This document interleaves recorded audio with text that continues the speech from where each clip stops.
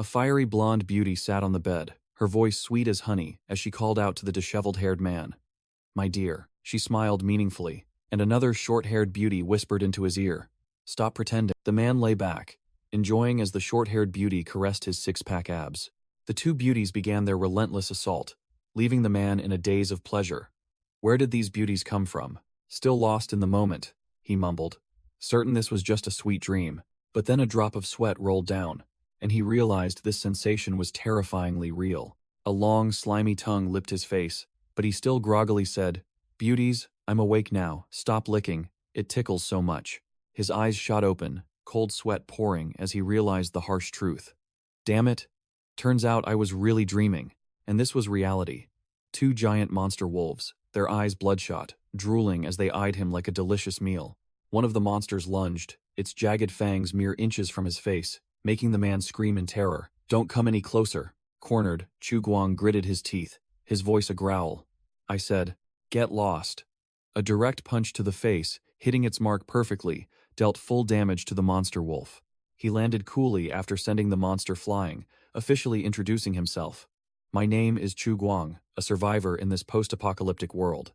Running for his life, Chu Guang bitterly recalled how he'd only gone out for food and, tired, dozed off for a bit, only to be chased relentlessly by these two creatures. His breathing grew heavier, sweat poured like rain, the chase draining his strength. Running and panting, he reassured himself that, luckily, these monsters were weak, not the really terrifying kind. After a burst of speed, he looked back and believed he had successfully shaken off the troublesome pack. Amidst the desolate ruins of the city, night was falling, and Chu Guang knew lingering outside any longer would only lead to death. Safety first, he decided to return to base, preferring to go hungry for a night than become prey for the monsters. The destination appeared before him, a gloomy, abandoned hospital, which was Shelter 404, Chu Guang's base. Chu Guang stood before the high-tech door of Shelter 404, finally home. He stepped inside, telling himself not to judge by the dilapidated exterior, as the interior was full of high-tech equipment. And indeed, it was no joke. Inside the base was a modern control center, a world apart from the abandoned hospital outside. With a whoosh, a rabbit-eared assistant robot rushed out joyfully.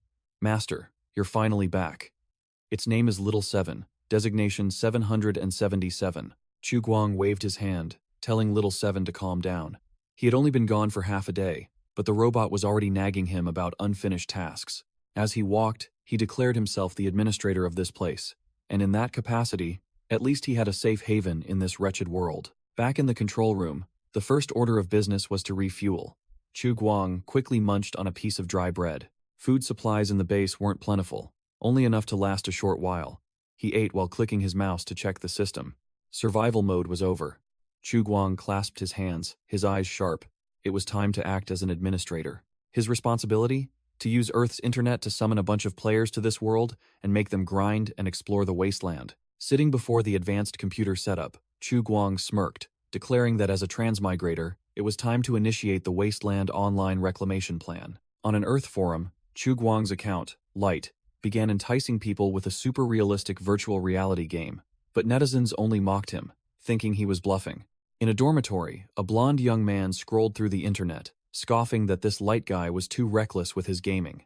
Technology of that caliber should be used for the military, not for games. The blonde man typed away, agreeing with another comment, suggesting that such technology would be much cooler if used to train soldiers. Suddenly, the blonde man's eyes widened, sweat pouring, his face filled with disbelief at what had just appeared on the screen. Light had just dropped a bombshell in the group chat. "Anyone want to try it?" Accompanied by a direct link to the Wasteland Online website. Back in the Wasteland, inside Shelter 404, the central control room was still active, with lines of code running continuously. Chu Guang, still in his command seat, confirmed via the system. "I've sent the link, anyone interested can give it a try." His screen displayed the Wasteland Online registration interface, with the slogan, 100% realistic game, accompanied by images of two fierce female characters and the current number of registered players, 11.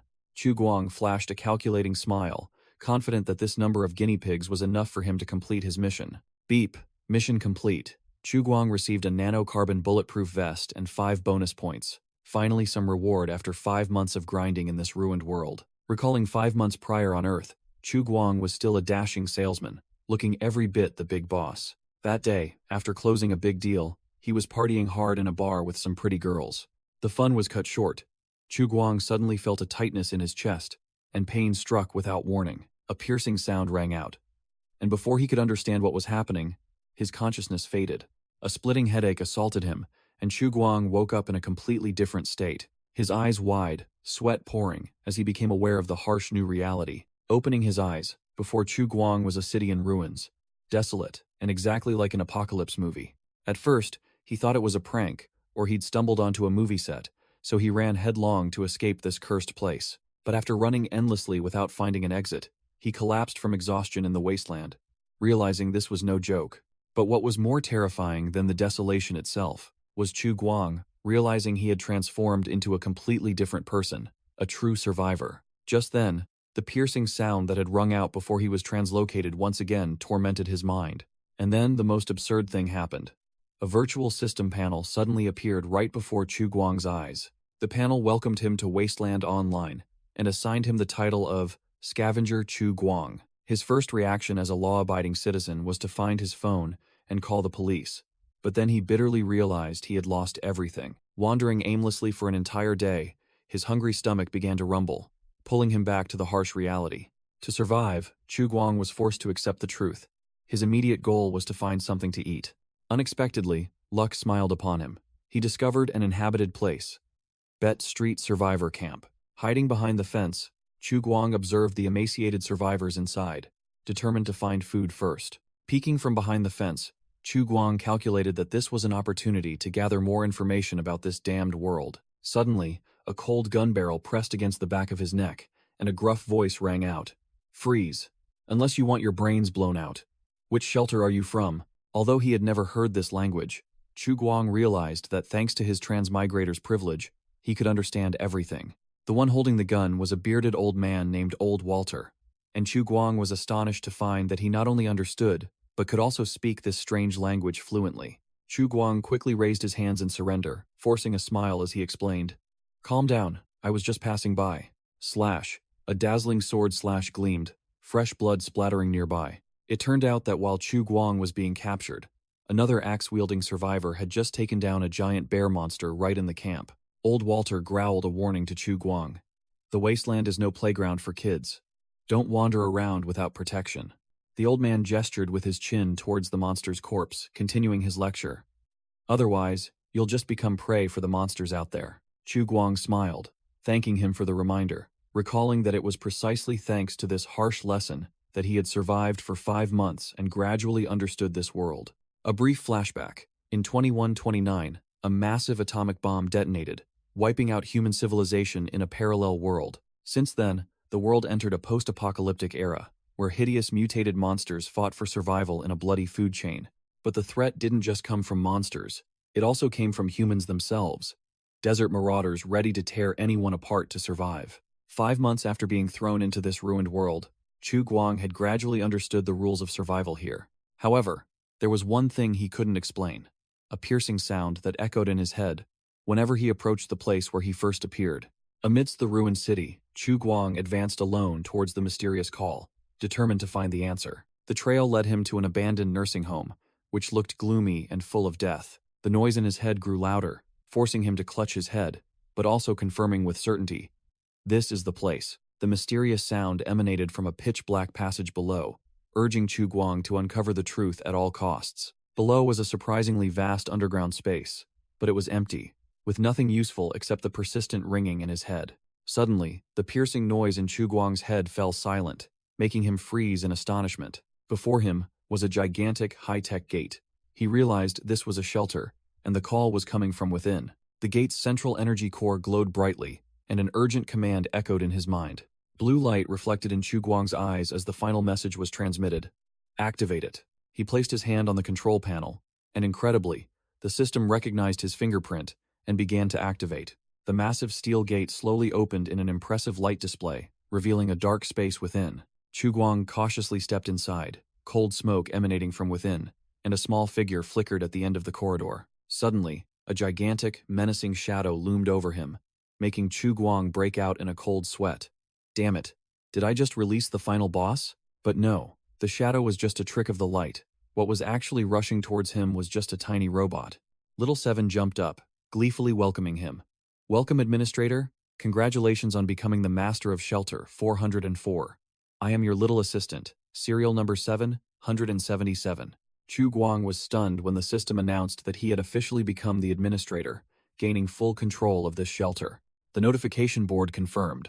Scavenger NPC has successfully upgraded to level 0 GM Administrator. Little Seven gleefully confirmed that it would assist him with missions, explaining that each completion would reward both him and the players with experience to level up. The ultimate mission was assigned: use Earth's internet to summon a bunch of gamers to grind here, clean up the wasteland, and Chu Guang realized this deal was too good to pass up. Little Seven confidently asserted that this shelter not only connected to Earth in a parallel world, but also had an official website.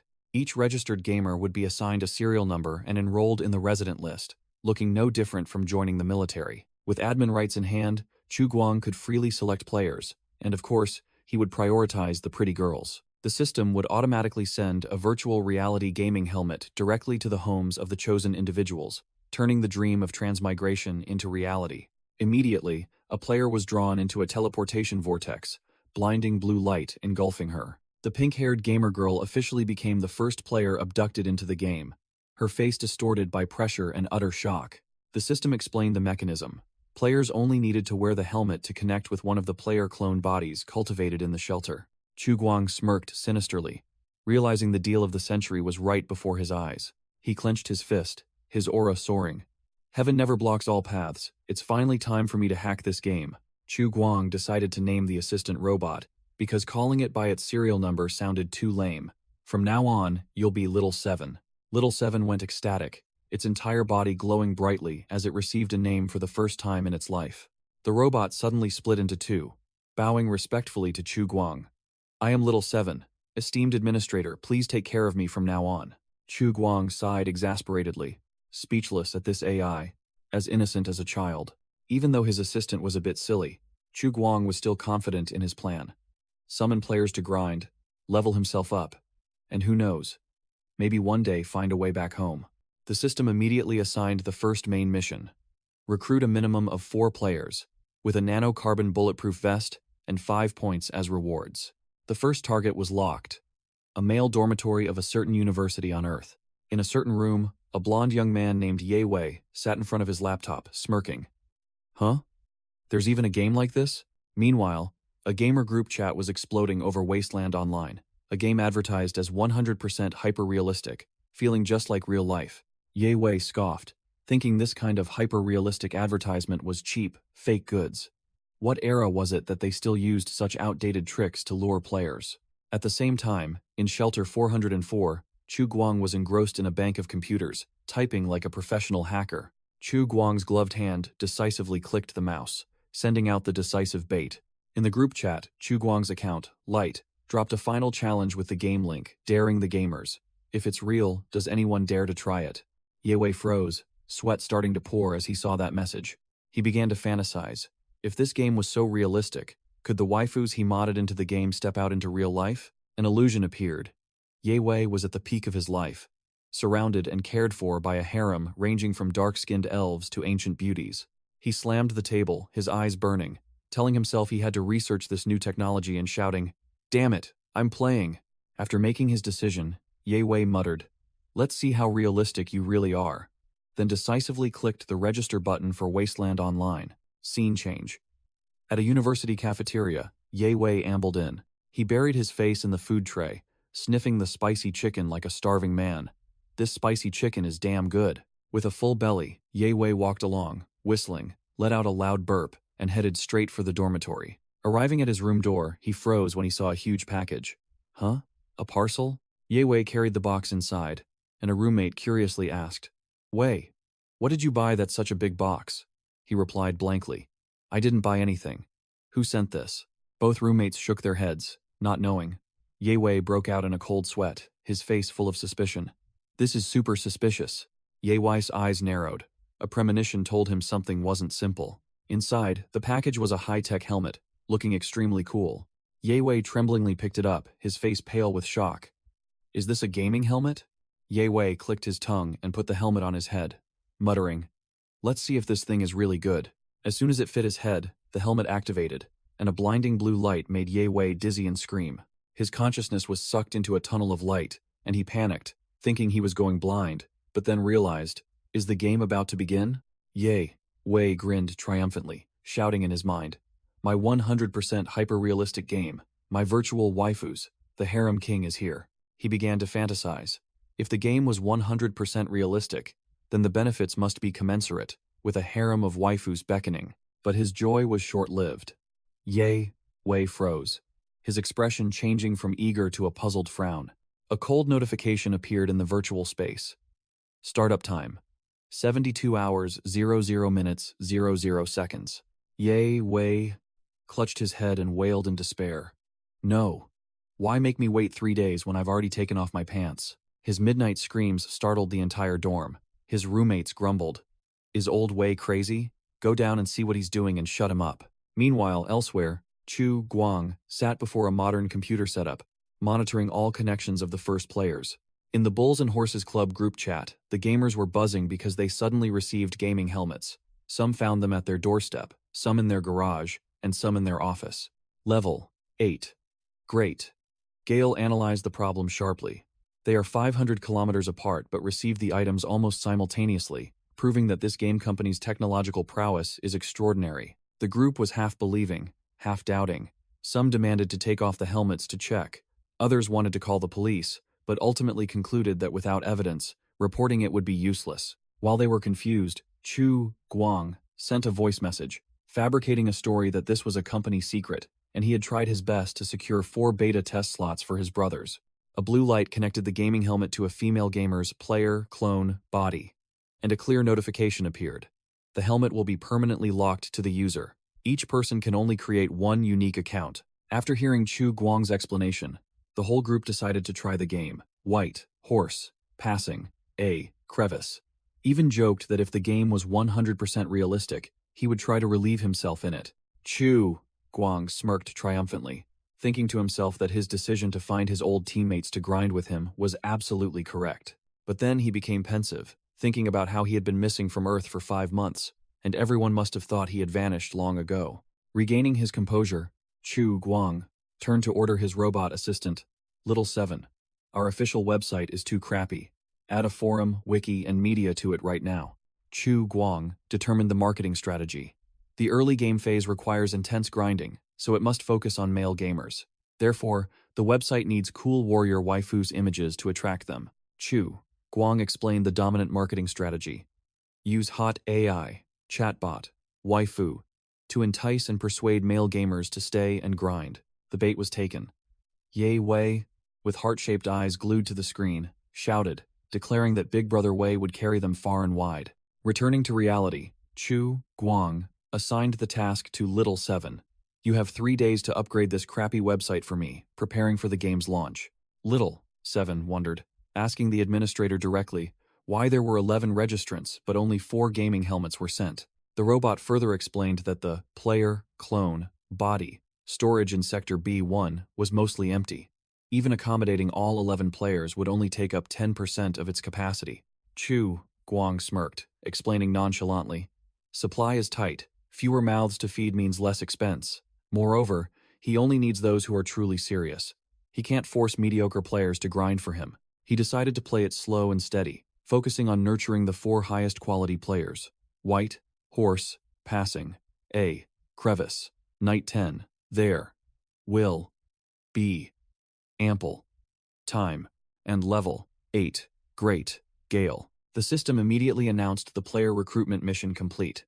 The reward was a nanocarbon bulletproof vest and 5 bonus points. Chu Guang muttered that the name nanocarbon bulletproof vest sounded quite fancy, and he didn't hesitate to press the receive button. Whoosh! The bulletproof vest automatically equipped itself onto Chu Guang with a super cool high-tech effect, surprising him with its awesomeness. The nanocarbon bulletproof vest's stats panel appeared, showing a perfect 100% durability, helping to absorb and disperse damage. Chu Guang thought to himself that going out would be much safer from now on. Little 7 interjected, saying this vest was nothing. There were even better blind boxes waiting, with 3 tiers.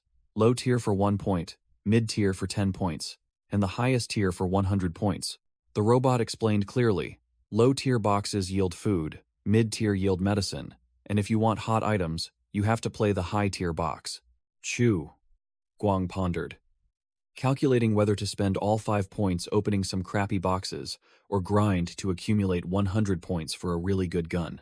While he was hesitating, Little Seven reported that a new mission had just been updated, asking him to check it immediately in the administrator log. The mission panel appeared. The main mission required at least one player to log in to receive an active material extractor.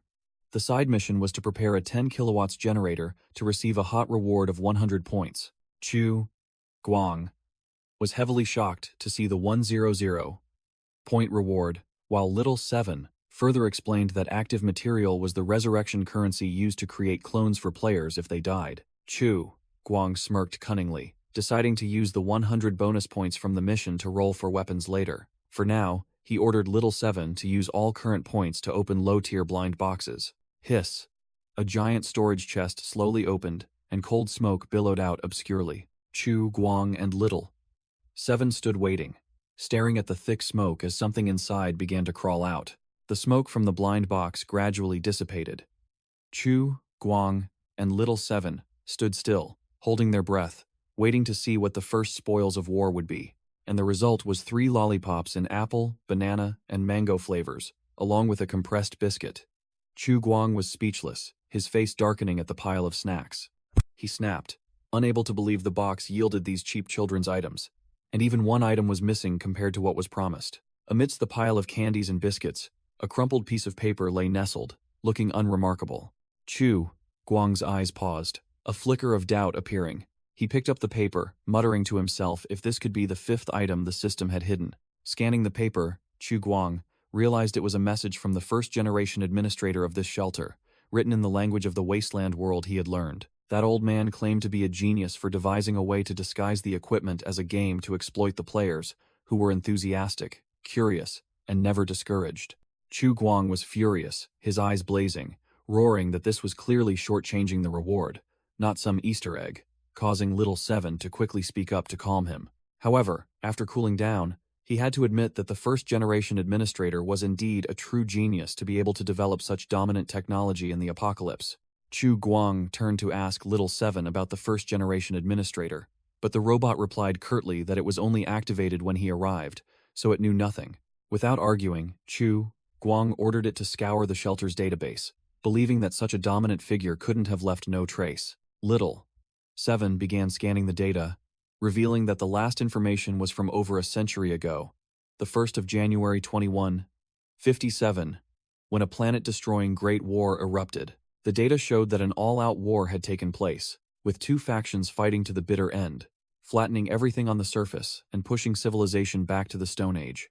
After the war, a prolonged nuclear winter wiped out almost all traces of humanity, and Little Seven confirmed there was no information about the first administrator, likely erased. Chu Guang decided to put that aside for now, declaring that players would arrive in 3 days and he needed to prepare, starting with a visit to the recycling center. He put away the paper from his predecessor, realizing that the most urgent problem was that the shelter was running out of food and water. Chu Guang instructed Little Seven to wait patiently for him, promising to return within 3 days, at the earliest by tomorrow night. Amidst the city's ruins, Chu Guang set off to return to the survivor camp to gather necessities for the upcoming new players. The path was far from peaceful. Chu Guang spotted a pair of 2-headed hyenas lurking, and they certainly wouldn't pass up a tasty meal like him. A pack of hideous, mutated 2-headed hyenas growled, sniffing out their prey. Chu Guang was startled, realizing he had been discovered. Damn it, have I been exposed? He calmed down, recalling his previous encounter with 2 mutated hyenas on the way back to the camp. According to information from the survivors, these hyenas were defective products of gamma rays, with combat power even weaker than before mutation. Chu Guang smirked disdainfully, clearly seeing these monsters as mere small fry. He casually picked up a metal stick, confidently declaring that with a weapon, fighting 2 at once would be no problem. With the stick firmly in hand, he was more than capable of dealing with them cleanly. But Chu Guang decided to sneak away, reasoning that there was no need to engage in combat when they hadn't directly spotted him yet. He knew well that these mutants were just a minor threat, not worth mentioning compared to the true monsters born to kill. However, the two-headed hyenas, though weak, were extremely cunning. They were often sent out as scouts, and once one was spotted, the entire pack was surely nearby. In this cruel world, a terrified woman screamed in horror as giant mutated cockroaches crawled all over her. Drowned in darkness by the pack of monsters, the woman could only cry in despair, for even a small mistake here meant being wiped out. The scene shifted to the Bet Street Survivor Camp, a dilapidated settlement with important locations such as the mayor's house and the recycling center. Chu Guang stood looking at the camp, his mind racing with a plan. Go to the recycling center to exchange some chips, then buy supplies so the upcoming players wouldn't have to start empty-handed. Inside the center, a few batteries and tubes of glue were placed on an old electronic scale, next to a sign proclaiming fair trade. Old Walter, the owner of the center, paid Chu Guang a mere 3 chips after weighing the pile of scrap. Old Walter complained the glue quality was too poor, so he only paid half price, then tried to persuade Chu Guang to buy new goods from Boulder City, but he bluntly asked, "Do you have guns?" Old Walter sneered, saying he didn't have those hot goods, and even if he did, Chu Guang wouldn't have enough money, then advised him to stock up on food and fuel before winter arrived. Chu Guang asked in surprise about winter, and Old Walter reiterated that he had only been here for 5 months, so he hadn't experienced it yet. Temperatures would start to drop around this time every year, Old Walter mused, predicting that winter would arrive earlier this year, with the first snow likely falling in October. Old Walter warned that winter was when the mutants in the wasteland became most frenzied to hoard for the cold months, a mutated bear tearing apart its prey being the clearest proof. The old man continued to threaten, saying that winter here was a life-or-death gamble. You'd never know if what was hidden under the snow was delicious food, or the sharp jaws of a monster waiting to tear you apart. The weather was so harsh that even the toughest traders would curse, struggling to finish their last shipment before hiding away until spring. Old Walter even pulled out a map to explain about Boulder City, 10 kilometers away, a market that remained active even in winter, making Chu Guang secretly think that this old man, though talkative, was a living trove of information. Chu Guang recalled Old Walter's past. He was once from another shelter, but was unfortunately captured and enslaved. Afterwards, he was auctioned off like a commodity and bought by the mayor of Bet Street. The mayor assigned him the job of dealing with the scrap collectors, a job that required shrewdness and toughness. Chu Guang believed that if not for this ruined world, a man like Old Walter could have become a renowned engineer, doctor, or scholar. Chu Guang said goodbye to leave, and Old Walter didn't forget to tell him to be careful and remember to come back if he found any valuable items. As he walked through the dilapidated settlement, Chu Guang pondered that perhaps Old Walter treated him well, because they were both survivors from another shelter. Chu Guang returned to his shabby base, muttering calculations about the meager number of chips he had earned, deciding to go home and check his entire fortune. Sitting down heavily, he pulled out his money box to count, adding the 3 chips he just got, for a grand total of 50 chips. The entire fortune of the administrator of shelter, 404, was a box full of chips. He thought to himself that this should be enough for the initial construction phase. Chu Guang began to plan. First, buy tools to renovate the old folks' home, then make the players grind for materials like clay and stone. He knew well that once a clone was assigned to a player, it would become a living creature that needs food and drink to replenish energy, and this was a fatal weakness. The worst-case scenario flashed through Chu Guang's mind, a starving female gamer clinging to him and whining, and if the players rebelled due to hunger, he would immediately lose control. But then he smirked cunningly, a perfect exploitation plan forming. They're just chives for me to cut, why bother feeding them well? Chu Guang decided to go to the recycling center first, but just as he opened the door and stepped out, he bumped into someone rushing. The unexpected collision caused Chu Guang's jacket to fly open, revealing his toned six-pack physique and the nano-armor underneath, which stunned the girl. The young girl apologized profusely in a panic, and Chu Guang immediately recognized her as Yu Xiao Yu, the youngest daughter of the Yu family. Yu Xiao Yu's face flushed, and she shyly explained, "I heard noises from your house. I was afraid there was a thief, so I came to check." Chu Guang cleared his throat and gave a perfunctory thank you. While the little girl looked visibly pleased, Yu Xiao Yu quickly offered to house-sit for Chu Guang whenever he was away in the future. The little girl grinned, saying she had nothing to do at home anyway. Chu Guang suddenly changed his attitude, his face turning cold as he warned in a low voice, "Children shouldn't get close to strangers. If you meet a bad person, you'll be wiped out." Yu Xiao Yu puffed out her cheeks and retorted, "I'm not a child. My brother said I'm old enough to get married. Besides, you're not a bad person. Last time you even gave me soup when I was hungry." Chu Guang suddenly remembered that this little girl had been lingering around his house since then. To appease the little girl, Chu Guang offered her a lollipop, telling her not to tell anyone, or she wouldn't get any next time. Yu Xiao Yu was overjoyed, thanking him profusely as she had never eaten anything so delicious. Yu Xiao Yu took a bite of the hard candy, then asked in confusion, "Huh? Why can't I bite it?" Chu Guang smiled, with the air of an experienced adult. "Here, let me help you." Chu Guang went all out, unwrapping a bright red shiny lollipop, like a genuine luxury item. He handed the candy to Yu Xiao Yu, thinking to himself, poor kid, in the old world, she would still be going to school at this hour. Without hesitation, Yu Xiao Yu immediately tasted the unfamiliar treat, her face flushing, her eyes lit up, tasting intoxicating sweetness for the first time in her life. Yu Xiao Yu happily sucked on the lollipop, completely immersed in the new flavor. The little girl pulled out the lollipop, a thin strand of saliva still lingering, looking extremely satisfied. Overjoyed, Yu Xiao Yu clutched the lollipop tightly, her face radiant as she declared, "It's so sweet." Chu Guang gave a rare smile and explained, "It's called a lollipop. As long as you like it."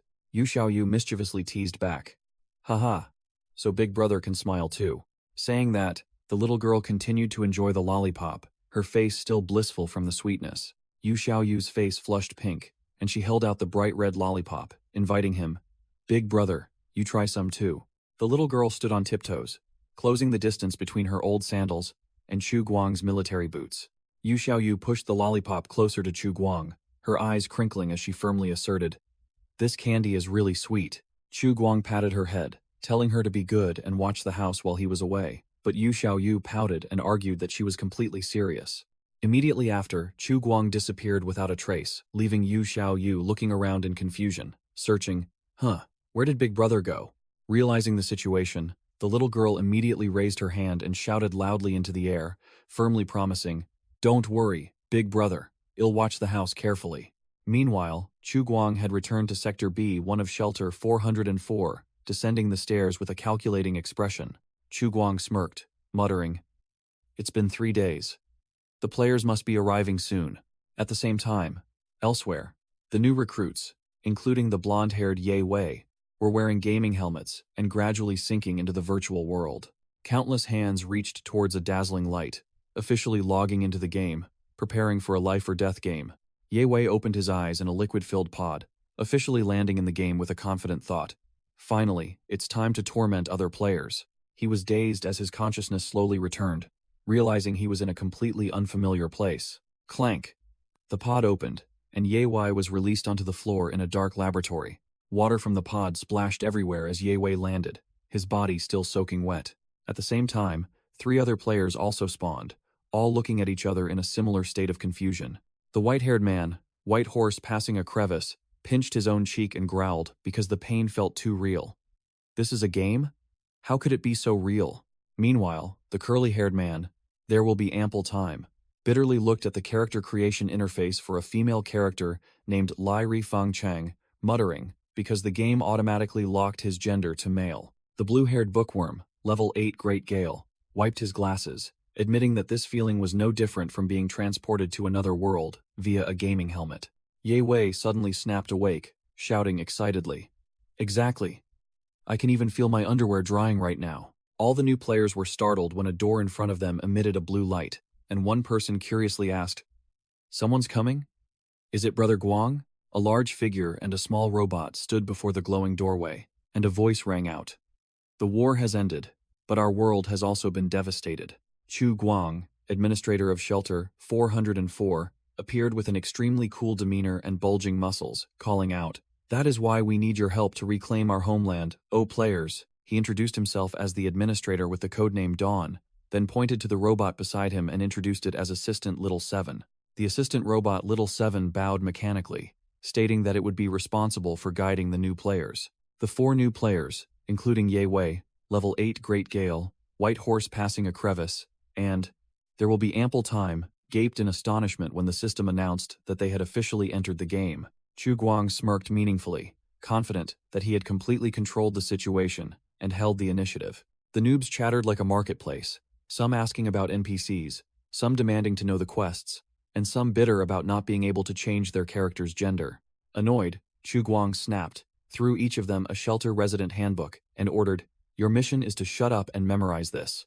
After putting them in their place, Chu Guang and Little Seven led the bewildered new players deeper into a dense forest. Ye Wei and Level 8 Great Gale broke into a sweat reading the handbook, realizing that the administrator was no different from a GM with the power to permanently ban accounts, while White Horse passing a crevice reminded them that this game slot was provided by Brother Guang, and they couldn't afford to be banned so foolishly. Chu Guang began his pep talk, preaching about the apocalyptic setting, and emphasizing that these new players were the luckiest people on Earth to be chosen. He continued his impassioned speech, calling on the new recruits to shoulder the mission of reclaiming the wasteland, and they all responded enthusiastically in unison. Chu Guang assigned the first mission, a beginner quest that couldn't be more mundane, to chop wood, to prepare for the upcoming winter. He explained the larger objective, to stockpile fuel and transform the nearby dilapidated nursing home into a sturdy outpost. The new players were full of vigor, shouting slogans as if they were veterans, while Chu Guang casually reminded them not to get lost and die. He warned the noobs about the mutated monsters, emphasizing that if they saw one, they had to run immediately, which made them all turn pale as they imagined the giant monster. Leaving the new players to fend for themselves, Chu Guang ordered Little Seven to go up to the third floor to act as a surveillance camera, while he nonchalantly declared he would carry the robot up if the stairs broke. The four new players dispersed into the forest, beginning their first wood farming endeavor in the game. A figure swung an axe with incredible speed and strength. The wind whistled as the axe blade came down with decisive blows. Ye Wei and Level 8 Great Gale were out of breath, while White Horse passing a crevice carried the axe as light as a feather, making Ye Wei bitterly exclaim about this absurd difference in physical stats. Ye Wei was indulging in fantasies, imagining his six-pack body surrounded by girls, secretly lamenting that it would be a waste if no girls admired this body. Meanwhile, There Will Be Ample Time began analyzing the game's lore like a precocious old man, hypothesizing that the characters had different stats because they were ancient people in hibernation or artificial humans. He leaned towards the second hypothesis. The players were artificial humans synthesized with high technology. His logic was that this mechanism would explain realistic resurrection in the game. If you die, just take the DNA clone and make a new body. Easy game. There Will Be Ample Time went into a high-tech frenzy, his eyes shining like headlights as he dreamed of a game system combining DNA and classes, while the other three looked at him with the expression, "This guy's at it again." Ye Wei suddenly pointed into the deep forest, a seemingly not-so-smart idea popping into his head. And as expected, Ye Wei again sank into fantasy, this time being passionately embraced and kissed by two beautiful elf girls in the forest. White Horse, passing a crevice unceremoniously, poured cold water on his fantasy, reminding him that the game's setting was 200 years post-apocalypse. The only things they could encounter were mutated abominations, or zombies, not elves. Level 8, Great Gale, and There Will Be Ample Time also joined in to correct Ye Wei, reiterating the administrator's order not to wander around, and that the whole team only had one axe, so encountering a monster would mean instant death for all of them. Ye Wei swung his axe, muttering dismissively about Chu Guang's order, believing him to be just an NPC, but then clicked his tongue and let it go out of respect for the brother who gave him a free game account. Suddenly, Ye Wei's sense of danger flared up, his eyes wide with vigilance. The axe in his hand fell to the ground, signaling an ill omen. A red warning icon appeared. Ye Wei shivered and wondered, "What is this? Why do I suddenly feel so uneasy?" Crash! An invisible attack struck, sending Ye Wei flying like a ragged doll. He scrambled to his feet amidst the rubble, his face still heavily shocked after the devastating impact. Black feathers fluttered down. Ye Wei looked up at the sky, muttering, "Damn it, I almost got taken out." A giant blackbird mutant with glowing red eyes appeared, making Ye Wei scream. "We're screwed, it's a mutant. Help!" The monster charged straight at him. Ye Wei howled in despair. "Chasing me again? Ancestor of blackbirds, spare me." Outside shelter 404, a figure was frantically running towards the bunker door. Inside, the alarm system blared. Little Seven shouted in panic, oh no, something's happening." The system announced that Chu Guang had received the manual for the active material extractor, a formidable item capable of breaking down everything from minerals, humans, to even mutants. Holding the manual in his hand, Chu Guang confirmed, "So this is the active material extractor?" He looked at the giant machine, mentally calculating that according to the manual, even mutants were within its processing range. Chu Guang smirked calculatingly, putting the mutant issue aside because what was more important was that he finally had a way to acquire materials to synthesize clone bodies. While he was feeling pleased, Little Seven rushed over, shouting, "Master, Something's happening. The assistant robot reported urgently, its voice full of panic. Esteemed administrator, a giant bird is attacking players north of the nursing home. Chu Guang frowned, his face showing disbelief. Giant bird? The monster mentioned was a giant blackbird mutant with bloodshot eyes, letting out a roar full of murderous intent. In the northern forest, Ye Wei screamed, his face pale with fear. But there will be ample time, nonchalantly praised. Big Bro Knight, your dodge was amazing. While level 8 Great Gale analyzed. It looks like a crow. Ye Wei confusedly asked how he knew. There will be ample time explained clearly that these were mutants. Creatures transformed by gamma radiation according to the information on the homepage. Ye Wei shouted at Level 8, Great Gale. The homepage doesn't have any of this stuff? Wasn't there just a registration button? Level 8, Great Gale nonchalantly pushed up his glasses, explaining that the mutant library section was only updated yesterday. Truly a noob. White Horse passing a crevice appeared, grabbing the panicking Ye Wei. That can wait. Right now we need to figure out how to deal with this giant crow. White Horse passing a crevice growled, trying to boost the team's morale. Don't be scared. The muscular man shouted the hold your ground strategy, while the blackbird mutant was still circling in the sky. If the enemy doesn't move, we don't move. Level 8 Great Gale was speechless after hearing that, muttering the second half of that ancient strategy. If the enemy moves, we move first. As soon as he finished speaking, Level 8 Great Gale vanished in a flash, leaving an empty space. The blackbird mutant roared in frustration. What the hell? What kind of teammates are these? While the other three were hiding stealthily in the bushes. Whoosh! A stone flew straight at the monster, making it roar furiously. The whole team looked bewildered and vehemently denied it, not understanding who just did something stupid. The blackbird mutant's glowing red eyes flashed with lightning. It had locked onto its target. In the nick of time, Chu Guang appeared, bare-handedly catching a flying shard of icy energy. Chu Guang landed coolly, an iron pipe clutched in his hand, his sharp gaze locked onto his target. The blackbird mutant roared furiously, charging straight ahead like a blue lightning bolt, its crimson eyes burning with murderous intent. Facing the colossal shadow of the diving monster, Chu Guang stood firm without the slightest tremor. He tightened his grip on the iron rod, preparing for the direct impact. Chu Guang smirked mockingly, tauntingly saying, "Humph, a beast will always be a beast." Chu Guang's image reflected in the monster's bloodshot eyes. It was stunned to see its prey completely unafraid. The blackbird mutant circled in the air, seeking an opportunity to attack, while Chu Guang stood on the ground, looking up defiantly. He pointed his weapon directly at the monster's face, growling, "Even if your head were bigger, you still wouldn't have a human brain." Without hesitation, Chu Guang charged straight at the monster. An epic solo battle was about to begin. The new players, hidden in the bushes, their mouths agape and eyes wide as they witnessed the epic solo, exclaimed, "This NPC is ridiculously strong." The mutants' feathers scattered. The battle ended in a flash, and they all cheered in unison, praising their administrator as so cool, so awesome. Without further ado, Chu Guang started a fire and began roasting the creature he had just taken down, smoke billowing amidst the desolate forest. The colossal blackbird mutant was roasted golden brown on a makeshift spit, fat, sizzling enticingly. They all watched the roasted bird. One of them wondered if it was edible. Chu Guang casually replied, "If it's cooked, it's edible. And this is an eagle, not a crow." Flipping the prey, Chu Guang warned the rookies, "Mutants are just one of the threats. Sometimes, humans are even more dangerous." Chu Guang sighed, regretting the lack of salt, which would have made the dish perfect, but finding salt in this inland city was like searching for a needle in a haystack. Seeing the oversized prey, a player worried they couldn't finish it all. Chu Guang casually told them to just throw the leftovers in the fridge, as if it were obvious. Chu Guang smirked, revealing a harsh truth. In this land, only the mayor has luxuries like a refrigerator in his castle. Hearing mayor, Ye Wei immediately lost himself in thought, imagining himself as a lord surrounded by beautiful maids serving his every whim. Ye Wei, immersed in his fantasy, had 3 beauties surrounding his bed. Cooing, "Your Excellency, Mayor, let us warm your bed for you." This made him blush furiously as he replied, "Hey hey, then I won't be shy." While Ye Wei was reveling in his mayoral dream, "There will be ample time" slapped his shoulder, pulling him back to reality. "Hey, wake up. Stop daydreaming." He then asked Chu Guang about the mission.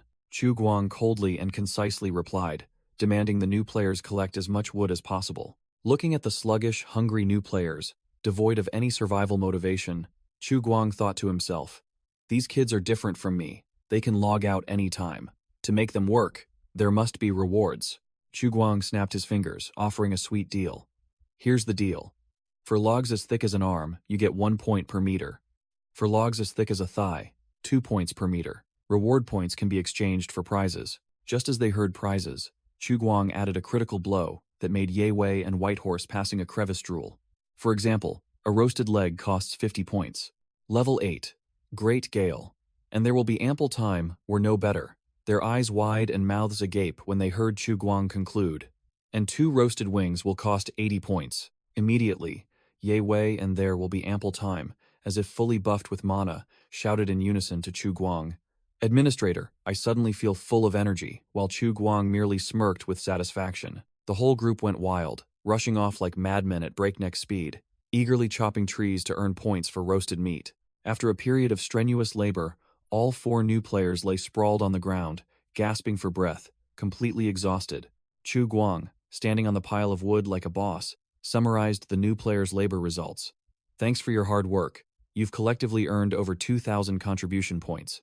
Whitehorse passing a crevice, a factory owner in real life, proved his toughness by farming over 800 points, easily snatched a roasted leg, and boasted, "This level of skill is too simple for me. Ye Wei and there will be ample time, we're not far behind," each farming over 400 points, high-fiving to celebrate their achievement after exchanging for roasted chicken wings. Meanwhile, the bookish young man, level 8 Great Gale, only earned 300 points, muttering complaints about his weak physique, like a snail, both in-game and in real life. Chu Guang thought to himself, these new players did better than expected. Luckily, there was roasted bird to shut them up, otherwise they'd be complaining loudly. He shivered at the thought of the scenario. If he only rewarded them with 2 lollipops after they chopped down hundreds of trees, he might be the next one to be chopped down. Chu Guang cleared his throat, explaining the point system. Besides exchanging for items, contribution points could also be used to buy revival coins, but the price was a 3-day wait. The players discussed, believing the game was in closed beta, so features were still limited, and resolved to grind frantically to gain an advantage before the official launch. Chu Guang then considered another problem. The players couldn't understand the language of this world, and he didn't have many translation chips to distribute to them. It seemed he would have to build a translation device. There will be ample time wondered why the outpost had no electricity. Chu Guang bluntly replied that there was only 1 generator, and casually asked, "Does anyone among you know about electrical engineering?" Chu Guang offered a generous reward, promising a special prize if anyone could solve the electricity problem. Making the bookish level 8 Great Gale immediately step into the role of an expert, his glasses glinting with confidence. Ye Wei naively blurted out, "Why don't we just temporarily run a power cable from the shelter," leaving his 2 friends. There will be ample time, and Whitehorse passing a crevice, speechless and frozen. Chu Guang bluntly shot down that idiotic idea, explaining that the shelter didn't have such long cables and electricity wasn't infinite. It might work temporarily, but long-term it would only cause more trouble. As evening approached, the group decided to temporarily put aside their work and retreat to the shelter before night fully fell. On the way back, they chatted animatedly, some marveling at the game's realism, others not wanting to return to the cultivation pods, and still others eager to log out. Chu Guang, standing in the room containing the clone bodies, realized that manning the outpost alone at night was too risky, and decided he needed to recruit more players from different time zones to stand guard. Just then, the assistant robot Little Seven scurried over to report, "Administrator, the physical status of the clones has been updated," which surprised Chu Guang quite a bit. Little Seven explained that whenever a player logged out, the system would automatically scan the clone, extract germ cells, and record the gene sequence for monitoring, making Chu Guang immediately realize, clones can be upgraded? The robot continued to reveal that each clone was created from a different DNA sequence, so those with innate strength were already tougher, making Chu Guang understand. No wonder that guy, Whitehorse passing a crevice, is as strong as an ox compared to the rest. Little Seven displayed a data panel, explaining the gene development progress. If it reached 100%, the body would achieve its perfect designed state, but that was almost impossible. Little Seven reported the gene development progress of the 4 player types. Their current stats were all sluggishly below 1%, but it affirmed that continuous stimulation of survival instincts could increase it. The players were grinding their stats in their own ways. Whitehorse passing a crevice straining to lift bricks. Ye Wei meditating with a wooden fish. Level 8. Great Gale reading books. And there will be ample time frantically playing games on a console. Chu Guang smirked triumphantly, realizing these seedlings not only had talent but could also level up. Deciding that in the future, he must design a truly special training course for them.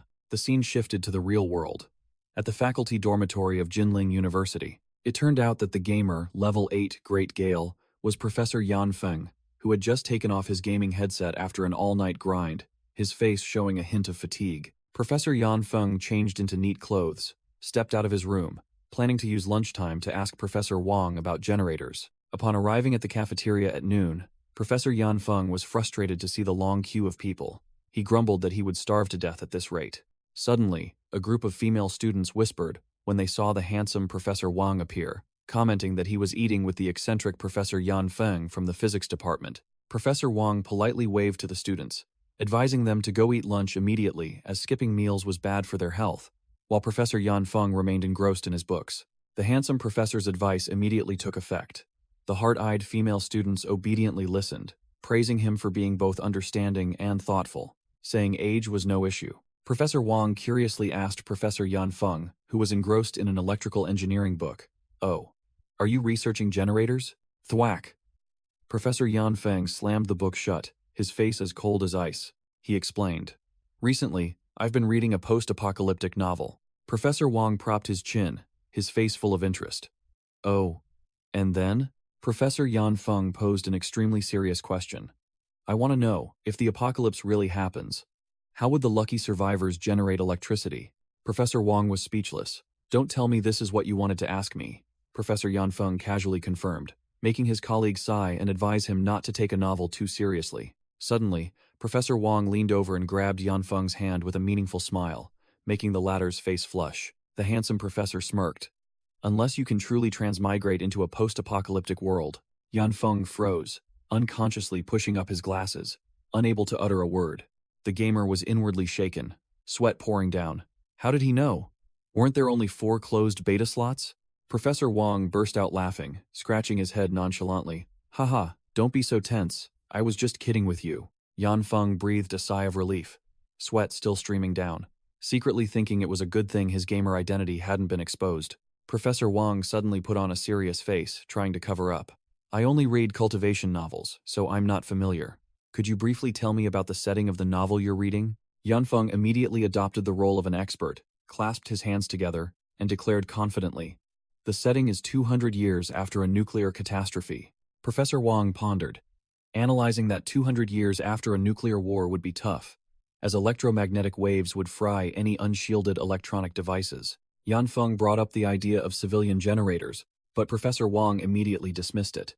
After 200 years, machinery would be rusted, scavenged, and gasoline would have evaporated long ago. Professor Wang smirked mysteriously, acting like he knew everything. "However, there's still a way." Yan Feng's eyes lit up, holding his notebook and pen like an exemplary student, urging, Tell me. Professor Wang began his lecture, pointing out that the generators in every car were good stuff. Just a little modification, get it spinning, and you'd have a stable 12V current, enough for lighting. He further explained that if they could find an inverter, they could upgrade it to 240V, running TVs and refrigerators. While Yan Feng was engrossed in taking notes, making the professor secretly think, physics students are really strange.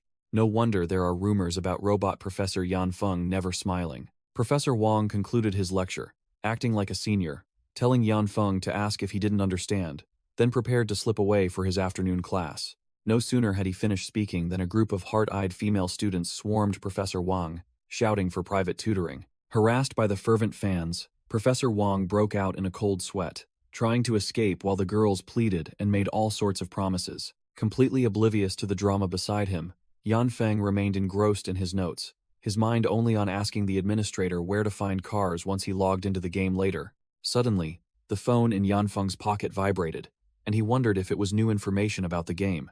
Yan Feng opened his phone and saw a lengthy analysis from a gamer named There Will Be Ample Time, and he disdainfully thought to himself, another guy who doesn't work and only plays games, though he admitted the guy did have a few speedrun titles. The scene shifted to There Will Be Ample Time's room, a true pro gamer with a gleaming array of trophies on his shelf. The gamer began his stream, announcing to viewers that he would speak directly instead of typing for speed, and revealed that there were currently 2 NPCs in the game. There Will Be Ample Time analyzed that the human NPC named Dawn and the assistant robot Little 7 both had extremely advanced AI, feeling just like real people, and he suspected there was a hidden favorability system. To prove the game's realism, he pinched his own cheek and concluded that the game had a sense of pain, but also a protection mechanism, causing the viewers to type 666 inches applause. There will be ample time suggested that the developers should let gamers adjust the pain level themselves, even though he admitted the current realism was already incredibly satisfying. When asked about the resurrection mechanism, there will be ample time, nonchalantly replied that he had never died, but the rule was a loss of contribution points and a 3-day cooldown. He grimaced, flatly stating that he had no interest in testing death and challenged anyone brave enough to try it and report back. Suddenly remembering, he directly called out the administrator's name, earnestly pleading, "Chu Guang, please let the game have a gender change feature." At Shelter 404, Chu Guang was watching the stream and disdainfully muttered, "This kid." Little 7 reported that the number of players reserving slots had skyrocketed, but Chu Guang remained calm, believing there was no need to rush and that a test should be prepared for the new batch of rookies.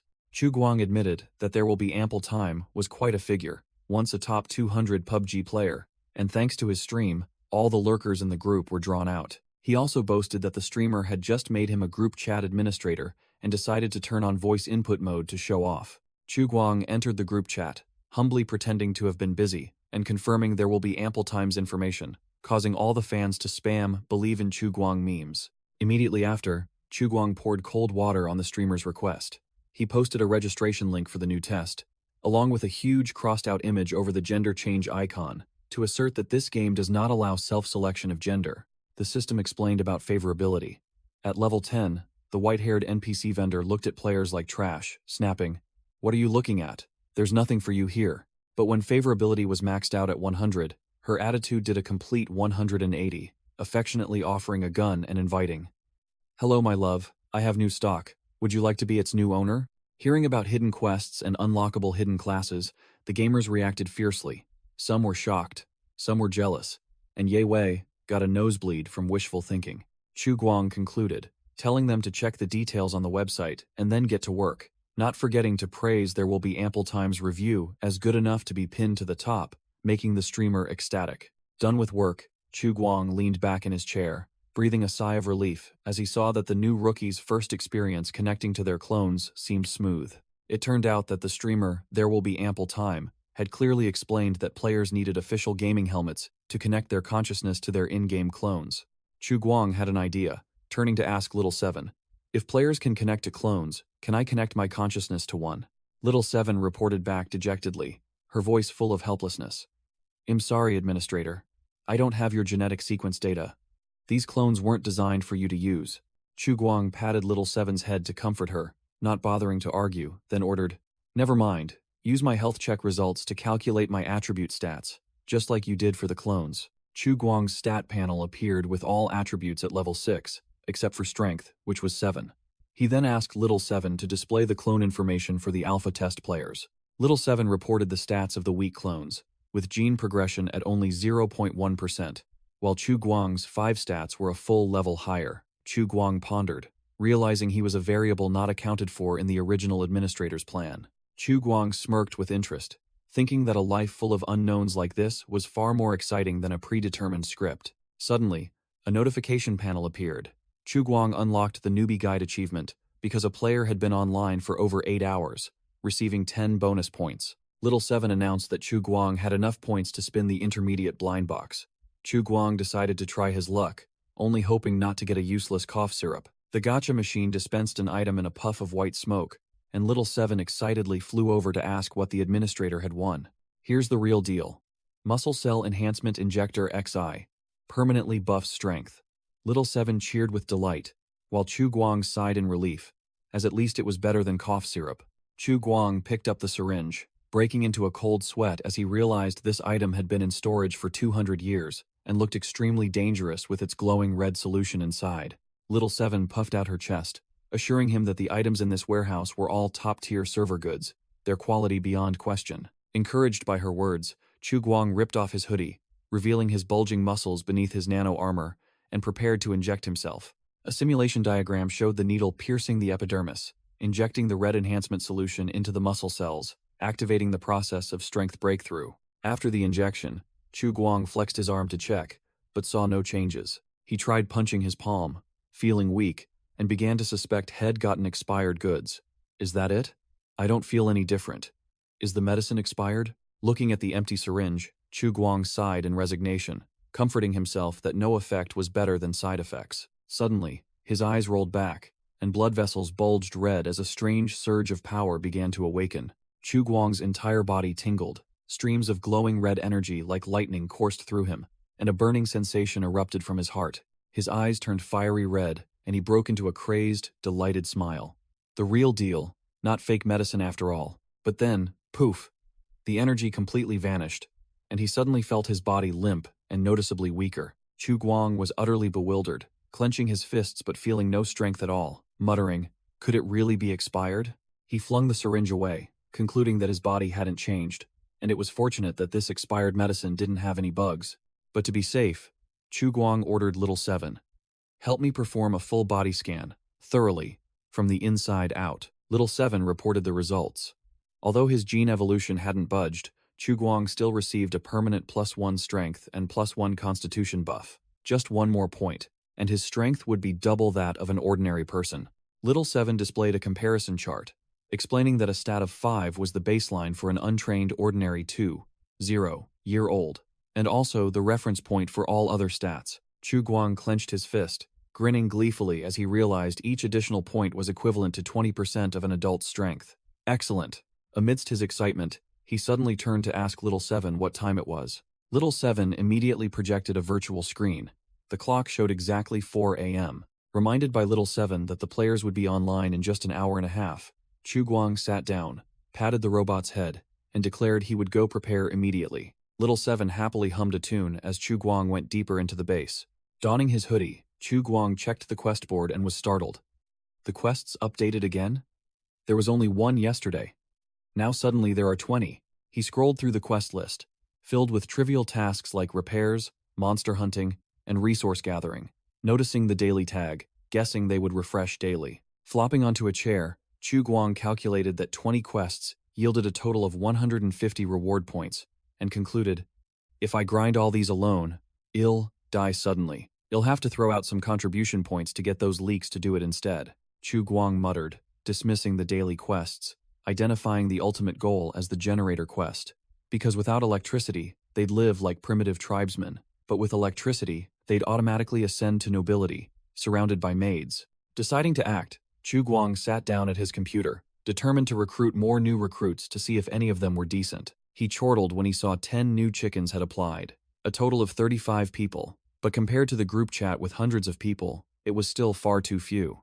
Chu Guang scratched his head, realizing he couldn't advertise the game in the usual way because Wasteland Online didn't even have a server on Earth. It was nothing more than pirated goods. He wearily imagined a scene of immature players, just whining, demanding food, complaining about bad gear, then logging out to go on dates, determined to raise the recruitment standards. An idea struck him, and Chu Guang decided to modify the registration page, requiring players to declare their phone numbers and home addresses to filter out the weak-willed and the trash clones. Typing like a hacker, he added an attribute survey to attract serious grinders, then directly dropped the registration link into the group chat. Immediately, a notification from the Bull and Horse Club group on the Teng Teng app popped up on the screen. At the same time, elsewhere, a girl wearing glasses who was working suddenly flinched at the notification sound. It turned out to be a female designer tearing her hair out due to a lack of inspiration. She sighed in relief, thankful it wasn't a client's message pushing a deadline. The female designer sipped her coffee, muttering that she was utterly swamped with the company's fashion show and had no time to play games with the group. She decisively placed her cup on the table, apparently drawn in by the group's conversation. Scrolling through the group chat, the girl frowned when she saw a bunch of people praising Wasteland Online to the heavens, from its hyper-realistic graphics to its 100% immersive experience, suspecting it was just cheap marketing. However, when she saw even the veteran player, there will be ample time also praising Admin Light, she began to waver, thinking this game might be worth a try. Chu Guang, under the alias Light, finally dropped the registration link into the group. Without a second's hesitation, the female designer clicked her mouse, deciding to dive in. The Wasteland Online registration website appeared on her laptop screen. The interface looked quite decent, The registration page announced that players would have to complete a survey to allocate 5 basic attributes, promising that strength-type players would have a higher chance of getting strength-type talents. The strength attribute was illustrated very intuitively. It increases carrying capacity, melee damage, and even weapon throwing distance. Next was the agility attribute, which increases reaction speed, movement ability, and dodge chance, perfect for hit-and-run players. The constitution attribute was introduced. It increases toughness, healing ability, and resistance to negative effects, perfect for tanks. The intelligence attribute was not an IQ score, but learning speed, mental recovery, and the ability to control neural devices, allowing multitasking like a boss. Finally, there was the perception attribute, which determines intuition and sensitivity to danger, helping players sniff out traps and uncover hidden clues. Sitting in front of her computer, the female designer sighed, muttering that this game wasn't particularly special. But then a line of text on the screen caught her attention, and her eyes lit up. The registration page announced an incredibly powerful feature. If players were not satisfied with their character's appearance, they could undergo plastic surgery or even body modification in the future. The words plastic surgery and body modification struck her like lightning. The female designer clutched her head, her face flushed, realizing these were the hottest trends. That's it. I've finally found my inspiration. The girl jumped up, completely shedding her previous fatigue. Her face glowed with extreme excitement, and she whispered ecstatically, "Amazing, absolutely amazing." Without a second's hesitation, the female designer rushed to her computer, typing frantically, shouting in her mind, "Wasteland Online, let's do this." The female designer sighed in relief when she saw the game had enough registration slots, hoping to glean some inspiration for new costume designs. Meanwhile, Chu Guang propped his feet on the table, smirking as he saw the number of players skyrocketing, muttering that the era of good products selling themselves was long gone. Marketing was still the true love. Suddenly realizing something, Chu Guang's gaze sharpened. The clock struck exactly 6 a.m. Chu Guang jumped up, let out a domineering sneer, declaring it was time for the online players to get a taste. In the game, a perception-type young man named Girl's Public Enemy 10 times a night was turning pale. Little Seven welcomed the players back, while the whole group was complaining about their pathetic intelligence stats. An intelligence-type player boastfully showed off his 7 intelligence and 3 strength points. Suddenly, Girl's Public Enemy 10 times a night clutched his stomach, his face green as if about to faint. He shouted for Little Seven, asking where the toilet was because he couldn't hold it anymore, but the robot calmly replied that there were no living facilities here and advised him to calm down because perception-type players had very strong senses. 2 other players had to rush to hold back the blonde guy who was having a fit. White Horse passing a crevice was surprised by his unexpected strength, while the others shouted to stop them, fearing that offending an NPC would cause their favorability points to plummet. Girl's Public Enemy 10 times a night's face drained of all color, sweat poured down him like rain. Realizing a physiological disaster was imminent, Chu Guang stood from above, in a commanding voice ordering the chaotic players, "No fighting, line up." The whole group of players, including Girl's Public Enemy 10 times a night and White Horse passing a crevice, turned pale with fear, and immediately fell into line obediently. Chu Guang smirked inwardly, secretly pleased at having scared the new recruits with the favorability point trap, telling himself to maintain his domineering demeanor, to accelerate the outpost's construction before winter. He began to announce the quests, stockpiling food, water, fuel, and building fortifications, then directed them to the sign at the nursing home for details. Hearing about new quests, Flex Muscle players' eyes gleamed, eager to show off, while the intelligence-type player was disappointed there was no quest to find a generator. Chu Guang concluded the brief meeting, declaring that if no one had any questions, the team would depart immediately. Just then, Girl's Public Enemy 10 times a night couldn't hold it anymore, shouting for the administrator, asking to go to the bathroom, which made Chu Guang freeze, realizing he had overlooked this fundamental issue. Chu Guang's face twisted in a grimace at the awkward situation, but he maintained his cold demeanor and ordered the blonde guy, "Follow me." As Chu Guang led the way, Girl's Public Enemy 10 times a night yelped, begging him to slow down, and the urge to relieve themselves suddenly spread to White Horse passing a crevice and another player, making them also clutch their stomachs and groan. The intelligence-type player was speechless at the game's realism. Even diarrhea was simulated, while a pathetic scream echoed from afar, due to the stench. Chu Guang and Little Seven stood watching the group of players dragging themselves back, each of them pale-faced, staggering as if they had just survived a life-or-death battle.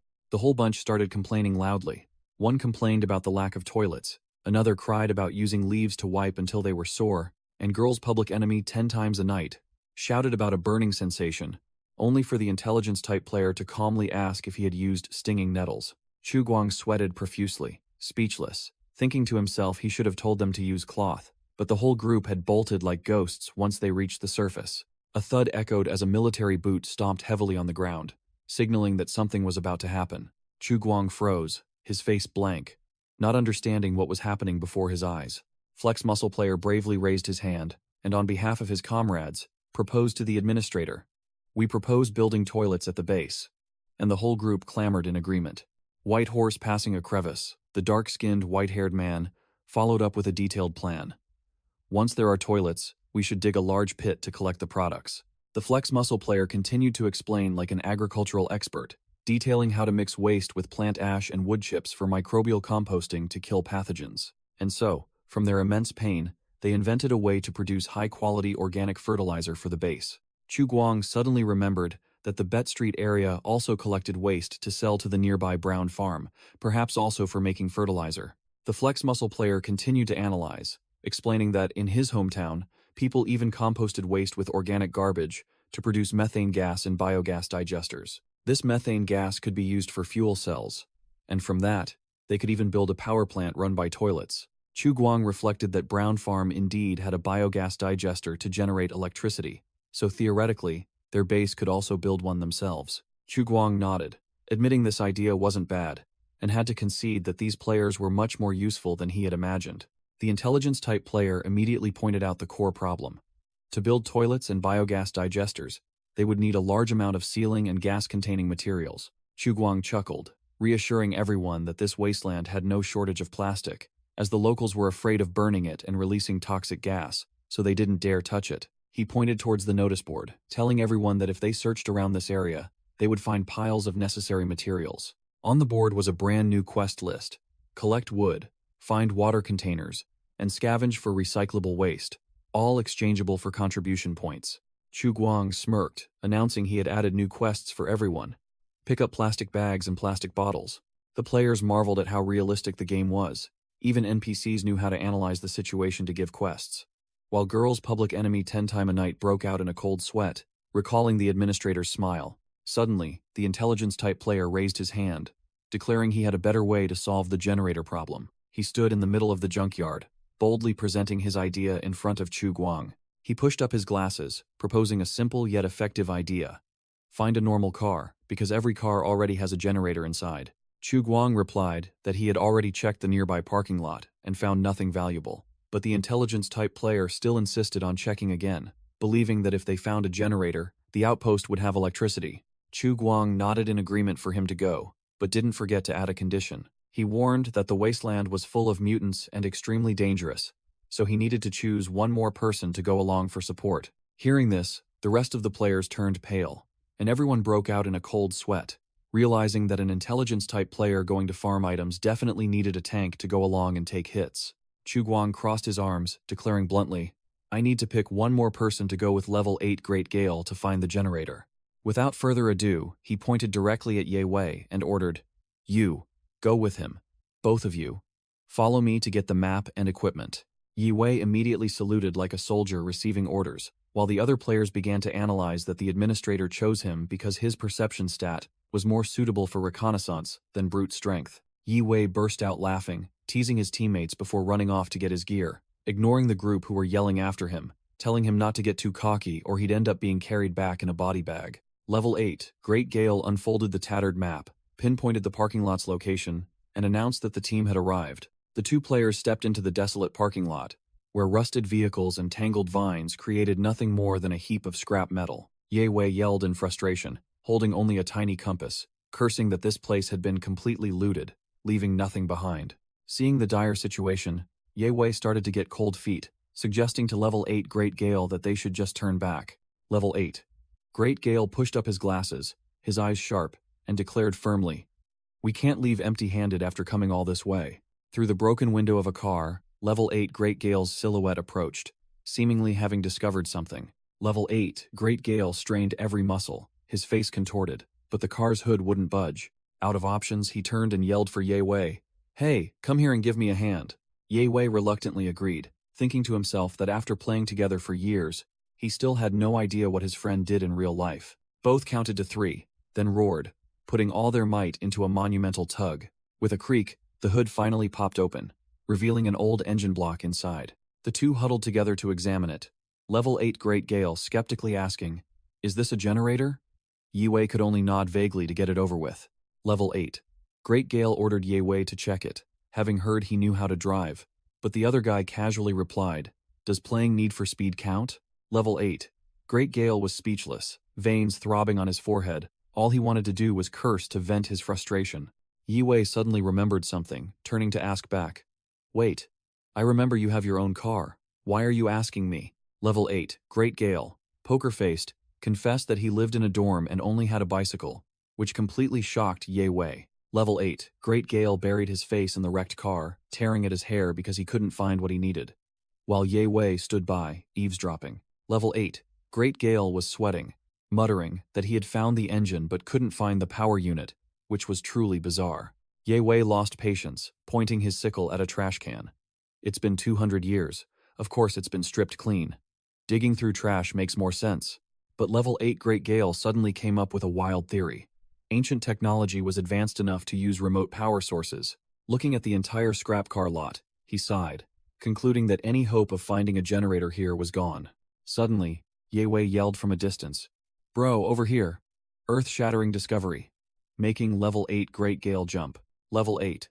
Great Gale rushed over, immediately asking if he had found the generator. Yi casually replied, "No, I found a hole." Then both looked down into a pitch-black underground sewer entrance. Level 8 Great Gale suggested they go in and check, as he didn't sense any danger. Yi quickly stopped him, placing a hand on his friend's shoulder and warning, "Hold on.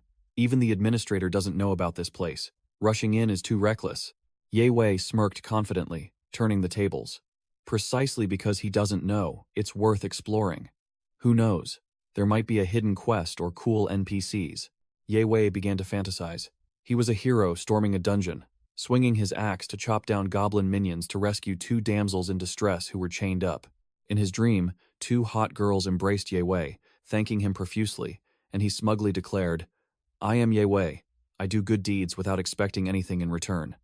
From now on, you 2 can follow me." Level 8. Great Gale pouted, thinking his friend's fantasies were too mundane, because dungeons in the game were for finding treasure chests with valuable items like generators, not women. Back to reality, the two decided to cooperate.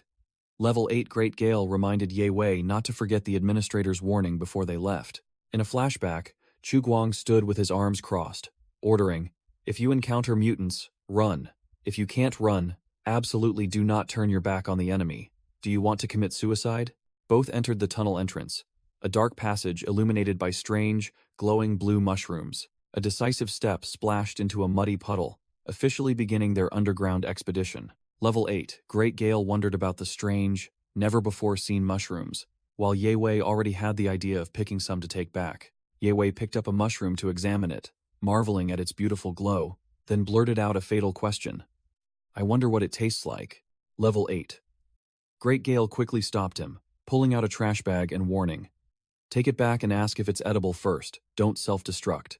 A bunch of people have died from eating poisonous mushrooms this year." After harvesting the mushrooms, Level 8 Great Gale wanted to go back, but Yi's adventurous spirit flared up, believing the place was safe and deciding to go deeper to hunt for good loot. Yi eagerly rushed forward, leaving Level 8 Great Gale frantically calling after him, his mind solely focused on the treasure awaiting him. Suddenly, Yi froze, his eyes wide, sweat pouring down him as he realized something was wrong ahead. Level 8. Great Gale nearly crashed into his friend's back, irritably snapping, "Hey, what the hell are you doing? Why did you suddenly stop?" A red danger sign flashed in Yi's mind. He broke out in a cold sweat, muttering, "Oh no." He felt a familiar, chilling pressure, exactly like the time he encountered the Blackbird mutant. An earth-shattering roar echoed from the deep darkness. Level 8. Great Gale trembled, speculating, could it be the sound of a mutant? Without a word of explanation, Level 8 Great Gale grabbed the bewildered Yi and bolted, yelling, "Run! What are you standing there babbling for?" From the darkness, a giant green giant worm mutant slowly emerged, its round, tooth-filled mouth wriggling. Scene change. Flex Muscle Player and White Horse Passing a Crevice were panting under the sun, complaining that the recent work was even more tiring than manual labor at a factory. Chu Guang assessed the two players' work. Not bad. Each gets 200 contribution points. He also instructed them to store feces and urine separately, as mixing them would make it too thick. Amidst the ruins, Chu Guang continued his survival lecture, explaining that urine was sterile and could be used directly to water plants, while Flex Muscle Player and White Horse Passing a Crevice were utterly exhausted. Chu Guang frowned, contemplating the base's myriad problems. Nearby water sources were full of mutants. Personal hygiene for hundreds of incoming people would be a disaster, and medical supplies were scarce. Flex Muscle Player suddenly had an idea and excitedly suggested, "Why don't we build a public bathhouse? Who knows? Maybe female players will join later." The two guys began to sink into fantasies about female gamers, eagerly discussing having hot water and even being able to scrub each other's backs. The perverted duo's fantasies continued, with beautiful girls relaxing in a steamy, hazy bathhouse. While the two players looked delighted, imagining female gamers arriving early, Chu Guang was speechless. "I've never seen such shameless rascals, and both of them at that." Suddenly, a desperate cry for help echoed throughout the base as someone fell straight into a deep pit. It turned out to be Ye Wei and Level 8 Great Gale, who had just run for their lives, emerging from underground. Level 8 Great Gale quickly pulled his friend back, while Ye Wei exclaimed, "That was close. I almost fell in." Both guys were pale as ghosts, screaming in horror after their narrow escape from the underground monster. Level 8 Great Gale, still falling, yelled at Ye Wei, "I told you to say something before you did anything." The consequence of the fall was a shower of green mushrooms flying everywhere. Flex Muscle Player and White Horse Passing a Crevice excitedly watched their two dazed teammates in the pit, casually commenting that they probably wouldn't die since there were already leaves lining it. A military boot decisively stomped down, blocking a rolling mushroom. Chu Guang bent down and neatly picked up the green mushroom. Chu Guang held out the mushroom, smiling meaningfully, and declared that everyone had worked hard and could go get water to wash up and rest. Secretly thinking that these guys had found something good, a huge pot of mushroom soup was placed over the fire, bubbling vigorously and looking quite appetizing. All the players happily slurped the mushroom soup, while Chu Guang stood behind them, speechless, finding it as bland as water and wondering if his taste buds were broken. Chu Guang cleared his throat, picked up a mushroom, and asked the intelligence-type guy where he had found it. Ye Wei loudly explained that, although they hadn't found a generator, they had discovered a pile of green mushrooms at the entrance of a creek, then shouted that he was the one who found the spot. Ye Wei held his bowl of soup, innocently asking Level 8 Great Gale if the green mushrooms were edible, or if they could be used to craft buff potions. Chu Guang sneered, stating bluntly, "Eat them? These things are called green angels. If you eat them, you'll meet real angels within an hour, unless you're a mutant immune to toxins." He explained in more detail that these mushrooms were inedible but were the main ingredient for crafting radiation-reducing medicine, a commodity highly sought after by merchant caravans in Boulder City. But then Chu Guang added a final blow. "You two are lucky you didn't go deeper, because these mushrooms usually grow near mutant leech nests." He described the new creature. "Young mutant leeches are only the size of a hand, but when they mature, they grow longer than a meter, some even reaching 3 meters, with mouths full of teeth." A terrifying image appeared, illustrating a giant mutant leech neatly swallowing a woman. Ye Wei and Level 8 Great Gale turned pale, realizing they had just strolled right in front of the gates of hell. Chu Guang smirked, seemingly pleased that they still remembered the way. Level 8 Great Gale hastily pulled out his map, pointed to the marked location, and affirmed that he remembered it clearly. Chu Guang nodded in confirmation. Chu Guang pointed at the map, praising how valuable these chives were becoming, then announced a reward of 220 contribution points for Gale and Knight 10 for finding the leech nest and harvesting the mushrooms. All the players joyfully thanked the administrator, while Chu Guang secretly calculated, "I can't over-reward them. Otherwise, they'll risk their lives harvesting mushrooms, and all perish in there." Chu Guang muttered, surprised to find a mutant leech nest nearby. He told himself to be careful and prioritize finding a generator first. Looking at the 2 bags of green mushrooms, Chu Guang calculated. 2 kilograms of mushrooms could be exchanged for 40 chips, which was his entire fortune from 5 months of grinding, and he knew the actual value of this item was double that. Chu Guang announced he was going to find more supplies, telling the players to stay put in the shelter and not wander off, entrusting Little 7 with supervision and summarization. A pot was placed over the burning fire, preparing for a hot meal. The players gathered around Little 7, and level 8 Great Gale wondered why green mushrooms were a valuable ingredient. Yet there was no reserve in the shelter. Ye Wei scratched his head in confusion, questioning why the two of them only received 20 contribution points, equivalent to chopping down 2 trees. Clearly, something was wrong. Flex Muscle Player began to analyze like a professional gamer. Rewards should be commensurate with difficulty. We just unlocked a new area and collected high-value items. We should have been rewarded more. Flex Muscle Player snapped his fingers, concluding with one word: priority, leaving Ye Wei bewildered and clueless. Flex Muscle Player explained that the administrator had emphasized survival as the top priority, and Ye Wei chuckled, admitting he was the type of player who always skipped the storyline. Flex Muscle Player continued to deduce, suggesting that the quests on the bulletin board weren't everything, because this game had a high degree of freedom, so quests could be triggered by the players themselves. The muscular guy declared like a sage. Those mushroom picking or toilet building quests this afternoon were assigned by the administrator because he found our suggestions reasonable. So even if you didn't find a generator, you two still deserved points. The muscular guy concluded his logic. Just do things that benefit Shelter 404, and you'll get points. The greater the value created, the bigger the reward. Level 8. Great Gale nodded, but also reminded him that doing quests on the bulletin board still gave points, and not a small amount either. The muscular guy smirked confidently. Exactly. The muscular guy continued his display, reiterating the favorability mechanism that the game dev had mentioned. White Horse passing a crevice nodded, indicating he understood, while Ye Wei remained clueless, snapping. Understand what? Just say it directly. I'm getting impatient. The muscular guy gave 2 thumbs up, praising his own intelligence. Then explained, the quests on the board are just fixed. Low reward tasks. Actively triggering new quests shows your skill level and, most importantly, improves the administrator's evaluation of us. Just as he was feeling smug, the muscular guy suddenly turned pale, sweat pouring down him like rain, stammering. No! He continued to mumble, his voice full of panic, that all the above deductions were only true if this was a 100% virtual reality game, and the administrator's behavior wasn't that of a pre-programmed AI. The muscular guy analyzed further. If the administrator's intelligence wasn't as high as they thought, then all deductions would be useless. But the problem was, this guy was much smarter than Little Seven the robot, acting just like a real person. Level 8. Great Gale suddenly realized a terrifying possibility. You mean he's tricking us? Ye Wei also flinched. Don't tell me he's exploiting our labor? All the players stood before the bullet-riddled shooting target, sharing a chilling thought. Could the administrator really be exploiting us? The muscular guy brushed aside the worry of being exploited, reasoning that even if the administrator was a real person, it didn't matter since he had saved them. The current issue was to grind NPC favorability before the second test phase. With that, the muscular guy extended his hand, officially calling for the formation of an alliance to gain an advantage over the new players. White Horse passing a crevice, and Ye Wei immediately agreed, while Level 8 Great Gale hesitated slightly but also joined, only asking for more details. The muscular guy declared that from now on, they were a team, sharing information and supporting each other, with the goal of utilizing each person's strengths. He immediately assigned a task to Level 8 Great Gale. You go investigate the lakeside, pay attention to the distribution and paths of the mutants, and mark any spots that look like lairs. The muscular guy further instructed to avoid combat at all costs because the team needed a safe water source, making Ye Wei grumble irritably.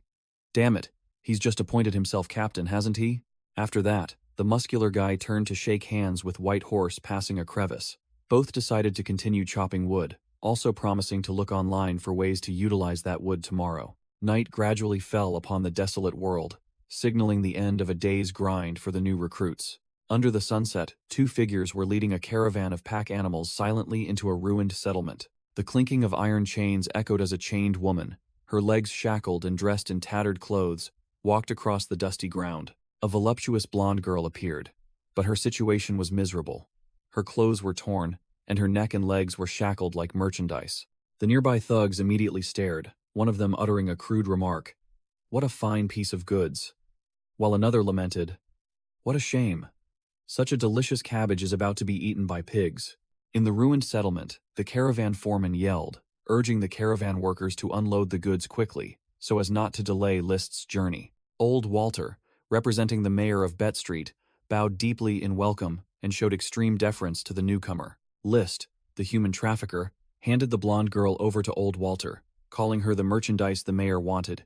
and advising the old mayor to use her carefully. A pair of military boots stopped, signaling the arrival of a character observing from afar. Chu Guang stood behind, muttering as he recognized that List had come here once again. He recalled rumors about Boulder City's slave trade and was surprised to witness it firsthand today, imagining high-end merchandise being kept in glass cages. Chu Guang smirked, thinking that only the corrupt mayor was capable enough to afford such a luxury item, and more importantly, the presence of the caravan was an opportunity for him to find a good buyer for his own stash. After unloading the goods, List tossed bonus money to the caravan workers, who profusely thanked him and begged to be called for work again next time. Amidst the ruined sunset landscape, Chu Guang and Little Seven stood watching List's pack animals prepare to depart. Without further ado, Chu Guang stepped out to block the path, calling out, "Hey List, got a moment? I have something you want." List turned back with a suspicious and arrogant expression, shouldering his hunting rifle and asking directly, "Who are you?" Chu Guang raised both hands, grinning innocently. "No ill intentions, just want to trade. This nanocarbon armor gives me 5 seconds to run, as long as I don't get headshotted." List sneered contemptuously, thinking Chu Guang was just a small-time scavenger newly emerged in Bet Street. His henchmen standing nearby also burst into mocking laughter. Chu Guang introduced himself, but List brushed him off, declaring he didn't do business with small fry, and told him to take his trash elsewhere. Hearing the word trash, Chu Guang merely sneered, then sat down and opened 2 sacks, revealing a pile of sparkling green crystals. "Are you sure these 2 kilograms of goods are trash?" Upon seeing the hot commodity, List was immediately speechless, his expression shifting from contempt to extreme astonishment. "Huh? Where did you get this?" Chu Guang casually retorted with a powerful flex. "Under the sewers next to a mutant leech nest. Want to go down and check?" This made List flinch and step back, then quickly change his tone to ask for the price.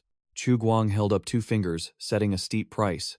2 kilograms here, I want 200 chips, confident that his unique item was worth far more than the paltry scrap metal price on the street.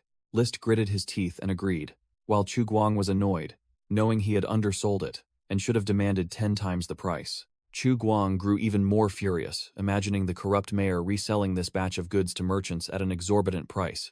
List set a condition, hoping this transaction wouldn't reach the ears of some old man Charlie. Chu Guang smirked, stating he also didn't want to cause more trouble, praising List as someone who knew how to adapt. List changed the terms. Instead of paying 200 chips, he suggested Chu Guang use that money to buy his goods directly, with a 20% discount to save trouble. Chu Guang didn't hesitate, declaring directly that he wanted to buy a gun, secretly thinking as long as it was cheaper than Bet Street. List snapped his fingers, sealing the deal immediately. The merchant introduced a 9mm iron-barreled rifle for 200 chips, along with 30 rounds of ammunition at 1 chip per round, asserting this was an extremely friendly price. Chu Guang took the gun, raised it to aim, his face full of calculation. Chu Guang directly asked if this price included the 20% discount. List confirmed and offered an additional 5mm pistol for 100 chips, but concluded that cheap goods were only for shooting people, not for dealing with mutants. Chu Guang began to haggle, demanding a 9mm rifle, 60 rounds of ammunition, and an additional 25 chips for necessities, causing List to frown at the unexpected counteroffer. Not giving the other party time to react, Chu Guang played his trump card, smirking as he revealed there were over 2 kilograms of mushrooms in the mutant leech nest, pointedly asking List if he understood the situation. Chu Guang turned the tables, declaring bluntly, "Invest in me, and I'll bring back 10 times the goods." He asserted that even at this price, List would still profit handsomely. List began to calculate, realizing how much radiation-resistant medicine 20 kilograms of Blue Angel mushrooms could produce. Enough profit to buy hundreds of guns, let alone just one. Immediately, the cunning merchant changed his attitude, extending his hand and introducing himself. "Let's be friends. I am List. I'm very interested in you." Chu Guang shook hands to seal the deal, also introducing himself, officially establishing a business partnership. As soon as he agreed to cooperate, Chu Guang smirked slyly to himself. "However much you cheated me today, I, Chu Guang, will get back tenfold later." The transaction complete, Chu Guang requested List to immediately deliver a new rifle, 60 rounds of ammunition, and some supplies. List held the glowing blue mushroom in his hand, nodding smugly. "Just as I thought. All the good stuff is hidden near nuclear bomb craters." Chu Guang wrapped the brand new rifle in cloth, his eyes sharp, looking like a true player ready for any hunt. List paid Chu Guang a handful of chips, considering it a tip for the lucrative business deal. The merchant put on a superior air. Normally few people get chips from my hands, you're an exception. Chu Guang smirked, replying nonchalantly. It seems my luck isn't bad after all. List smirked to himself, imagining Chu Guang facing the giant worm mutants, and hoping his luck was great enough to survive. Chu Guang also fully understood the difficulty of this deal. List was right. Good mushrooms always grew near monster lairs, and there was no telling how many mutant leeches were in their nest, he muttered, analyzing the goods. These giant worm mutants have thick skin and flesh. Ordinary bullets would only tickle them. What's worse, their vitality and regenerative abilities are absurd. Even if a section is cut off, it still wriggles as usual. The severed body part quickly regrows into a new head, ready to fight again. The worst part is that if you cut them in half, they don't die but split into two complete new creatures. Only a few critical weak points on their bodies can kill them. Chu Guang dismissed the idea of using fire. Burning them is easy. But if the mushrooms burn too, what will I eat? Dirt. List patted Chu Guang's shoulder, feigning calculated friendliness. The merchant made an offer. I'll be back at the end of this month, which is also my last trip of the year. I hope to see your 20 kilograms of blue mushrooms then. List casually set the price. I'll round it up to 2,000 chips for those 20 kilograms of mushrooms. Just order from me. You won't have to pick up scraps others don't want. Chu Guang smirked, muttering to himself. This merchant is trying to trick me again. Then asked directly, how do I know what goods you have? With a snap of his fingers, List signaled his subordinate. A List henchman immediately brought out a glowing tablet, presenting the catalog of goods to Chu Guang. Chu Guang glanced over it, speechless at the quality of the goods. Flying goggles for 50 chips, bulletproof vests for a whopping 500 chips. Truly impressive. List confidently advertised as Chu Guang looked at the night vision goggles and bulletproof vest. The goods are guaranteed to be exactly as pictured. You know how to use them, so I don't need to teach you. Chu Guang continued scrolling on the tablet, and his eyes widened in astonishment when he saw an unbelievable item. A formidable item appeared. A 10 kilowatts wood-burning generator, priced at 1,200 chips, an ultimate item in the apocalypse. Chu Guang scrolled to the next formidable item. The KV-1 Power Exoskeleton, a basic but robust item, priced at 800 chips. Have you chosen? List asked, and Chu Guang confirmed he had finalized his order. List praised Chu Guang's discerning eye, advertising the KV-1 as the most durable item, then conveniently tried to persuade him to buy more batteries for the generator. The cunning merchant continued to entice him with cheap exchange services, quoting a chemical energy battery for a hefty 150 chips. List began to grow suspicious, directly asking where a mere scavenger like Chu Guang intended to hide such a huge generator. Chu Guang smirked confidently, reassuring the merchant. Don't worry, I won't be taking it back to Bet Street. Chu Guang's eyes flashed with calculation. He decided he had to quell this man's suspicions for the transaction to proceed smoothly. Chu Guang turned and walked away, muttering curses under his breath about the merchant, while List casually bid him farewell, promising to meet again. Night gradually fell, ending the intense negotiation. At the last minute, Chu Guang still tried to salvage something, calling back to demand a 20% discount, but List just smirked in response. Haha, the price you see is already discounted, kid. Cheated by the merchant, Chu Guang angrily raised his middle finger and cursed under his breath. You dog. Just you wait. I'll bleed you dry later. As night fell, the desolate city became more dangerous. Chu Guang muttered that it was time to return to base. He decided not to risk traveling at night, and instead found a nearby shack to stay in temporarily. Chu Guang entered a makeshift market, where survivors were jostling to buy luxuries like soap and cooking oil. A tired old man hawked both salt and tobacco, letting the crowd choose for themselves before going to rest, showing the chaos of the market. Suddenly, a town official raised a sign high, shouting an order for requisition. Each household must submit 100 kilograms of firewood and a quarter cubic meter of fur before the end of the month. The survivors immediately began to murmur and discuss, some lamenting how they would survive the winter, others fearing eviction if they didn't comply. Chu Guang smirked, well aware that the corrupt mayor was trying to make one last grab before the trade caravans arrived, to enjoy a luxurious winter. But he didn't care, as he would be long gone from this place before winter even arrived. On his way, he encountered a boy bothering Yu Xiao Yu, who resolutely blocked the door. No, my brother told me to watch the house. The boy, Wang Defu, the third son of the Wang family, strained his neck and yelled, "What's the point of guarding a dead man's house?"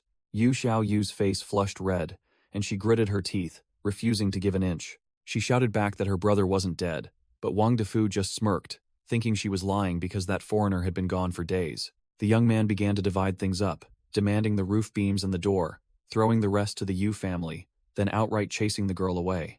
Seeing Yu Xiao Yu stubbornly refusing to leave, Wang Defu started to get furious, raising his fist threateningly. "You stinking brat, get out, or you'll get a beating."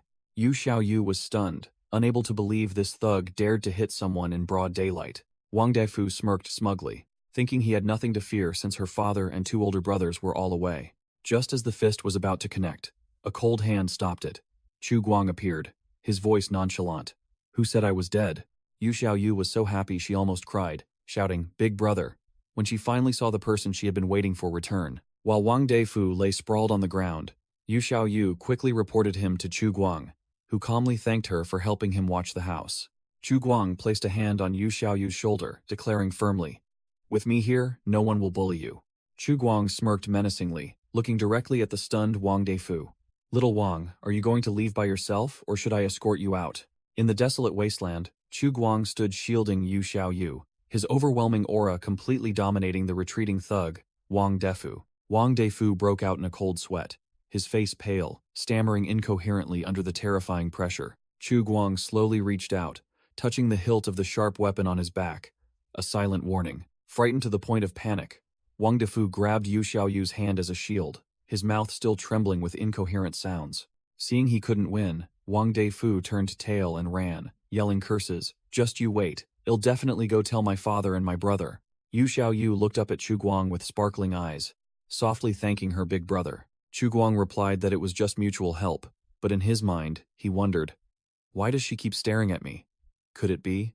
Chu Guang gave Yu Xiao Yu a lollipop as a reward. "You've worked hard these past few days."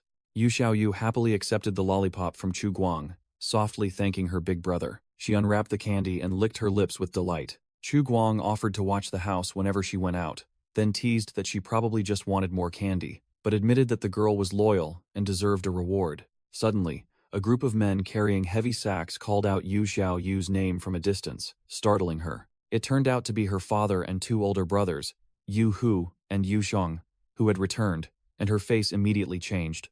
Seeing her family, Yu Xiao Yu bolted, leaving Chu Guang bewildered and wondering, "Is her family forbidding her from playing with me? That's strange. Yu Hu used to come over and talk to me back then." Deciding to act on his thoughts, Chu Guang stopped, determined to ask for clarification. He walked straight towards the Yu family, and the older brother turned to look. Yu Hu, the second son of the Yu family, offered a greeting typical of the apocalypse. "Long time no see.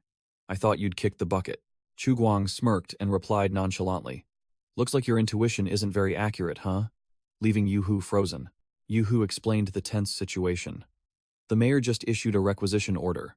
Every man has to hand over 100 kilograms of firewood and 2 square meters of animal hide. Our family has 3 men, so the burden is triple." He invited Chu Guang to hunt deer in the northern forest for hides and meat, as he heard the Li family had spotted their tracks. Chu Guang flatly refused, secretly thinking that the hunting ground was near his base and hoping he wouldn't run into these guys. Yu Hu began to scheme, suggesting that although Chu Guang was capable, going alone made him vulnerable to bullying by the Wang family, so he needed allies. He suddenly had a shocking idea. He offered to marry his younger sister to Chu Guang, saying she would be old enough to marry next year. Seeing Chu Guang still bewildered, Yu Hu delivered a fatal blow. "If you're in a hurry, we can even hold it tonight," making Chu Guang so shocked he almost spat blood. Chu Guang bolted and disappeared, only managing to shout back, "No need, thank you," leaving Yu Hu standing bewildered. Yu Hu scratched his head regretfully, muttering that if Chu Guang married his sister and had a son, perhaps the Yu family would also have a powerful backer. Meanwhile, Chu Guang was hiding behind a wall, out of breath and panicking. "That madman? He wants me to marry a lowly girl?" But immediately after, he was lost in a fantasy of a charming, adult Yu Xiao Yu, softly calling him darling husband in the morning. Chu Guang was lost in a fantasy, where a charming adult, Yu Xiao Yu, wearing only an apron, whispered, "Darling husband, do you want to eat first, bathe first, or—" He snapped awake, his face beet red, screaming in his head that even if the girl was old enough to marry by refugee standards, he absolutely couldn't accept it. The scene shifted to the second day, outside the nursing home. The landscape was desolate and ruined, with huge piles of freshly cut timber. A silver-haired veteran survivor, who seemed to be an expert, explained to Chu Guang that fresh wood would crack and warp if not treated. The veteran survivor then listed the methods. One was to dry it over a fire, and the other was to paint both ends of the log and let it air dry naturally. He focused on painting the end of a log, looking extremely professional and like a skilled craftsman. The last option was to throw it directly into the water, but this method made it very difficult to dry the wood later, and he hoped it wouldn't rain for the next few days. The veteran survivor expressed regret, telling Chu Guang that if the wood collected over the past 2 days had been treated in time, they could have finished repairing the north and west walls of the nursing home. Ironically, it began to pour rain onto the untreated piles of wood, risking complete rot if the rain continued. Chu Guang was speechless, only able to stand there silently watching. His plan to reinforce the base seemed to have encountered its first obstacle from fate. Seeing his wood plan thwarted by the heavens, Chu Guang changed tactics, patting the veteran survivor on the shoulder and sealing the deal. "How about we use cement instead?" Chu Guang pointed to the rubble, explaining that scrap concrete was abundant in the nursing home and throughout the wasteland, so there was no shortage of material to use. The veteran survivor mused, admitting that even if it was shoddy construction, mixing concrete rubble with cement and rebar was still much better than wood. But a new problem arose. To get cement, they needed coal and a kiln capable of withstanding 1,450 degrees Celsius, all rare commodities. Just as they were racking their brains, Ye Wei and Level 8 Great Gale clattered back with buckets, loudly announcing the good news.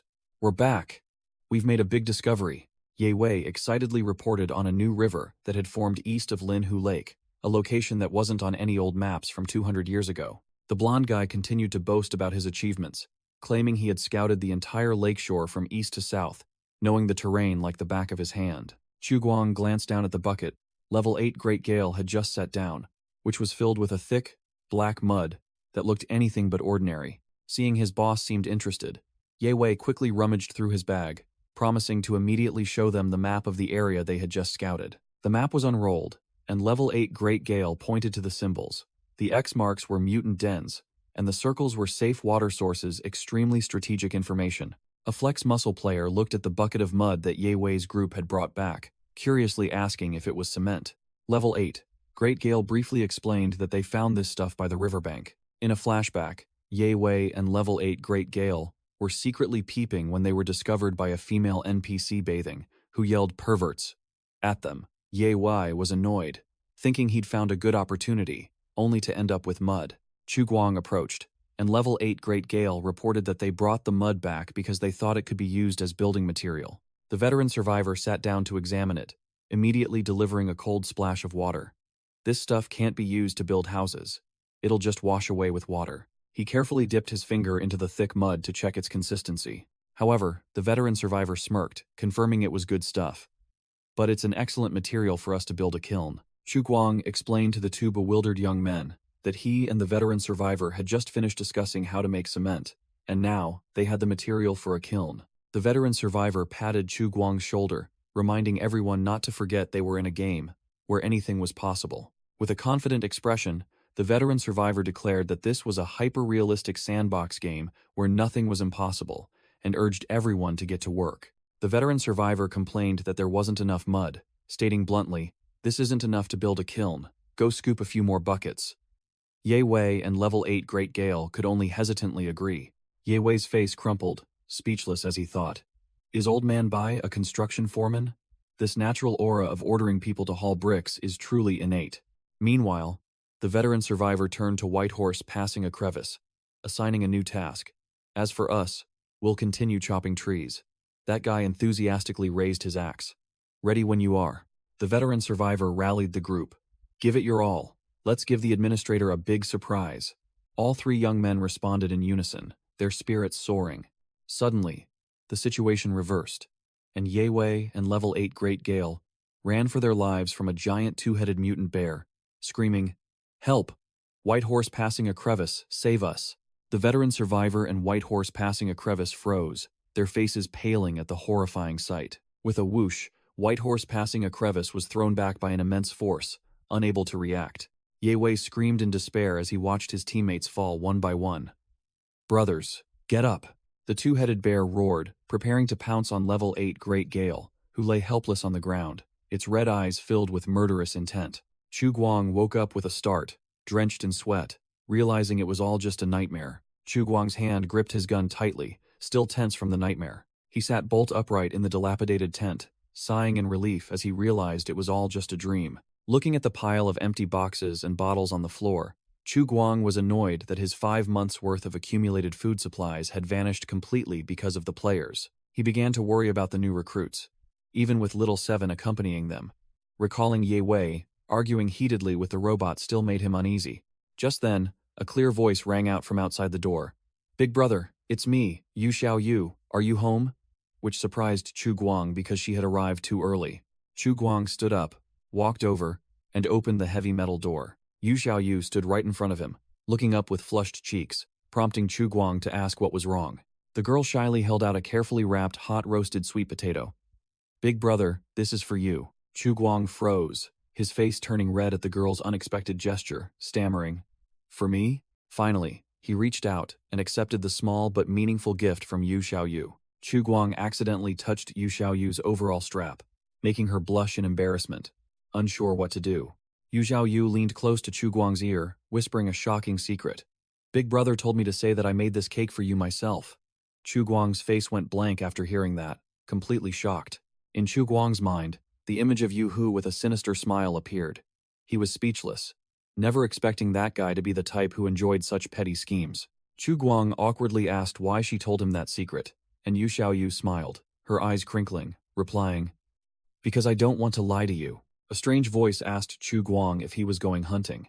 Yu Xiao Yu recognized it as Wang Defu and his brother, her face turning pale. Chu Guang immediately ordered her to hide in the tent.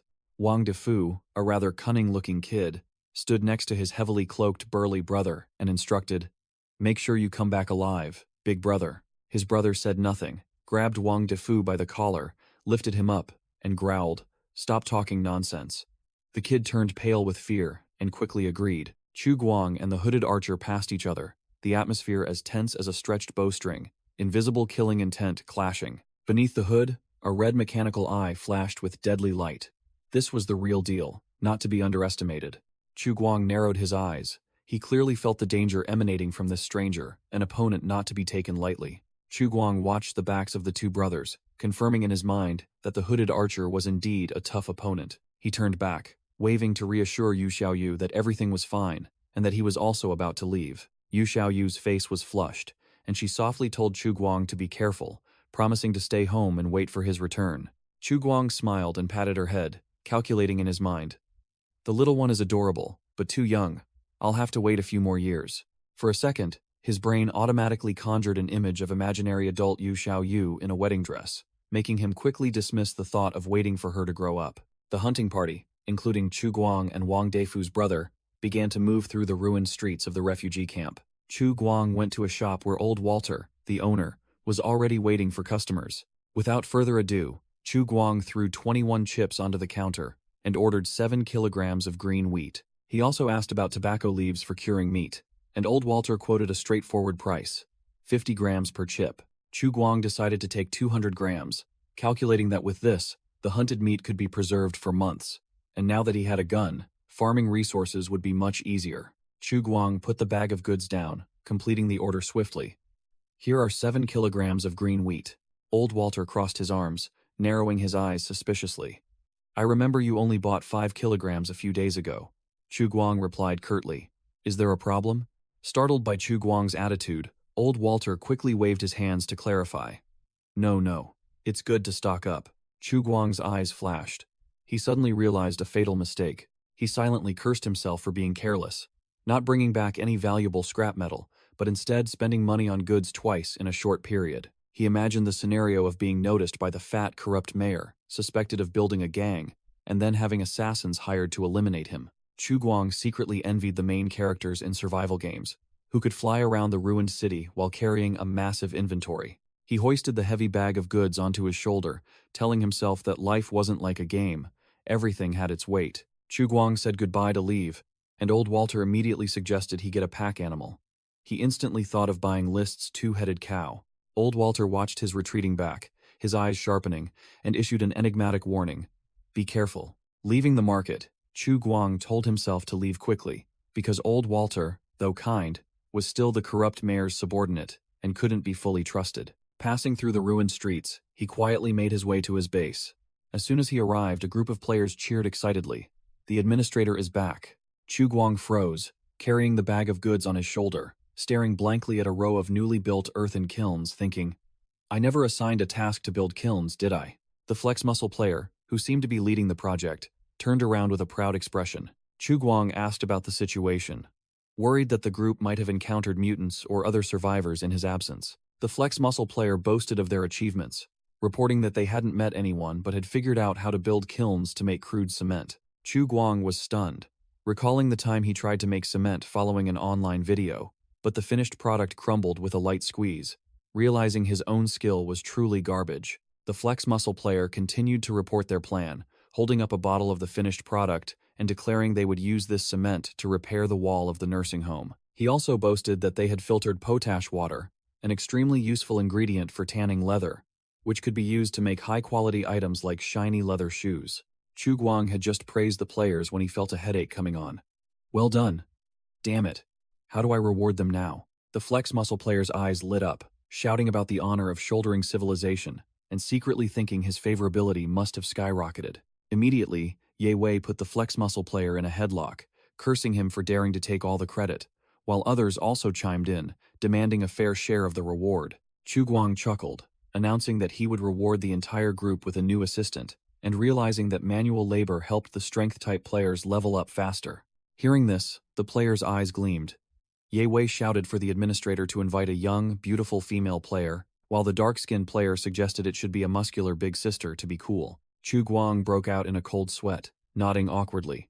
I will consider your suggestions. Keep up the good work. The entire group of players immediately stood at attention, saluting militarily, shouting slogans of obedience to the administrator, and swearing under the banner of the Human Federation. With their spirits boosted, the group eagerly rushed back to work, scrambling to chop trees, while Chu Guang stood behind them, deciding to let them develop freely. Chu Guang returned to the central control room, threw the heavy sack of goods onto the floor, preparing for his next plan. Suddenly, a virtual notification popped up, and Chu Guang was astonished to receive another reward, likely due to the player's cement-making achievement. Chu Guang decided to spend 7 reward points on gacha, and the system announced the successful exchange for a blind box. First box, 5 fruit-flavored lollipops. Not bad, good for a quick sugar boost. Second box, a 200G chocolate bar. Basic energy recovery item. Nothing special. Last box, a 500G bag of refined salt. A premium item, the kind survivors usually only dream of. Chu Guang leaned back in his chair, sighing in disappointment, because the bag of salt was too small, only enough to cook a few dishes, let alone marinate meat. But then his mind immediately sparked. Wait, if I trade this refined salt for coarse salt, I could multiply the quantity by 20 or 30. He quickly dismissed that idea, realizing that refined salt was second only to weapons in value, and trading it without sufficient strength would be suicide. Chu Guang decided to put aside the idea of getting rich, focusing on building the base first. He'd think about wealth once he had power. Meanwhile, the Wasteland Online game group chat was buzzing with new players, and Ye Wei was boasting about his achievement of grinding cement all night. Chu Guang watched the conversation, secretly judging the new recruits as a bit green, but was also pleased that his first 4 guinea pigs were promoting the game for him. The group chat was lively. The new players were discussing the game's exhausting realism, while a guy named Quit Smoking was loudly begging the administrator for a slot. Suddenly, a new account named WC Really Has Mosquitoes jumped in, spouting a string of chemical knowledge about wood distillation, which stunned Chu Guang, who was observing. Chu Guang's mind raced, realizing that this guy's knowledge could be used to create smokeless gunpowder, an incredibly strategic item. Without a moment's hesitation, his hand glided over the mouse, a decisive click echoing. His target was WC Really Has Mosquitoes' profile, determined to find out who this knowledgeable deity was.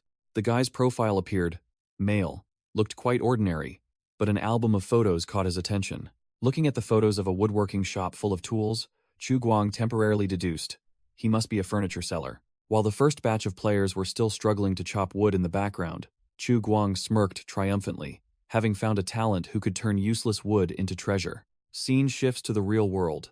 A man was diligently sketching technical drawings on his workbench in his woodworking shop. Revealed, it was WC Really Has Mosquitoes, a professional carpenter, the one holding the key to technology for Shelter 404. WC really has mosquitoes received a message from a stranger named Light, inviting him to join the closed beta. He cautiously asked, "Who are you?" The other guy claimed to be the game designer of Wasteland Online, named Light. WC really has mosquitoes? Was utterly shocked, unable to believe that the big boss of the game company would seek him out. Keeping a cool head, WC really has mosquitoes demanded proof. Light didn't say much, just threw a registration link at him, telling him to enter and find out for himself. After clicking the link, WC really has mosquitoes carefully asked if there was a fee, but Light had vanished, with no reply. Although he knew online scams were rampant, WC really has mosquitoes still smirked, deciding to take a big gamble. What if this game was real? In the dark control room, Chu Guang, who was Light, was sitting in front of a computer setup, typing away. After completing the registration, WC really has mosquitoes messaged Light again, asking what to do next. Chu Guang typed furiously, replying quickly, "Send your registration number. I'll mark it in the system, and in 3 days, the online game will notify you." Chu Guang sat with his arms crossed, a look of extreme satisfaction on his face, having recruited a skilled carpenter, while in the distance, the new player WC really has mosquitoes had already begun his first menial task of carrying wood. Suddenly, a ting-ting sound rang out, and Chu Guang's eyes flashed with vigilance. In the Bull and Horse Club group chat, WC really has mosquitoes crowed loudly. "Ha ha ha, brothers, I got a beta test slot," making Quit Smoking curse angrily because he had registered earlier. Sitting in front of the screen, Chu Guang muttered irritably as he saw the guy boasting everywhere. "It seems I can't keep my cards hidden anymore." Chu Guang, as Administrator Light, had to enter the group to calm down the frantic players, explaining that this was just a testing phase and required specialized players. Seeing the crowd still clamoring for slots, Chu Guang broke into a sweat, pondering deeply. Maybe I should let a few more in? Suddenly, a brilliant idea struck him, and he flashed a cunning smile. That's right, if there's food, there must be someone to cook it. The outpost is still missing a chef. Immediately, Chu Guang typed an announcement into the group. That's right, we still need a chef to test the cooking system. As soon as the announcement went up, the entire group chat exploded with messages from self-proclaimed chefs, loudly spamming memes to win a slot. Chu Guang clutched his head in panic, silently screaming internally. Damn it. How am I supposed to choose? Everyone in the world knows how to cook 1 or 2 dishes. But then, a light flashed in his mind, and Chu Guang's eyes lit up with a decisive realization. That's it. Amidst the chaotic crowd, an account named Stir-Fried Tomato and Scrambled Eggs posted a photo of a professional chef with trophies and certificates, declaring succinctly, "Everyone move aside, the chef from Tanxin Fong is here." Click. Chu Guang immediately selected the real chef, a triumphant look on his face. "It's you." Soon after, Chu Guang went to the 3rd floor of an abandoned nursing home, where his assistant, Little Seven, was steaming profusely. As soon as it saw its master, Little Seven immediately whined. "Master, you finally came for me." Chu Guang asked what was wrong, and it turned out the robot only had 1% battery left. On the verge of shutting down, he breathed a sigh of relief, thinking it was something serious. "You scared me. It's just a minor thing." But immediately, Chu Guang froze, sweat pouring down him.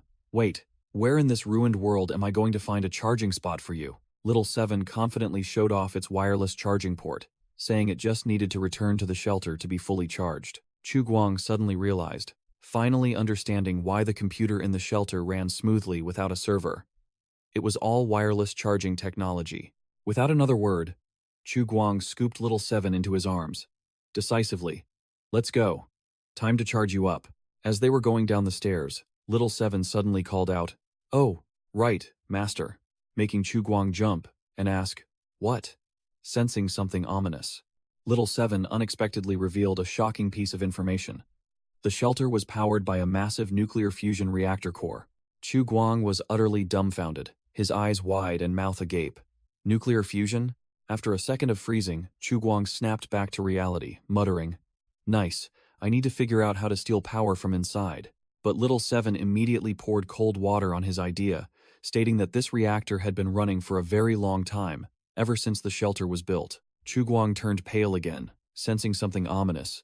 "Huh? So if the power runs out, we're screwed?" Little Seven calmly shook its head. "I don't know," leaving Chu Guang speechless, silently screaming internally. "You don't know?" The robot further explained, according to the plan, this shelter should have opened a century ago, but it's unclear why it was delayed. Little Seven reassured him that there was still a way to save it. The energy room is on basement level B3. Just unlock that level and replace the fuel rods, and it'll be fine. Chu Guang was petrified on the spot, his face blank. Easy for you to say.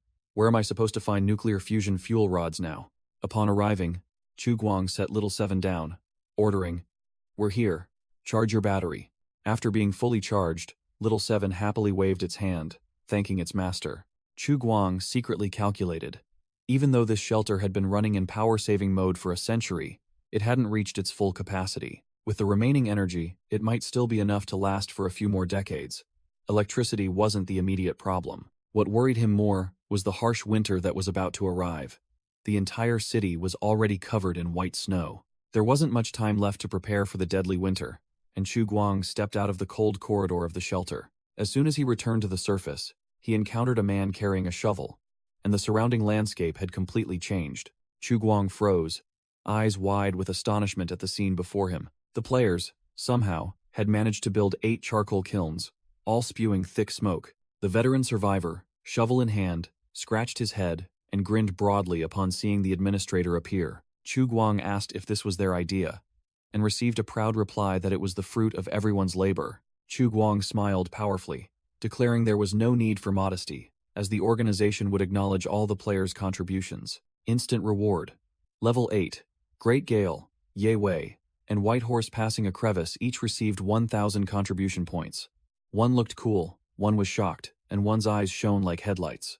The veteran survivor hit the jackpot. Chu Guang directly appointed him as construction captain, along with 1,000 contribution points, leaving him completely stunned. Standing before the outpost, Chu Guang granted full authority to the new captain. Feel free to be creative, within the scope of the plan. Overwhelmed with gratitude, the veteran survivor bowed deeply, solemnly promising to dedicate all his efforts to building their common home. Meanwhile, Ye Wei was fuming with jealousy, bitterly muttering, "Damn it, why did only that old man get an extra reward?" Chu Guang crossed his arms, adopting the air of a big boss, and asked the veteran survivor to present a detailed plan. The veteran survivor immediately became serious, responding clearly and loudly. This old man was truly the real deal, recounting how after going offline, he personally surveyed a cement factory and learned the secret of adding iron powder to increase durability. Chu Guang nodded, acknowledging the idea, but immediately posed a critical question about its practicality. But how much cement can be produced using only bark? The veteran survivor proved he was the real deal, presenting a plan to produce high-quality cement using a professional 1450-degree kiln, replacing inferior wood ash with limestone and clay. Chu Guang nodded decisively, immediately approving the passionate plan, making the veteran survivor as happy as if he'd struck gold. With the construction work done, Chu Guang turned to inform the entire team. 2 new recruits will soon be joining the team. Hearing that the big boss Chu Guang intended to throw a welcoming party, all the players were taken aback. Chu Guang, acting like a boss, declared that he couldn't treat the new recruits to plain porridge, and called on everyone to go hunting to prepare for the party. "Who wants to hunt with me?" At the mention of hunting, everyone eagerly raised their hands, scrambling for a spot, each wanting to show off. Chu Guang was speechless at the team's excessive enthusiasm, then pointed directly at Ye Wei. "You're a perception type. Come with me." Ye Wei was ecstatic, loudly accepting the order while the others were furious, their eyes practically popping out from being left out. Before the main hunt, Chu Guang led Ye Wei to a special location according to his plan. A mutant leech nest. The two ventured deep into the desolate city, where weeds and vines had swallowed the remnants of civilization. Chu Guang pointed to a pitch-black hole, explaining it was where mushrooms were found, and warning Ye Wei that it was lucky he hadn't ventured deep inside. The big boss patted Ye Wei's shoulder, his face cold as he declared, "Let's go. They're not our target today." Ye Wei asked blankly why they were going so far from the forest while hunting, and Chu Guang simply replied with a terse, "Yeah." Chu Guang's demeanor suddenly changed, his eyes blazing, weapon in hand, as he declared chillingly, "The forest begins here." Ye Wei froze, utterly shocked, unable to comprehend what the big boss was talking about. It turned out the forest Chu Guang spoke of was an entire colossal ruined city, overgrown with trees like a concrete jungle. Overwhelmed by the sight, Ye Wei's jaw dropped as he admitted, "Now this is a real forest." Chu Guang gripped his gun, warning him to be careful from now on, while a red-eyed wild boar mutant lurked nearby. The two ventured deeper into the dead city, which after the catastrophe had become a paradise for plants and fungi. Not just plants, but wild animals had also turned this place into their territory, with monster wolves and other mutated creatures roaming everywhere. Amidst the ruins, animals had evolved into hideous monsters due to the effects of radioactive weapons, mutated genes, and time. They were collectively known as mutants. Chu Guang warned that the dangers here weren't just the mutants, making Ye Wei's face pale as he realized he was in an extremely hardcore area. But instead of fear, Ye Wei's gamer blood boiled with excitement, and he loudly exclaimed, "Finally, new monsters in the game. This is so thrilling." Chu Guang ordered the rookie to stick close and not wander off. Ye Wei immediately complied. While moving, Chu Guang suddenly stopped, his ears, sharp as radar, having picked up an unusual sound. Chu Guang's expression immediately tensed, like a taut string. A predator's intuition told him something was amiss. Chu Guang raised a hand to signal a halt, informing Ye Wei that something was happening nearby. While Ye Wei was still bewildered, not understanding what was going on, Chu Guang was highly focused, observing the situation.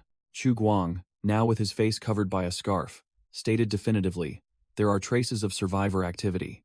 Ye Wei was utterly shocked, his jaw dropping in disbelief that there were other players, no, other survivors in this godforsaken place. Ye Wei loudly boasted, his eyes shining brightly, thinking he was finally about to meet NPCs in the game. Chu Guang immediately poured cold water on his enthusiasm, warning that this was not good news, making Ye Wei ask blankly. With sharp eyes, Chu Guang explained clearly, "In this place, strangers are even more dangerous than the mutants." The two approached a wrecked car, covered in tangled vines, a typical scene of desolation. Chu Guang picked up a fragment, quickly analyzing. Gunpowder containing sulfur, spikes, and iron shards. There might be mutants or marauders nearby. Chu Guang stated firmly that normal survivors wouldn't set booby traps near settlements. These were clearly meant for people, not for mutants with their keen senses. Based on the lingering scent, Chu Guang deduced the explosion had only occurred within the last 5 hours, and turned to ask Ye Wei if he heard anything from the east. But the rookie was completely clueless. Chu Guang ordered Ye Wei to wait there, while he advanced alone to scout the situation. Ye Wei eagerly asked to go along, but Chu Guang continued to walk coldly, indicating he didn't need a dead weight following him. Chu Guang turned back with an undeniable gaze, giving a decisive order. "You, stay here."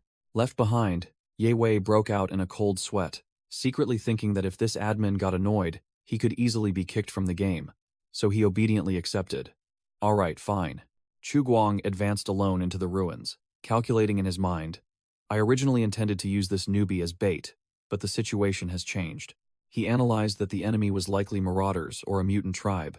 Using bait now would only alert them. Chu Guang determined that this location was too close to the base, and those newbies were busy with production. Even a small sound would be enough to attract a whole lot of trouble. He stood amidst the ruins, highly vigilant, determined not to let this potential danger linger around his home. No sooner had he finished speaking than Chu Guang's killing intent erupted, as he was surrounded by a pack of red-eyed monsters. He declared bluntly, "Once you're a threat, I'll strike first." It turned out the enemies were a pack of dog-sized mutant rats, each with bloodshot eyes, poised to tear their prey apart. Facing the pack of rats, Chu Guang merely sneered, pointed his weapon directly at them, and uttered a contemptuous remark. "Idiots." With a few basic moves, the entire pack of rats was wiped out. Chu Guang calmly stepped over the pile of corpses, estimating there were only about 20 of them. This wasn't their main nest yet. Having dealt with the small fry, Chu Guang stood atop a ruined building, silently observing the desolate, dead city. While observing, Chu Guang suddenly paused, his eyes flashing with vigilance as he detected something unusual. Looking down from above, he spotted a makeshift camp erected amidst the ruins, clearly indicating someone was occupying this place. Chu Guang muttered, analyzing. Survivor settlements usually come in two types. One utilizes old buildings, and the other sets up camps in ruins. But this wasn't a normal human camp. It was the lair of a group of hulking mutants, over 2 meters tall and weighing hundreds of pounds, standing menacingly behind a trembling captured woman. A disgusting mutant licked something off its hand, its mouth smacking. They were omnivores, eating everything from mold and mutated flies to cockroaches and rats. But these monsters' favorite delicacy was humans. A horrifying scene unfolded as one of them tore apart a victim. Chu Guang narrowed his eyes, focusing on the grotesque camp below. He muttered, "I knew it," as he spotted a mutant standing guard, confirming this was no mindless pack of beasts. This mutant was even equipped with a bow and arrows, proving they had brains, not just brute strength. More horrifying still, the words Squad 2 were carved into its armor, evidence of an organized, hierarchical force. These mutants even had proper guards. A hulking, green-skinned, red-eyed mutant sat imposingly like a god. He imagined the scene if they foolishly charged in. They'd all be riddled with arrows like a porcupine in an ambush. Damn it, the terrain was too well covered. Chu Guang held his breath, scouting, unable to count how many were inside. A quick glance at the shoddy camp scale led him to estimate there were around 20 to 30 mutants lurking about. Chu Guang broke out in a cold sweat. Just a small settlement, yet it was this tough. These guys were no pushovers. Just as things were heating up, a side quest suddenly appeared. Clear out the mutant tribe on Street 76. Reward 200 points. He was speechless.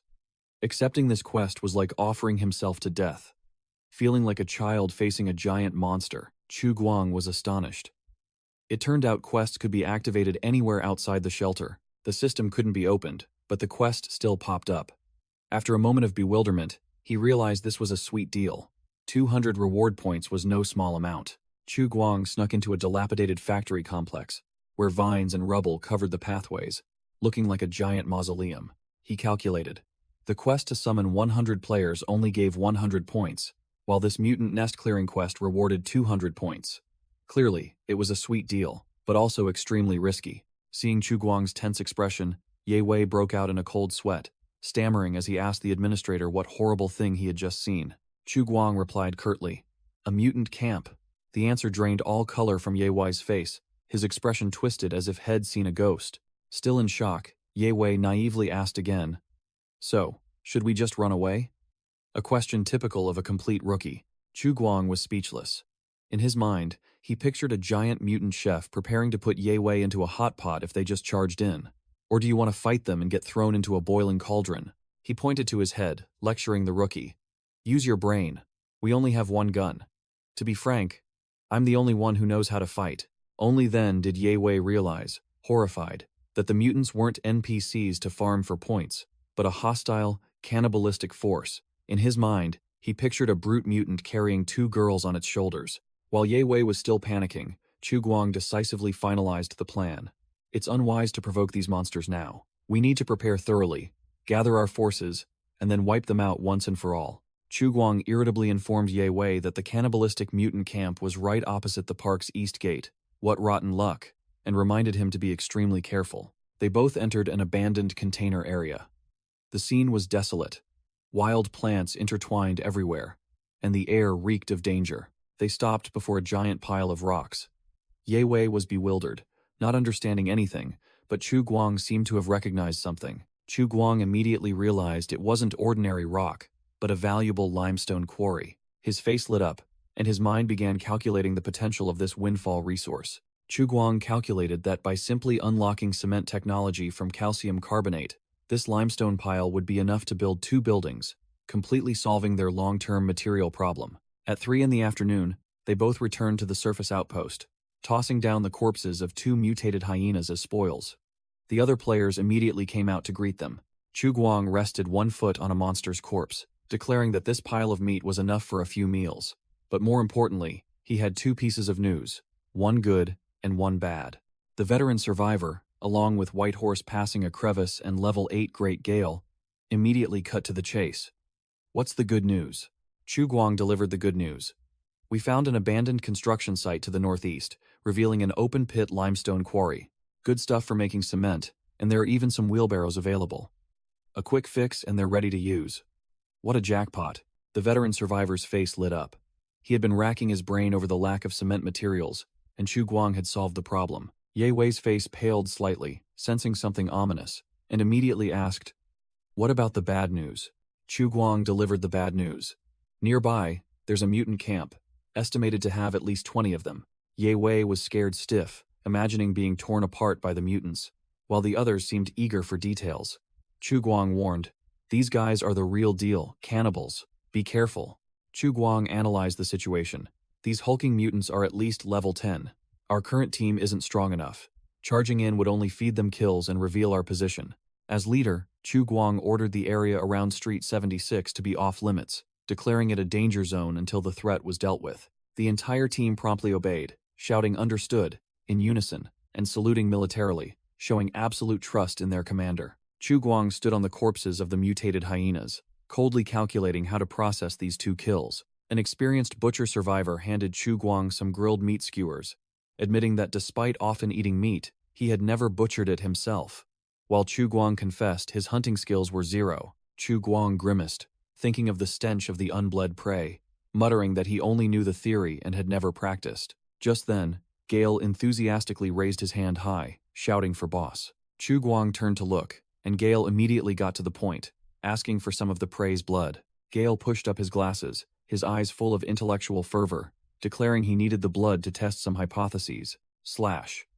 Without another word, Chu Guang drew his knife and swiftly severed one of the hyena's legs. Chu Guang tossed the bloody leg directly to Gale, his face expressionless as he curtly stated, "Take it." Gale joyfully caught the spoils, inwardly petrified but outwardly trying to appear calm, profusely thanking him. Amidst the ruins, columns of white smoke rose from newly erected kilns, signaling a new phase of development. Numerous manual brick kilns were operating at full capacity, glowing red and puffing smoke in the twilight. A veteran survivor with white hair rushed over, shouting loudly, "Sir!" The man reported with a proud expression, "Boss, under your brilliant guidance, the cement kiln at the outpost is almost complete. Tomorrow, we can produce the first batch." Chu Guang subtly smirked, nodding his approval briefly. "Very good." He began his familiar speech, boosting his subordinates' morale. "Thanks to everyone, we've taken another step towards the great goal of restoring the human alliance. The organization will remember all your contributions, brothers." The veteran survivor's eyes shone brightly. He saluted militarily with a decisive gesture, straining his neck as he shouted, "Understood, sir." He turned to work with renewed vigor, while Chu Guang stood with his arms crossed, thinking to himself, Hey, my skill at drawing up grand plans has really improved lately." Chu Guang realized these players didn't care about his empty promises. Instead, they found joy in the arduous task of rebuilding their homeland. Chu Guang thought to himself, "This is the beauty of a sandbox game. Watching these grinders, from grilling meat, building kilns, and hauling goods, to collapsing in sleep, they're all enjoying the pleasure of building their homeland." He smirked. Of course, he was happy to see the players enjoying themselves, but the problem was that the shelter was now dirt poor. Where would he get cool rewards for them? Stepping into the control room, Chu Guang admitted to himself that for now, he could only feed the players empty promises and a bit of virtual currency. Having dealt with the chickens in the wasteland, it was time to see how the chickens on Earth were doing.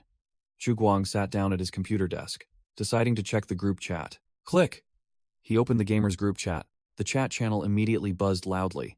The first message that caught his eye was from Ye Wei, boasting loudly. "Mutants. New faction update. The administrator has confirmed a hostile mutant settlement on Street 76. The chat channel exploded with a flurry of memes and questions. What do the mutants look like? Why hasn't the official website updated yet? Awesome. A hostile faction means the alpha test is coming soon. Ye Wei tried to reassure everyone that he hadn't seen anything either, while a player named Quit Smoking wondered why only a few people were online today. The conversation quickly devolved into teasing and complaining.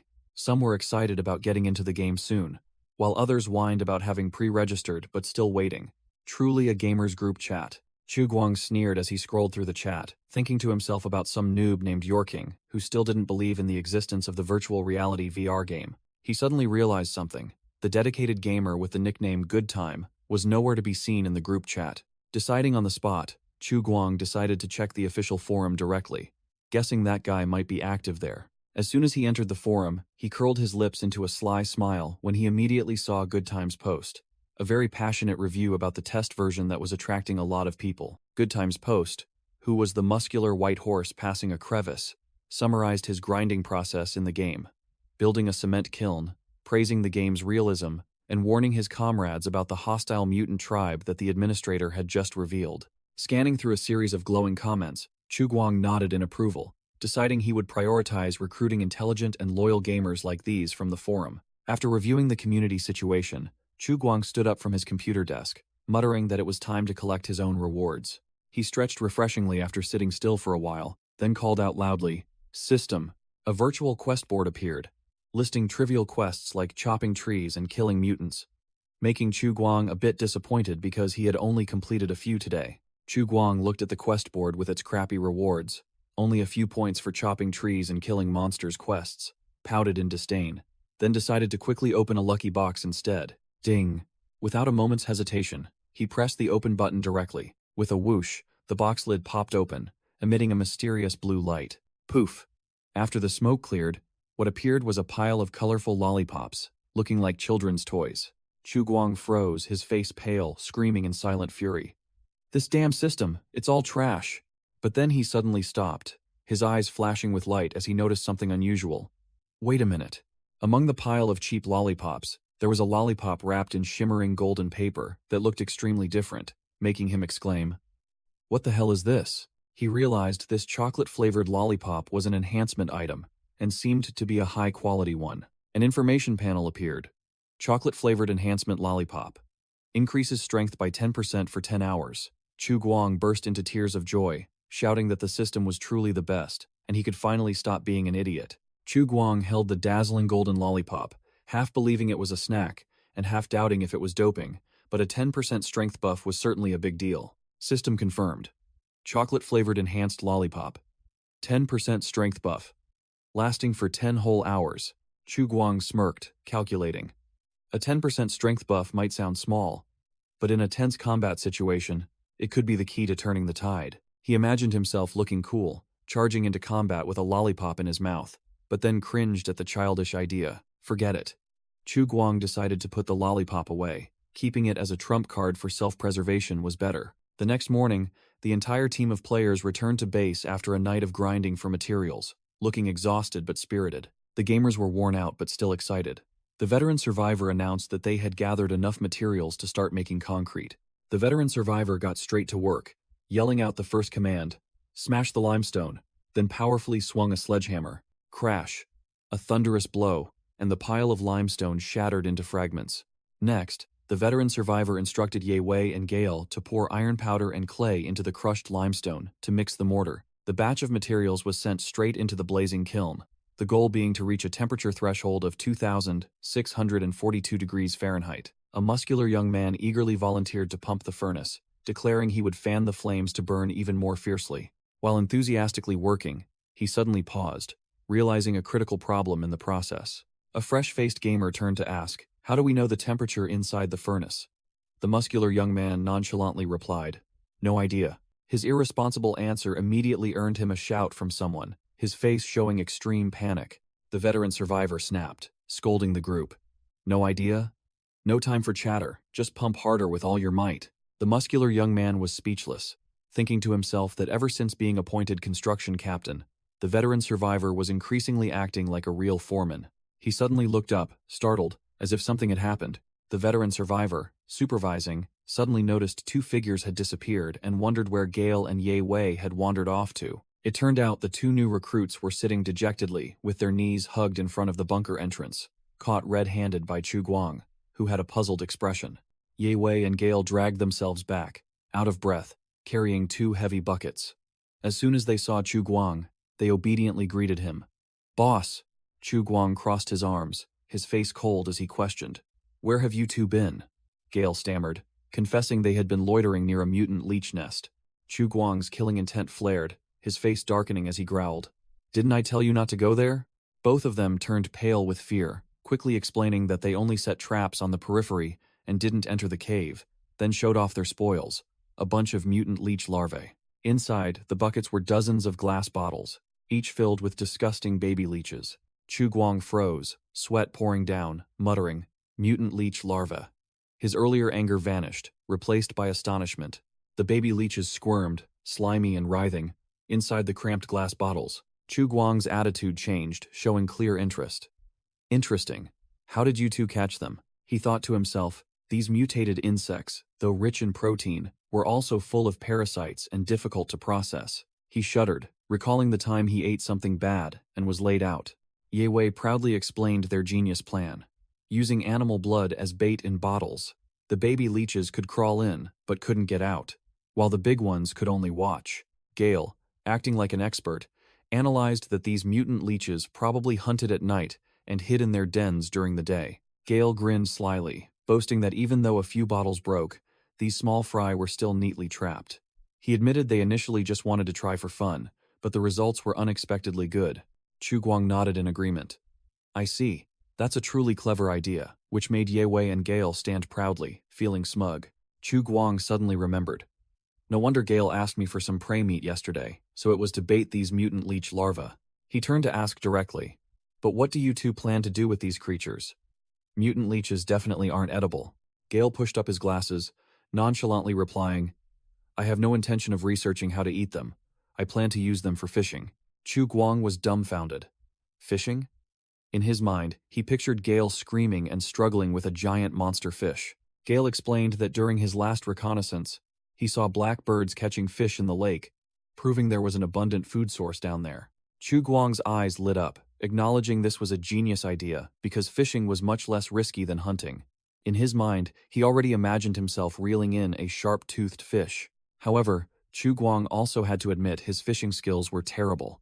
Even with good gear, he couldn't catch anything, let alone with makeshift branches. Chu Guang explained that the problem wasn't just his poor fishing skills. The mutant fish in the lake were all formidable, but bait made from mutant leeches, with their paralyzing effect, would be the key to turning the tide. He turned to ask Gale and Ye Wei directly if they knew how to fish. Gale nonchalantly replied no, but he would craft some fish traps. Hearing a clear plan, Chu Guang immediately dumped all the work on the two new recruits, chuckling with delight, as Gale and Ye Wei eagerly accepted the orders. After sending the two off on their mission, Chu Guang turned to deal with the spoils, finding a way to preserve the pile of mutated hyena meat. He recalled a recipe he'd picked up from the refugees, wrapping tobacco leaves around the meat and slowly roasting it over a fire. Chu Guang mumbled about the scientific principle that tobacco resin would sterilize and kill parasites, but when he brought it to his nose to sniff, something about the smell felt off. His face twisted as he realized the meat smell was completely wrong, nothing like what he had expected. In Chu Guang's mind, the image of perfectly finished meat appeared, golden, glistening with fat, and subtly fragrant with nicotine. But reality was cruel. His meat was dark red, burnt on the outside and raw on the inside, emitting a pungent smell of rotten flesh. Chu Guang froze, racking his brain to figure out which step he had messed up to produce such a disastrous result. Chu Guang grimaced as he sniffed the smoked meat, muttering, "It stinks.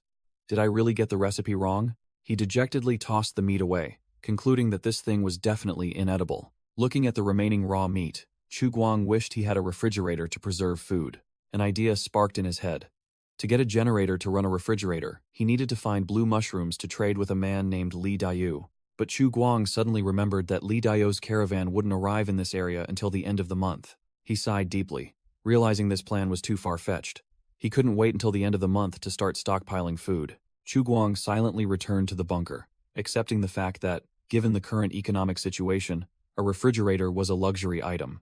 So for the next 3 days, Chu Guang switched to grind mode, hunting in the morning, charging straight in to skewer a mutated hyena. In the afternoon, he returned to cook for the players, watching Ye Wei and Gale eat like starving beasts. After taking care of the new recruits, Chu Guang continued his research into the art of smoking meat, determined not to give up. Even though his meat-smoking skills were still amateurish, Chu Guang still wore a smug expression because the new recruits had grinded so effectively, bringing him a sweet 7 reward points. 7 reward points glittered on the control panel. Chu Guang smirked a cunning smile, ready for the upcoming gacha pull. He could have saved up more, but he decided to go all in on a few basic mystery boxes to see how his luck would fare. What luck! This time it wasn't a useless lollipop. Chu Guang actually pulled a bottle of soy sauce, his face astonished because this seemingly simple item was a luxury brand in this world. As soon as he drizzled a little soy sauce on the chicken leg, Ye Wei, Gale, and the other players salivated like starving beasts, while Chu Guang wore a triumphant expression. The atmosphere fell into a heavy silence. 4 players sat around the campfire, each with a face as glum as a cockroach. Ye Wei was the first to speak, complaining that every day he had to swallow such bland stews that he was about to throw up. He recalled that at first he was excited the game allowed eating, but now he truly understood the suffering of having to chew terrible food.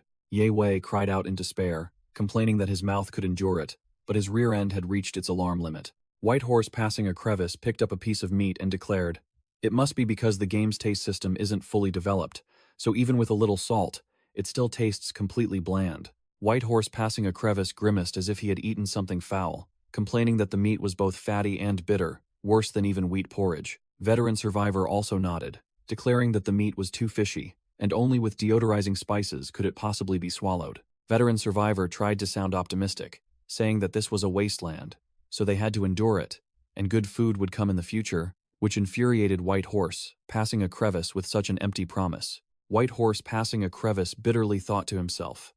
Ever since he became the construction team leader, that guy has learned the game developer's habit of making empty promises. A thought suddenly occurred to him. If the game pursued realism, then selling spices as a luxury, for a fee, would be perfectly reasonable.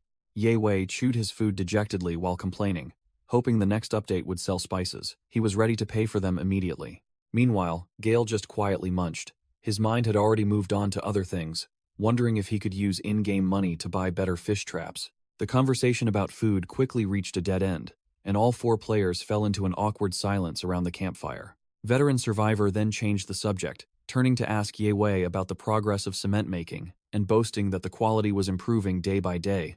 Almost a success. Ye Wei had a blank look on his face, unable to believe his ears, but the other guy insisted he was being serious, not joking at all. Veteran Survivor continued to boast, bragging that besides cement, he and White Horse, passing a crevice, were also researching how to make bricks. The old man admitted that, due to a lack of molds, the finished products looked like lumps of dirt, distorted and misshapen, but still confidently declared they were probably usable, while White Horse, passing a crevice, was speechless. Ye Wei naively asked a critical question.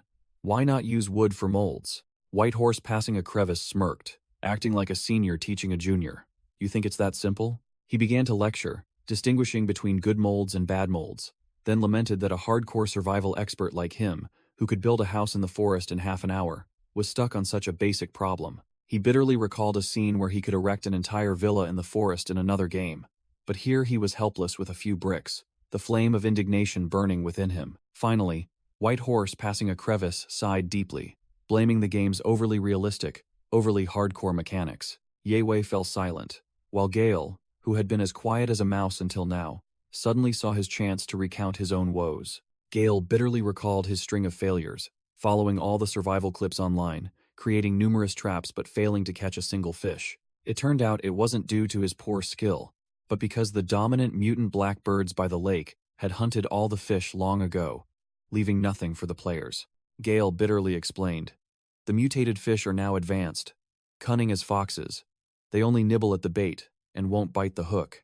Recalling his helplessness, Gale could only cry out in despair, clutching his empty, self-made fish trap. While chewing his food, Gale muttered curses at the wretched fish that had devoured all his baby mutated leeches, deciding to temporarily fatten them up, awaiting the day of his revenge. Veteran Survivor gleefully announced that new recruits were coming, and White Horse, passing a crevice, immediately brightened up, boasting loudly that he hoped for 2 girls to join the team to change the atmosphere. Hearing about girls, Ye Wei immediately switched to pervert mode. His brain automatically conjured the image of an imaginary hot girl, and he affirmed that his senses told him this was definitely a top-tier pick. While the group was chatting idly, Gale suddenly froze, his sharp eyes behind his glasses, as footsteps were approaching. Both Ye Wei and White Horse, passing a crevice, also startled and became alert, whipping their heads around to look towards the bunker door. Veteran Survivor also held his breath, sensing something was amiss, and the entire group turned their eyes towards the entrance. Chu Guang stepped out from the shadows with an imposing aura, and declared simply, "Let me introduce them." Standing before the group, Chu Guang pointed behind him, where 2 tall figures stood, and announced that these were the 2 new members of the shelter. Chu Guang introduced the first new member, a chubby young man nicknamed Burger P. The second was a rather dashing fellow with long hair and a goatee, named W.C. Mosquito. Ye Wei, along with White Horse, passing a crevice, and Veteran Survivor, cried out in despair. Why are they 2 more guys? Despite the protests, Chu Guang still stepped forward to introduce the 2 new recruits to the entire team. W.C. Mosquito waved a friendly greeting, while Burger P stood beside him, looking a bit dazed. Chu Guang gleefully clapped his hands in welcome, while in old Walter's mind only one thought appeared. All these silly names. The group of veterans clapped half-heartedly, their faces as grim as if attending a funeral, their minds repeatedly asking, "When will we get female players?" Without saying a word, the group of veterans turned their backs, ignoring the 2 new members, who stood there bewildered. Being given the cold shoulder, Burger P and W.C. Mosquito dejectedly walked towards the pot of soup simmering in the middle of the yard. The rich aroma from the soup pot wafted up strongly, immediately attracting both new recruits, who instantly forgot the cold welcome they had just received. The moist, stewed meat smell hit them directly in the face, making Chu Guang and WC Mosquito dizzy, both exclaiming, "This is amazing." In the middle of the yard, a giant pot of meat soup was simmering over the fire, emitting an irresistible aroma. Burger Pie and WC Mosquito drooled profusely beside the soup pot, while veteran survivor stood with his arms crossed, asking about the stats of the two new recruits. WC Mosquito confidently pointed to himself, boasting, "I specialize in agility." Burger P was about to report his stats when he froze, seeing Ye Wei and White Horse passing a crevice already slurping soup from their bowls. Ye Wei, eating, explained that the administrator intended to hold a welcoming ceremony, but it seemed to have fallen apart, so he allowed everyone to eat first. Seeing the two new guys, Ye Wei offered a bowl of soup. "You two just woke up, right? Have a bowl?" WC Mosquito looked at the soup bowl, which seemed like garbage, thinking to himself that even if it was poisonous, he would just die and respawn. This was his first time eating in the game. He couldn't miss it. Deciding to go for it, he closed his eyes, brought the bowl to his mouth, and took a huge gulp. WC Mosquito's taste buds exploded. He cried tears of joy, shouting, "My taste buds! This game's food is actually delicious, guys." White Horse, passing a crevice, casually explained, "If you don't eat, your blood sugar will drop." While WC really has. Mosquitoes looked as if his soul had been drained due to the taste shock. White Horse, passing a crevice, thought to himself that the game didn't need to be so realistic, unless there was a pretty girl feeding him, while Burger P sniffed at the soup bowl, which looked like sewage water. Burger P turned pale when he saw a purple mist rising from the soup bowl, his voice trembling. What kind of monstrous stew is this?" Veteran survivor crossed his arms, smirked, and replied simply, "Meat." Burger P asked again, bewildered, "What kind of meat? Pink, pigtail?" Player explained that it was mutated hyena meat, a type of mutant, unclear if it was a dog or a wolf, making Burger P disgusted and spit out all the soup. Despite the disgusting appearance, hunger still won out. Burger P closed his eyes and took a large gulp from the bowl. As soon as he swallowed, Burger P grimaced intensely, complaining, "Why is it so fishy? Didn't you bleed it?" The veteran players' faces were blank as statues, and they replied in unison, "We don't know. This prey was caught by an NPC." Veteran survivor, seeing an opportunity, then whispered into Burger P's ear, "If you know how to cook, go see the administrator. As long as you have a special skill, you'll be valued." After hearing this, Burger P's eyes lit up like headlights, and he excitedly slung his arm over veteran survivor's shoulder. "Really? Then I have to try it later." While Burger P and veteran survivor were still bewildered, a red-haired new recruit confidently raised his hand. "Do you need a carpenter?" "I know carpentry." Veteran survivor, hearing the two words carpentry, immediately widened his eyes, completely shocked as if he had struck gold. Veteran survivor immediately grabbed WC really has mosquitoes by the collar, asking again to be sure. The newbie still innocently boasted that his family specialized in selling handmade wooden items, even trying to get him to add him as a friend for a discount. A rare find. Veteran survivor and Showmercy firmly grabbed WC really has mosquitoes, overjoyed as if they'd struck gold, because they needed someone to make molds. WC really has. Mosquitoes cried out in panic as he was dragged away, his hand still reaching for his unfinished bowl of soup. "Wait, I haven't finished eating yet." The two men ignored him, dragging the newbie away roughly and reassuring him that the chef could just cook another pot, while the other players chimed in that the soup was terrible anyway. Burger P watched the two burly men drag WC really has mosquitoes into a building, the poor carpenter's curses still echoing.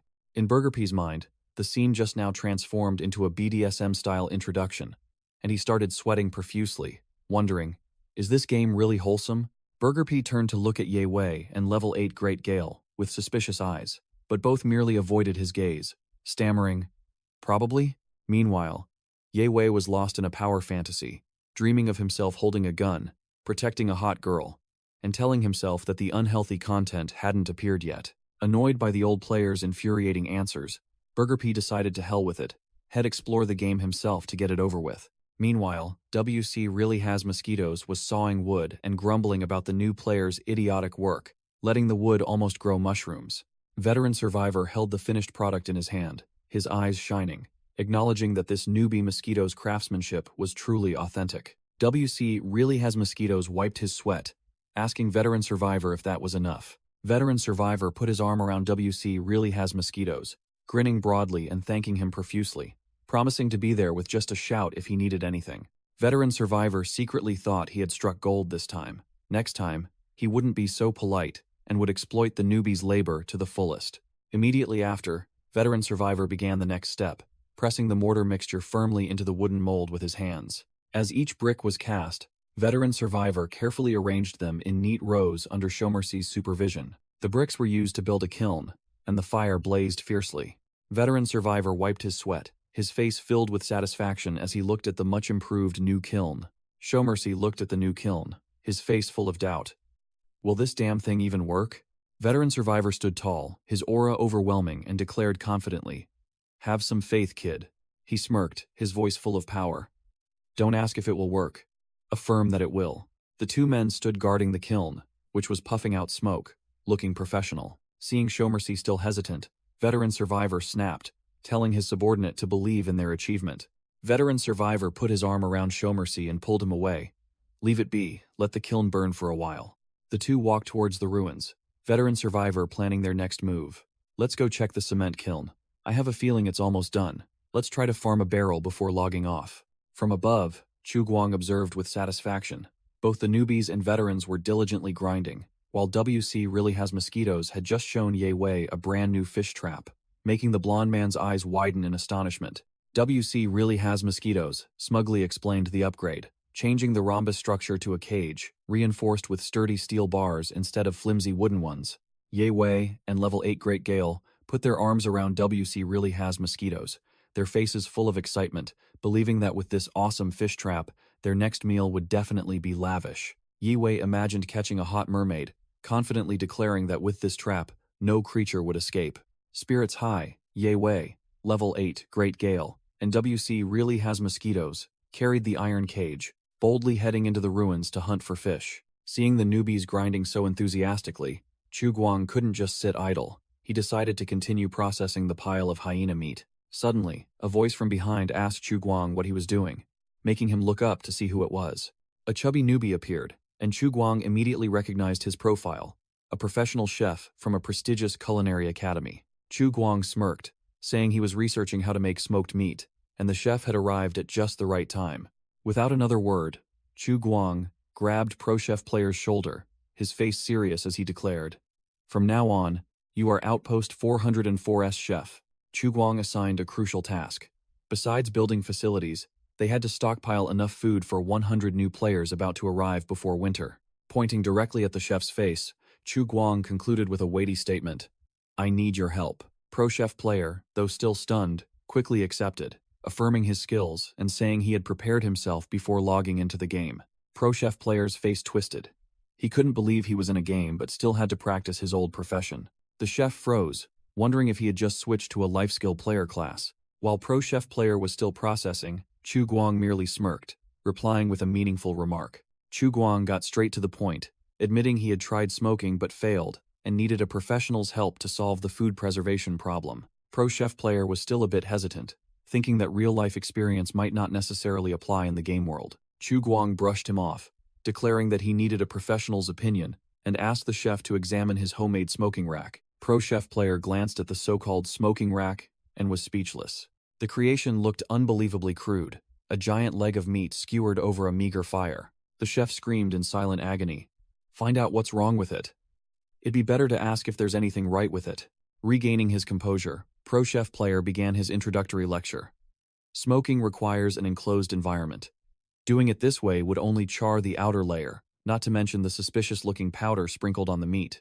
Chu Guang nonchalantly explained that the powder was a special kind of tobacco leaf, leaving Pro Chef Player dumbfounded. Tobacco leaves? It turned out that in this wasteland, salt was as expensive as gold. So the survivors here used tobacco leaves rich in aromatic compounds and tar as a substitute, crushing them and applying them to meat for preservation. Pro Chef Player's face went blank, his brain starting to process the information. That works too? He mumbled that, theoretically, aromatic compounds could indeed be used as food preservatives, but the chef still couldn't accept it, his mind reeling as he cried out that this was the first time he'd heard that this damn thing was edible. Regaining his professional demeanor, Pro Chef Player stated that smoking was possible without salt, though the taste wouldn't be good, and this method of smoking with tobacco leaves was definitely unhealthy. When Chu Guang heard the part about not needing salt, His eyes widened and his mouth dropped open, shouting as if he had just discovered a new truth of life. Pro Chef Player went into lecture mode, explaining the basic principle. Smoking is for dehydration and killing microorganisms. Salt makes it more effective, but it can still be done without it, as long as it's done correctly. He continued to analyze. Lean meat is easier to dehydrate, while fatty meat is tougher. It all depends on the type of meat. However, the chef scratched his head and concluded with a blunt statement. But no matter what, without an enclosed environment, it's all meaningless. It's bound to fail. Chu Guang calculated that if food could be preserved without those bizarre tobacco leaves, it would truly be good news, saving the outpost a mountain of money. But then he realized, no matter how incompetent the refugees here were, they had survived for so long. There was no way they would be clueless about such a basic survival skill. Chu Guang patted Pro Chef Player's shoulder, smirking. Oh well, if NPCs could solve everything, what would we need players for? This glorious but arduous task is yours. Amidst the ruins, Chu Guang casually dusted off his hands, as if a problem had been solved, leaving Pro Chef Player still bewildered and unsure of what had happened. With the food problem having a direction, Chu Guang strode along the desolate road, beginning to calculate the next plan for the base. He came up with the idea of recruiting more players to increase productivity, imagining male gamers scrambling to sign up just for a hot white-haired NPC. The harsh reality was that with only a few players lying exhausted after a day of labor, Chu Guang realized that building defensive walls this month was impossible. Suddenly, Chu Guang froze, his eyes lighting up with surprise and joy. Amazing. Damn it. It finally worked. Veteran Survivor and Flex Muscle Player rushed over, their faces beaming as they called out, "Sir!" Both held something out to Chu Guang, and Veteran Survivor excitedly told him to look at their achievement. Chu Guang's eyes widened, sweat pouring down as he couldn't believe what he was seeing. What shocked him was a pile of silicate cement that had just been successfully manufactured, looking no different from a pile of loot. Veteran Survivor and Flex Muscle Player proudly showed Chu Guang, "Sir, we've finally succeeded in making silicate cement." Flex Muscle Player explained that since it was a test batch, they didn't produce much. Veteran Survivor confidently reported that with this homemade furnace, producing half a ton a day was a piece of cake. Tears welled up in his eyes, proud that despite their shoddy equipment, they still managed to achieve something great. Both recalled working their fingers to the bone, fanning the furnace until their arms ached, and shoveling coal until their muscles bulged, all to fire the cement. Chu Guang nodded in satisfaction, acknowledging their efforts. "You two did very well." Standing before the pile of cement, Chu Guang declared that the plan had advanced a step further and rewarded each of them with 1,000 contribution points. Hearing about the huge reward, both Veteran Survivor and Flex Muscle Player were completely stunned, their eyes wide and mouths agape. Veteran Survivor and Flex Muscle Player cried out in joy, tears welling up as their days of hard work had finally paid off handsomely. Chu Guang mused about his past, where he only wished to earn money and enjoy life. But now, as an admin, he had to worry about over-distributing currency to the new players, which could cause inflation and affect the game's lifespan. To solve the problem, Chu Guang came up with the idea of draining the players' resources by releasing luxury items, such as steak combos, limited skins, and even supercars and villas, leaving the two men to cry as their contribution points vanished. Chu Guang had a brilliant idea. Open a virtual girlfriend gacha system with only a 5% SSR drop rate, each pull costing 1,000 contribution points. A perfect money-burning machine. Back in reality, Flex Muscle Player seriously raised his hand, interrupting Chu Guang's thoughts to report something important. He explained that now that they could produce cement, they needed more manpower to start building the outpost, officially expanding their scale. Chu Guang crossed his arms, looking like a powerful admin, and directly asked the two players about the number of workers they needed for the plan. Veteran Survivor was extremely excited, his eyes shining brightly as he declared they needed at least 10 people, and of course, the more the merrier. He analyzed in detail. The cement kiln required 2 people to manually fan it in shifts, and when the second kiln was built, that number would double. Furthermore, the material grinding process also consumed more manpower, significantly increasing the total number of people needed for the production line to operate smoothly. Veteran Survivor continued calculating. Just transporting rocks from the construction site alone would take 4 people. Moreover, building walls and houses required another 8 people, totaling a formidable labor force. Flex Muscle Player broke out in a sweat, mentally calculating a total of 16 people, while the outpost's current food supply was only enough for 7 people for 1 week. Chu Guang pondered. If the population suddenly doubled, logistics would surely be in chaos. He worried that with the soaring number of mouths to feed, the meager food supply would vanish in an instant, and time waited for no one. Looking at the unfinished building amidst the approaching snow, Chu Guang understood that if they didn't speed up, the plan to build the outpost before winter would fall apart. He decisively said, "All right, I understand." Chu Guang, acting like a powerful admin, declared that he would request support from his superiors, and in just 3 days, a new group of members would be awakened to join the grinding efforts on the surface. Hearing the news of more people, veteran survivor and flex muscle player were overjoyed, their eyes sparkling as they imagined a formidable army of new recruits about to arrive. Veteran survivor clenched his fist, his spirit ablaze. "Excellent. With more people, our construction project will be much easier." With their morale soaring, all the players shouted in unison, ready to work hard for the great construction endeavor. Professor Yanfeng muttered to himself, a knowing smile on his face. Just as I suspected. This NPC is clearly no ordinary one. He realized that Chu Guang was not just a simple NPC, but a force that could even interfere with the progress of the closed beta. Professor Yanfeng's mind raced, and a crazy hypothesis flashed through it. Could it be like those old-fashioned online game novels? He imagined Wasteland Online was not an ordinary game, but one run by a supercomputer with infinite power, where the AI generated all the content itself. In his imagination, Chu Guang was the one manipulating every line of code, a true admin in the virtual world. Snapping his fingers, Professor Yanfeng concluded, Wasteland Online is precisely that kind of top-tier virtual reality game. Meanwhile, at the outpost, construction was still unfinished amidst the desolate landscape, with dust flying everywhere. WC really has mosquitoes in the restroom sighed in relief, a blade of grass in his mouth, looking like a cool guy.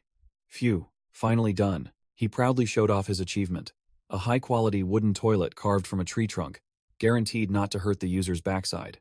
WC really has mosquitoes. Crossed his arms smugly, while Pro Chef player burst into tears of joy, finally escaping the fate of squatting until his legs went numb. Professor Yanfeng's face turned pale. He yelled that he couldn't hold it anymore, and dashed off like a whirlwind. Just then, WC really has mosquitoes appeared like a god, proudly presenting the VIP wooden toilet to Burger P. Here's the hot stuff, try it right away. But Professor Yanfeng looked disgusted. Thinking about having to share it with other people's butts already felt wrong. He flat out refused and bolted straight outside, leaving Burger P bewildered. Professor Yanfeng declared head rather squat in the bushes, leaving Burger P speechless at the professor's pickiness in a game. Burger Pie could only show a helpless expression, completely unable to understand his teammates' logic. Suddenly, a call of pie rang out, making Burger P jump and turn around. A loud noise echoed, and dust flew up from the riverside, making Burger P look up. Yi Wei carried a giant fish mutant on his shoulder, excitedly running back to show off his trophy. Pie, we did it. Burger P's jaw dropped, his eyes wide in disbelief at the sight before him. Yi Wei yelled for everyone to come see. While Burger P's jaw dropped, his face contorted in horror at something oversized rushing towards him.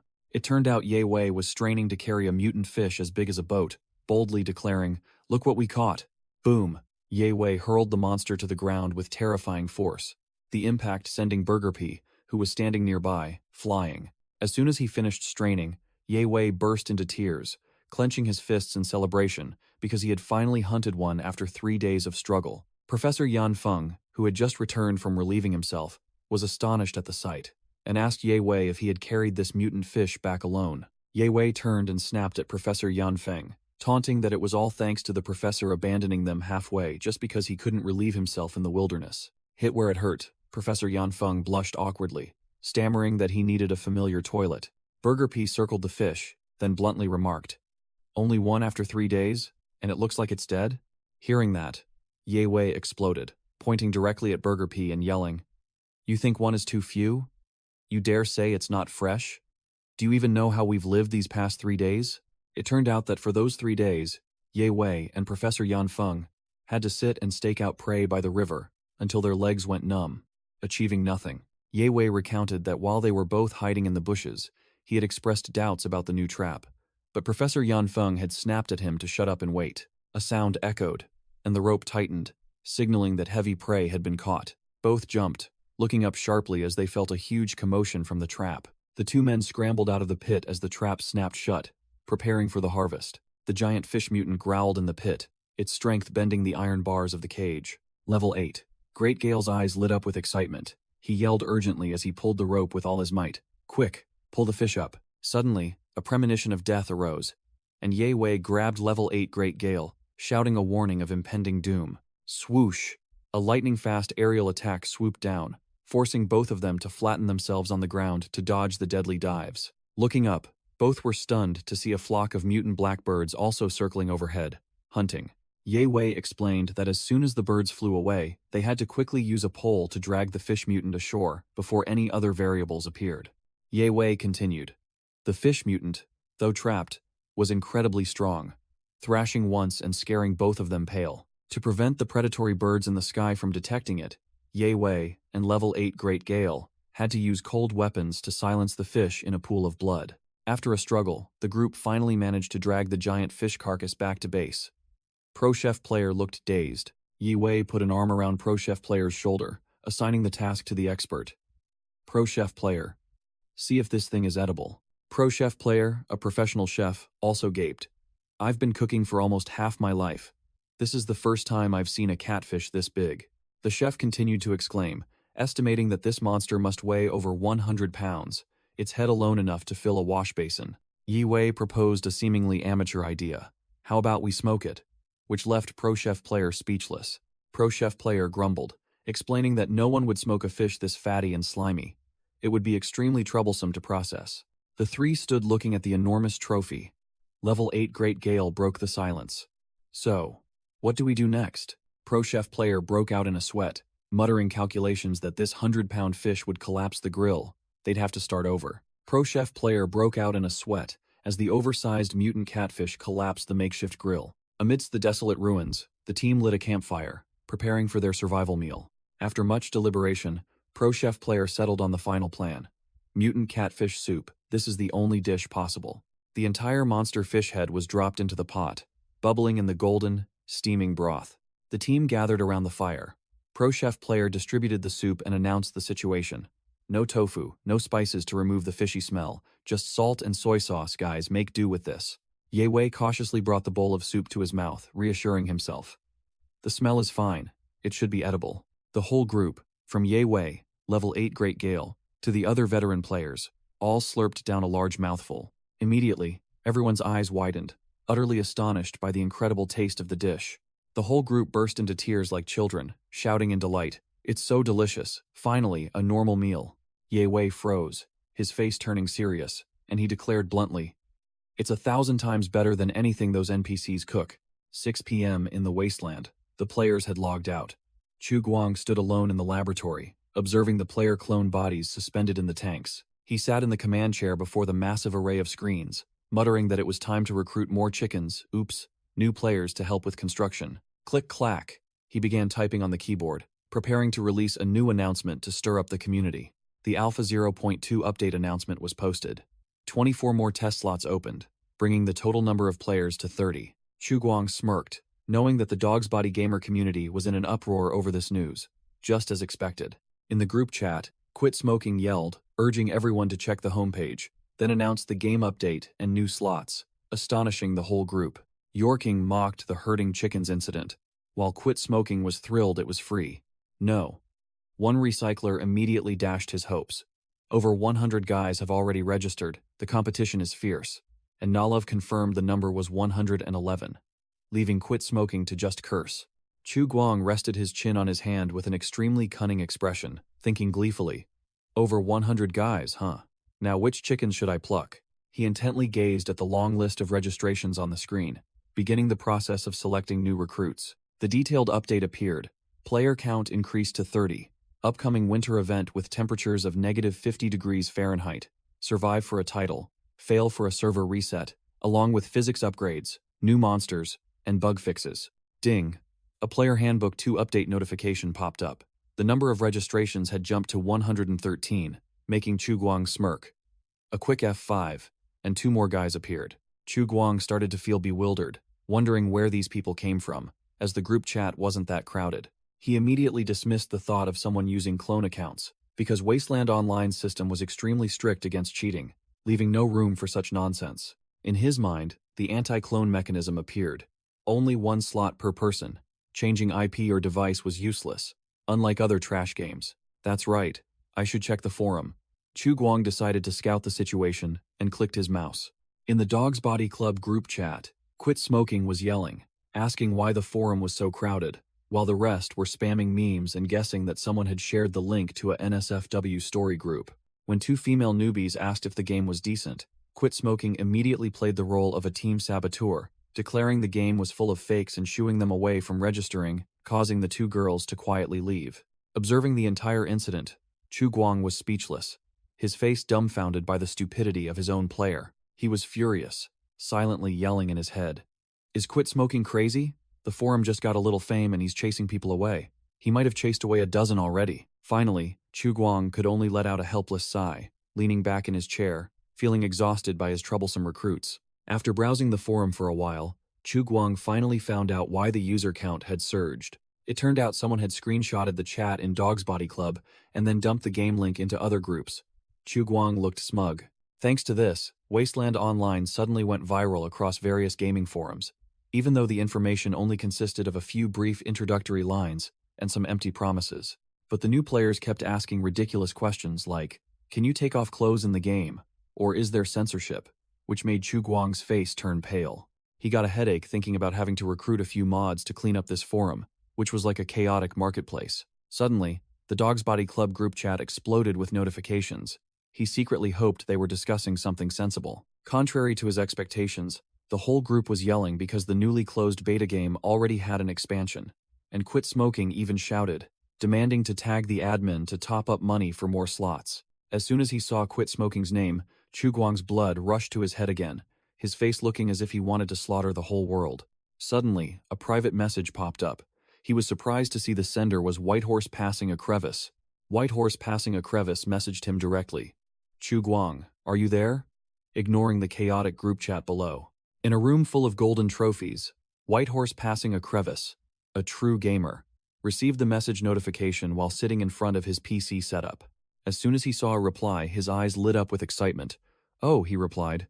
The chat screen appeared. Chu Guang replied concisely. Just finished work. What's up? Whitehorse, Passing a Crevice, typed furiously, getting straight to the point. Is the administrator NPC that we often call played by a company employee, or is it an AI? He quickly added a probing sentence. I'm just asking casually. If it's a company secret, just ignore it. Chu Guang replied nonchalantly, claiming he was just a lowly planner who knew no secrets, which made Whitehorse Passing a Crevice even more eager, urging him to continue. Chu Guang began his grand reveal, dropping a tantalizing bait. His existence is very special. Whitehorse Passing a Crevice immediately took the bait, his eyes shining. Special? Wow. This NPC is truly something else. Whitehorse Passing a Crevice typed rapidly. Can you be more specific? On the other side, Chu Guang flashed a cunning smile, preparing to deliver the final blow. With a dramatic expression as if revealing an earth-shattering secret, Chu Guang typed out a shocking line. He is the first-generation perfect AI developed by our company, making Whitehorse Passing a Crevice gape and yell in his head. A perfect AI? Goodtime gulped, sweat pouring down as he heard the shocking news, his brain starting to overload. But instead of fear, Goodtime cheered in delight, his eyes gleaming like car headlights. Holy crap, this is awesome. Chu Guang continued his bluster, asserting that the administrator was an almost human AI, with thoughts, memories, and full control over the players. Goodtime furiously typed on his keyboard, smug that he had guessed correctly. Just as I predicted. I truly am a genius. The gamer typed like a man possessed, finally understanding why every decision made by the administrator directly affected the entire server's game testing progress. Goodtime praised the game's realism, feeling as if he was living in a real world, not just a video game. He firmly declared that even if one nitpicked, they wouldn't find a single bug. This game was too perfect. According to Goodtime, the game's only weakness was having just one NPC, and that was the administrator. He deduced that the purpose of this test wasn't to test the game, but to test that super powerful AI itself. Goodtime concluded that even the Winter is Coming update was released solely to serve this AI test. Goodtime puffed out his chest, confidently declaring that he had seen through the developers' true intentions and grasped their entire scheme. He sneered, scoffing at the small fry on the forums who only discussed trivial matters about the Winter is Coming update. Goodtime typed furiously, messaging Chu Guang directly, exposing that on the surface it was a game test, but in reality, they were testing a perfect AI. He firmly concluded that the Winter is Coming update was released precisely to test the company's mysterious AI. Chu Guang broke out in a cold sweat, frozen for a few seconds by this gamer's godlike deduction. He secretly thought he should immediately delete the noob-tricking script folder, because Good Time's bluster sounded even more plausible than the script head made up. Seeing Chu Guang remain silent and unresponsive, Good Time became even more smug, believing he had guessed correctly and everything was going according to plan. Chu Guang flashed a devilish smile, deciding to play along, and typed a confirmation that Good Time's hypothesis was entirely accurate. Good Time pressed, asking if the test's progress would be affected by the storyline, and Chu Guang coldly confirmed that it would. The gamer typed like a storm after learning that only the administrator could advance the storyline, and promised to keep this shocking secret under wraps. Chu Guang messaged back that it wasn't exactly a secret, but Good Time still vehemently vowed not to utter a word, confidently declaring himself super trustworthy, leaving Chu Guang speechless. Chu Guang sighed inwardly, finally witnessing firsthand the legendary realm of delusion from a gamer. Nevertheless, Chu Guang felt relieved, thinking that having such an experienced new player would save him a lot of trouble when he entered the laboratory. Standing before two-player clone body cultivation tanks, Chu Guang muttered that it was time to prepare to welcome the new recruits. Meanwhile, the outside world was changing. Yellowing leaves and sharply dropping temperatures signaled an unprecedented crisis was approaching, as monster wolves and mutant birds began to roam the ruined city. Chu Guang gathered the players amidst the ruins, announcing the bad news. This winter will be harsher than usual, and it's coming earlier than expected. We don't have much time to prepare. The faces of the gamers, from Pro Chef Player, WC Mosquito, to Gale, all grew tense, realizing the gravity of the situation. Ye Wei, Shadow, and the other players were no exception. All exuded a determined readiness to face the coming cold snap. Chu Guang pointed to the quest board, declaring it had been updated. The list of necessities, required constructions, and corresponding rewards were all there. Chu Guang looked down at the entire lineup from above, concluding with a stern statement. Remember, we must unite to overcome this difficult time together. Chu Guang's face was cold as he sternly declared, Winter is coming. This is fate's test for all of us. Standing high above, Chu Guang officially launched the first beta game expansion, Winter is Coming, while the players below were fired up, ready for battle. The atmosphere at the base became urgent. Players rushed into work, some built furnaces, others transported materials, all hastily preparing for the harsh winter. Chu Guang stood alone, exhaling a puff of smoke, clearly feeling the cold seeping into the air and the urgency of the situation. Chu Guang broke into a cold sweat, thinking about the population about to increase from 6 to 30 mouths to feed, and all of them would be screaming for food like a hungry horde of zombies. To stockpile food, Chu Guang took Ye Wei hunting, a clean arrow taking down the 10th mutant bird of the day. Utilizing Ye Wei's sensory abilities, the two successfully ambushed a two-headed hyena. Ye Wei leaped into the air and delivered a fatal finishing blow. The result after 3 days of grinding was a mountain of monster corpses. Over a dozen mutated hyenas along with countless rabbits and squirrels, so many that Gale was left wide-mouthed in astonishment. Thanks to leeching experience from Chu Guang, Ye Wei finally officially leveled up to 1, escaping his fate as a level 0 rookie. Ye Wei went wild with joy, flexing his arms in celebration of being carried to a higher level, while Chu Guang stood behind him, speechless. Chu Guang felt a surge of power stirring within his body, vaguely sensing the threshold of a breakthrough, but getting stuck because his gene sequence was too unique compared to the GM's. Standing before the analysis screen with Little 7, Chu Guang admitted he was also clueless about how to level up, only able to rely on the machines to find clues. The scan results showed that his gene development progress had only budged a little, reaching 52%, a number that revealed how arduous the path of a true original was. Meanwhile, the new players were performing exceptionally well, each with their own talents, throwing themselves into the base construction under Chu Guang's observation. Shadow and WC Mosquito teamed up to build a crude smelting furnace, using charcoal as a reducing agent to begin the metal refining process from scrap. The first result was a pile of glistening iron slag, refined from rusty steel bars and old car parts, a major step forward in recycling. The two men put all their strength into it, swinging hammers with resounding thuds to crush limestone and clay, preparing for the cement clinker production stage. After much sweat and effort, both men breathed a sigh of relief before the pile of high-quality cement clinker fresh from the kiln, a crucial material for construction. Whether it was manually pulling the furnace bellows or pushing wheelbarrows full of rocks, all the work was arduous manual labor, draining both of their strength. But their efforts were well rewarded. Shadow roared with delight as his strength-type gene sequence officially leveled up to 2, gaining an additional attribute point. Time also roared with delight as he broke through from level 0 to level 1, but ironically, the increased stat was agility, not strength. The logic of this game was very realistic. Use it to strengthen it.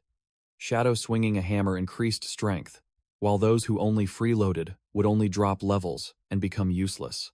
Among the beta players, only Storm was the biggest deadweight on the team, still stuck at level 0 while his 2 friends had already leveled up to 1 and were laughing at him. Seeing Storm's experience bar was pitiful, stuck at 99.99999%, just a tiny bit short of leveling up but unable to budge. It turned out that farming monsters with traps only gave a few meager experience points, while personally spearing a mutant fish rewarded 5 points.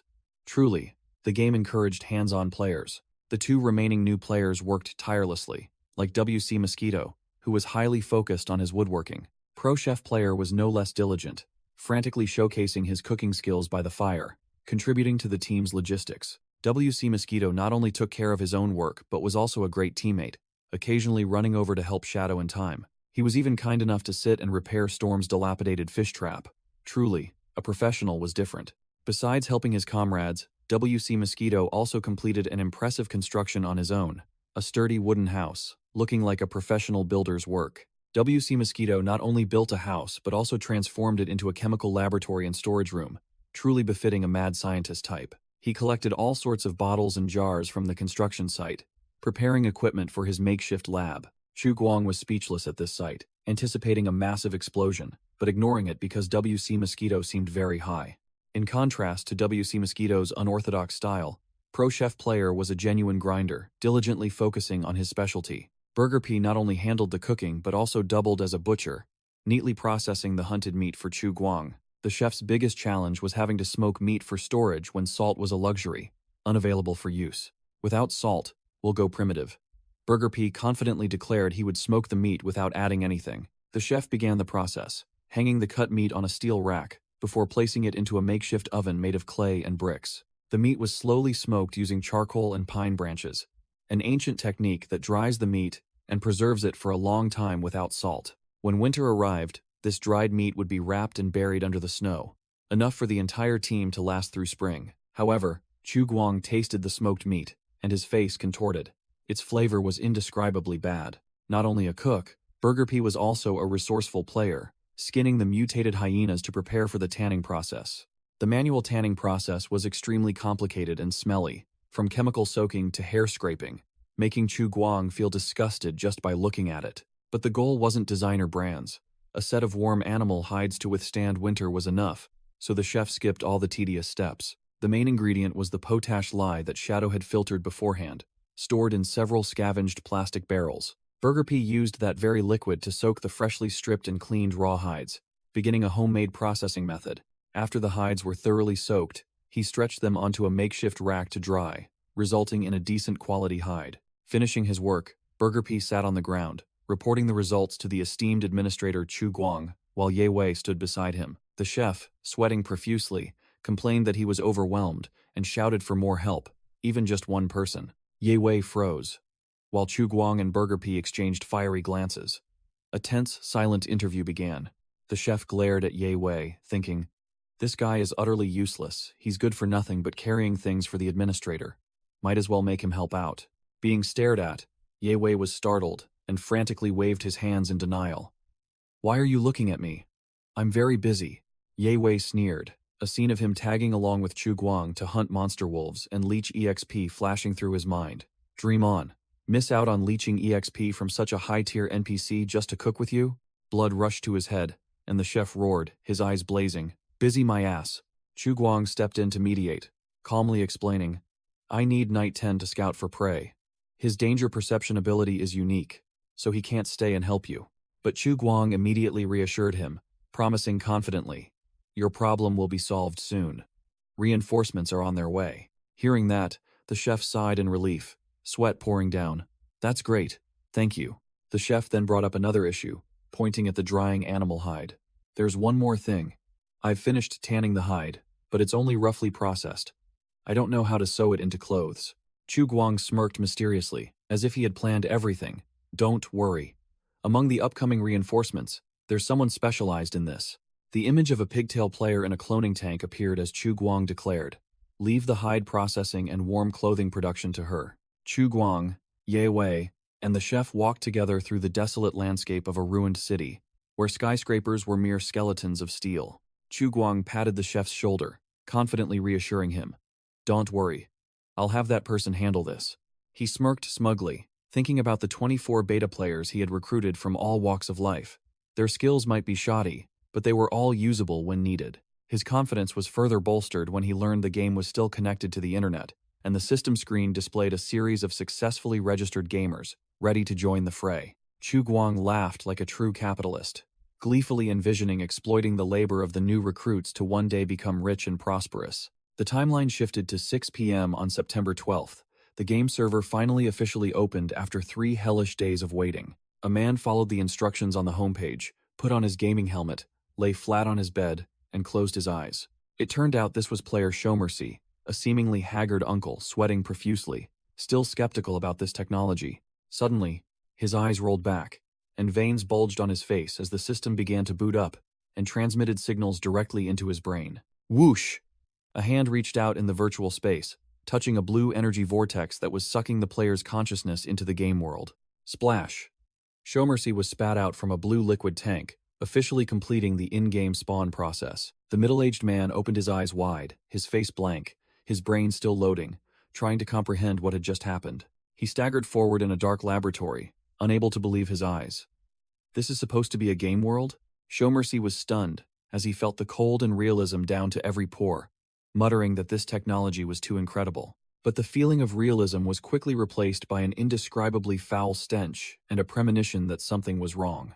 Standing tall before him was a muscular, one recycler, who had just emerged from another tank. Uncle Shomercy's face turned pale, sweat pouring down like rain, his brain temporarily shut down.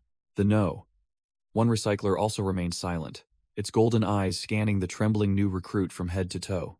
After a few seconds of stunned silence, Shomercy finally screamed, "What the hell is this thing?"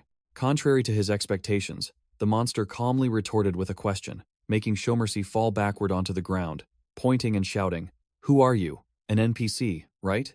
"No," one recycler growled. "NPC, my ass. I'm a player. ID." "No," one recycler. Shomercy was overjoyed when he recognized his teammate, but he couldn't resist teasing. "Oh, it's you, the guy who just joined the group a few days ago. Why do you look so hideous?" "No," one recycler immediately retorted. "You're the ugly one." Then both burst into hearty laughter. Suddenly, "No." One recycler froze, his face blank, as if he had just realized something terribly wrong. He spun around, frantically patted his entire body, especially his sensitive area. After checking, "No," one recycler shouted in despair, "Damn it! Why don't I have that thing?" Shomercy was speechless, sweat pouring down. "With this form, why are you still concerned about that thing?" "No," one recycler roared, his eyes bloodshot with anger. "If I don't have that, then I won't have the other thing either." He frantically shouted, imagining a sexy imaginary lizard woman. "You damn deceptive game designers. If you're going to make me a lizard man, why not make me a lizard woman instead?" Shomercy narrowed his eyes. A mischievous smile spread across his face. "If you don't want to be a lizard man, we could swap." "No," one recycler snapped at Shomercy, chasing him away. "Get lost." Ignoring him, "No." One recycler remembered he could check his stats, and immediately pressed his hand against the cryopod to scan his body. A stat screen appeared. ID. No. One recycler, mutated lizardman race, level 0. Strength, agility, constitution, and perception were all at 7 to 8, but intelligence languished at 2, along with a bunch of overpowered passive talents. No. One recycler roared in excitement when he saw his hacked-like starting stats. Holy crap, these stats are for real. He recalled the information on the homepage. The average stats for an adult male were only 5 points. A comparison chart appeared, showing that he completely surpassed ordinary people in every aspect, except for the intelligence stat of 2 points, which looked like a joke. He reassured himself that he hadn't become stupid. He could still do basic addition, so the low intelligence stat on paper meant nothing. No. One recycler puffed out his chest and burst into a self-satisfied laugh, making Showmercy look at him with a worried gaze. "Are you all right?" He ignored him, gave a thumbs up, indicating he was high as a kite, and urged them to go meet the other players and the administrator. As he walked, no. One recycler continued to laugh maniacally, even casually covering that area with a cloth, while Showmercy stood frozen, speechless. Showmercy suddenly stopped, his face showing suspicion as he discovered something unusual. It turned out there was a strange piece of paper stuck firmly to the no. One recycler's scaly dragon butt. Showmercy's face twisted as he announced, "Something stuck to your butt," causing Lizardman to ask back foolishly. The Lizardman peeled off the paper, marveling that it was made of high-quality waterproof material and was completely dry. On the paper was a jumble of ancient, winding characters, looking like a spell from some unknown power. With an intelligence stat of 2, Lizardman stared at the paper, his brain completely frozen, unable to comprehend anything. What the hell is written on this? Just then, the two ran into a group of other players gathered in the hallway, including Yewei, Level 8 Great Gale, and Whitehorse passing a crevice. The group of gamers gaped, one of them exclaiming in astonishment, "Damn, look!" Everyone was deeply shocked to see a flesh-and-blood lizard man, unable to believe this game allowed choosing races. Holy crap, unbelievable. The gamers swarmed around Lizardman like ants, their eyes gleaming as they guessed this was a unique hidden class. Showmercy's face fell, annoyed that the hidden class was clearly more sought after, while Lizardman stood behind him, looking bewildered. Lizardman patted Showmercy's shoulder, emitting a toxic green mist, then declared boldly, "Don't be discouraged. Follow me. I'll carry you." Showmercy shrieked, pushing the monster away with all his might and yelling in disgust, "Get lost! That lizard smell is disgusting." After escaping, Showmercy looked around, realizing that apart from Lizardman, everyone else was human, and began analyzing each person's class. It turned out these new players were of all types, from strength, intelligence, to perception and agility classes, a fairly standard lineup. While engrossed in analysis, Showmercy suddenly paused when he saw two female gamers standing in a corner, who didn't seem ordinary. Showmercy's eyes immediately turned into hearts, his mouth agape in extreme delight. Holy crap, there are female players too. Two new female gamers appeared, a tall blonde player with a confident expression, and a pink pigtail player who looked grumpy, forming a contrasting pair. Showmercy and the male players watched curiously as the two newly appeared female gamers loudly argued. The tall blonde player taunted her opponent. "Have you weaned yet, little kid?" Stung by the jab, the pink pigtail player went all out, headbutting the tall blonde player's chest and yelling bitterly because her in-game height wasn't like her real-life height. 10 minutes earlier, the pink pigtail player had just emerged from the cloning tank, officially spawning into the game world. As soon as she escaped the tank, she ran headfirst while still bewildered, not understanding what was happening. It turned out she was an intelligence-type player, and she was stunned, wondering if she had truly entered the game. Standing in the middle of a laboratory full of cloning tanks, she still couldn't believe the surreal scene before her. The feeling was too real, making her break out in a cold sweat, unable to distinguish between game and reality. But her fear quickly vanished, replaced by extreme excitement as she fantasized about upgrading to awesome cybernetic gear like on the homepage. After waking up, the rookie pink pigtail player decided to immediately bolt from the cloning tank laboratory to check the situation outside. As soon as she stepped out the door, she froze, her mouth agape in astonishment at the scene outside. Before her was a massive hall where a group of uniformed players had already gathered, looking like a guild meeting. Shaking off her initial confusion, she immediately switched to a state of excitement, her eyes shining brightly. The appearance of another female gamer, a long-legged tall blonde player, immediately attracted the attention of the male gamers who were eavesdropping. The tall blonde player turned around and greeted them confidently. The tall blonde player actively approached, feigning friendliness. "Looks like it's just the two of us here, huh?" The pink pigtail player happily replied, introducing herself as Wisteria. The tall blonde player also introduced herself, saying her name was Crowy, a perception-type player. Wisteria suddenly paused, a flicker of doubt in her eyes. Crowy found it strange and asked, only for Wisteria to tell her to look around. Wisteria pointed out an obvious truth. Everyone here is wearing the same type of jacket. All the other players were wearing identical uniforms.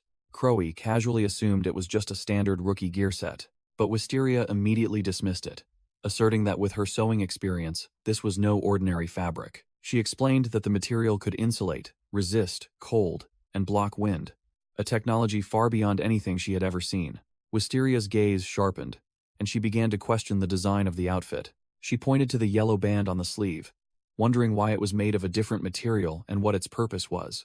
To prove it, Wisteria yanked hard on the yellow band on her sleeve. Snap!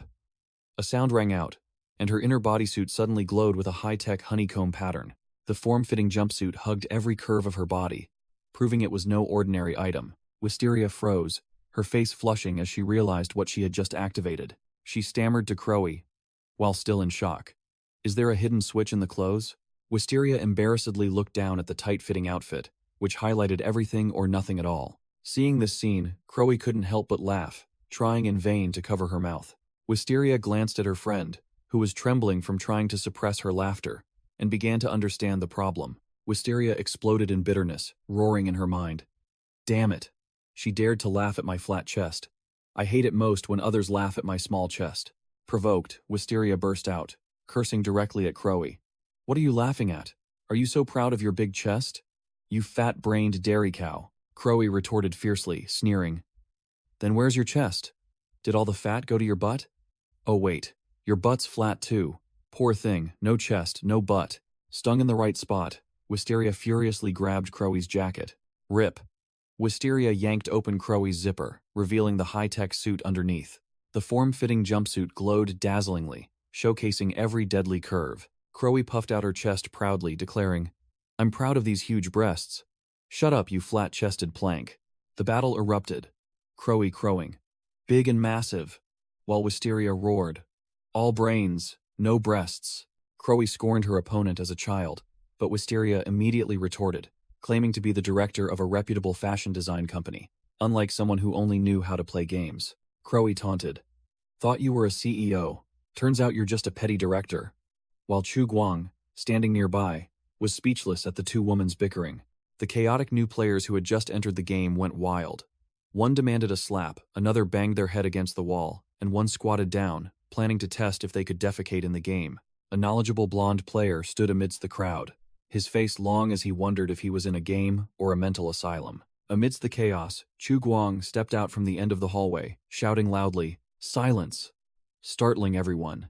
The new players immediately turned around, their eyes gleaming as they realized an NPC had just appeared. The knowledgeable blonde player also snapped to attention, clenching his fists excitedly, guessing this was the legendary administrator from the rumors. The blonde new player thought to himself that even though it was his first time playing, he had read all of Goodtime's posts and was well informed about the situation, including the fact that the cement kiln had just been built. Chu Guang stood facing all the new players, including Crowy, Wisteria, and Lizardman, then welcomed them to Shelter 404. Standing next to the robot Little Seven, Chu Guang crossed his arms and declared bluntly, I am the administrator here. Chu Guang held his head high, his gaze sharp, concluding his identity with the codename, Dawn.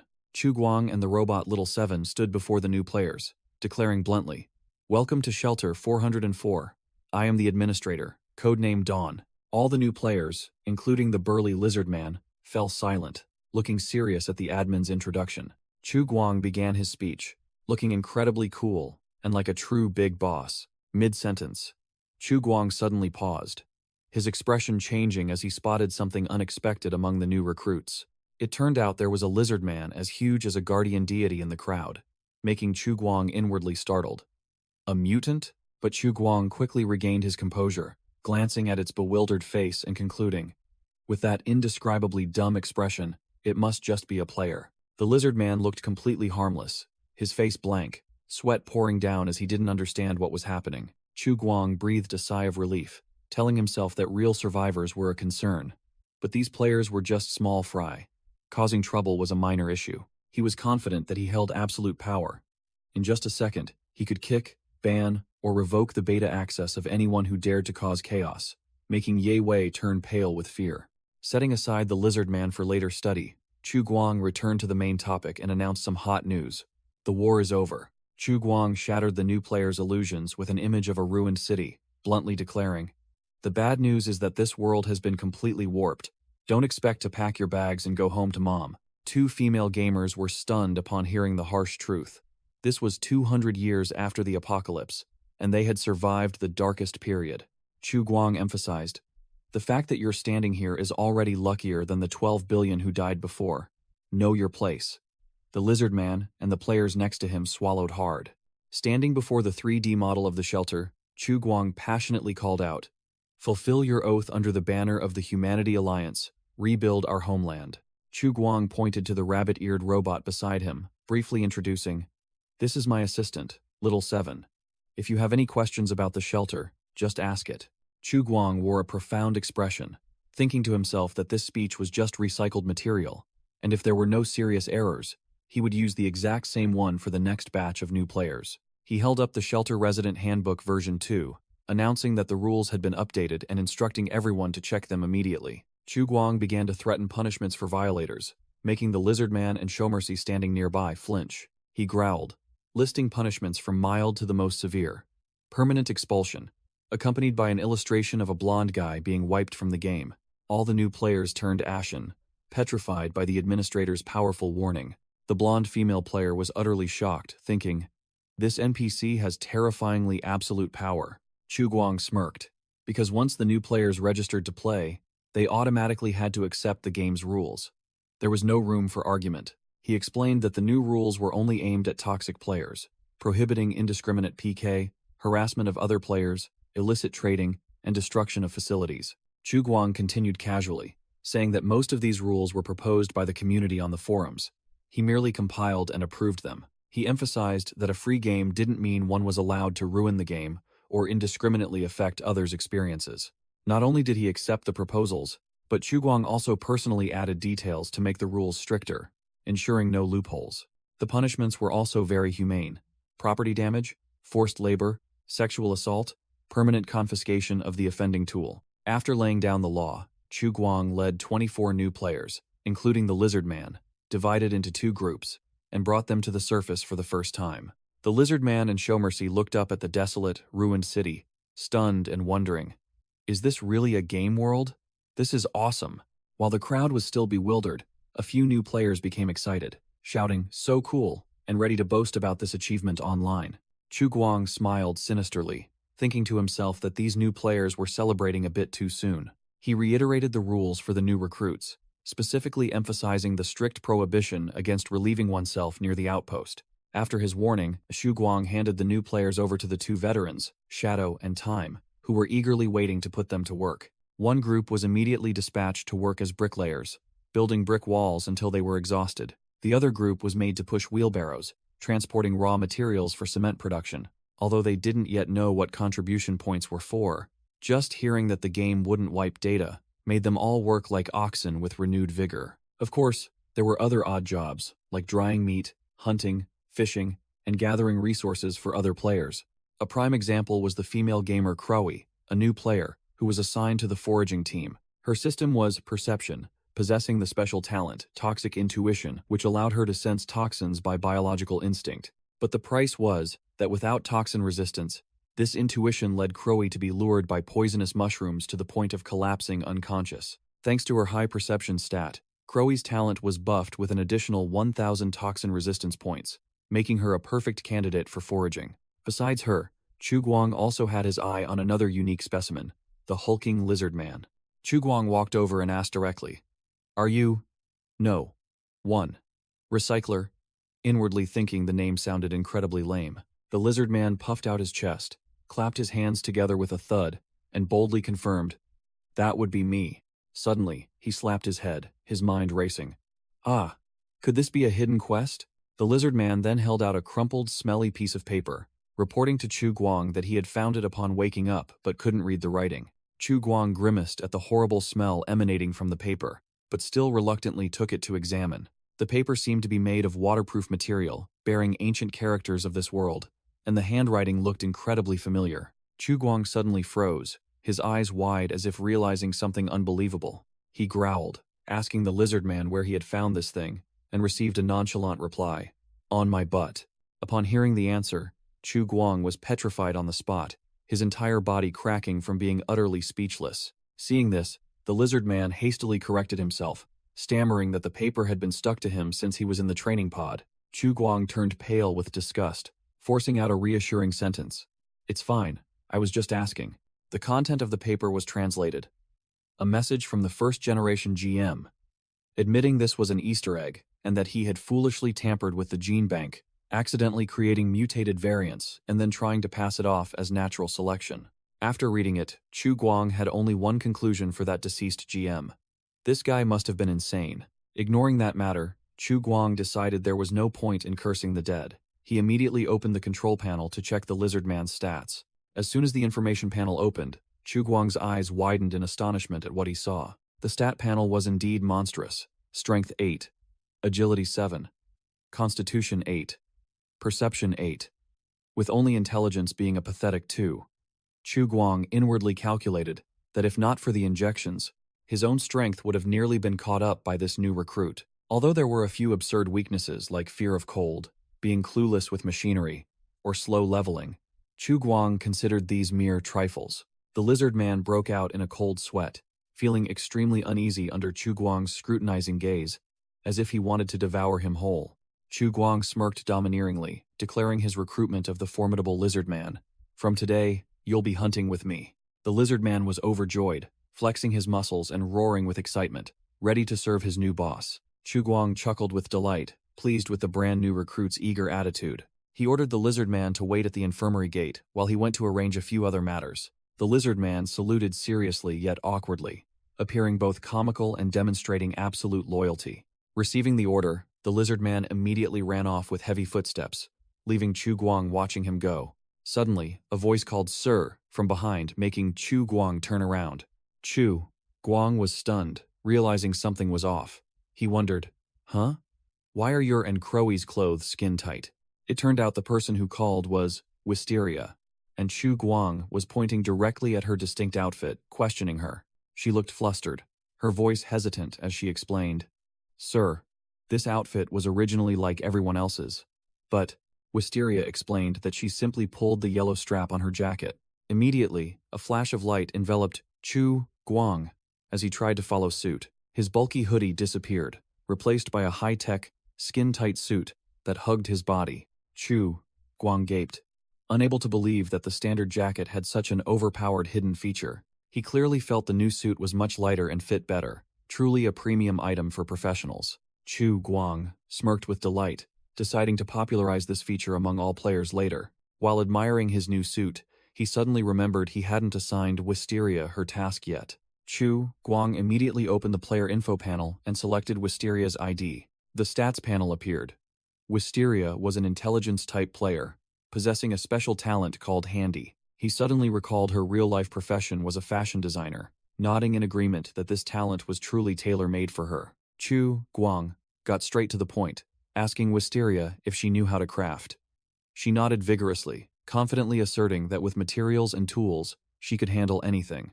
Wisteria confidently boasted, "Although I mainly design on a computer, my practical skills are better than many." Behind her was an image of a professional female designer in deep concentration. Chu Guang nodded, declaring that materials weren't an issue.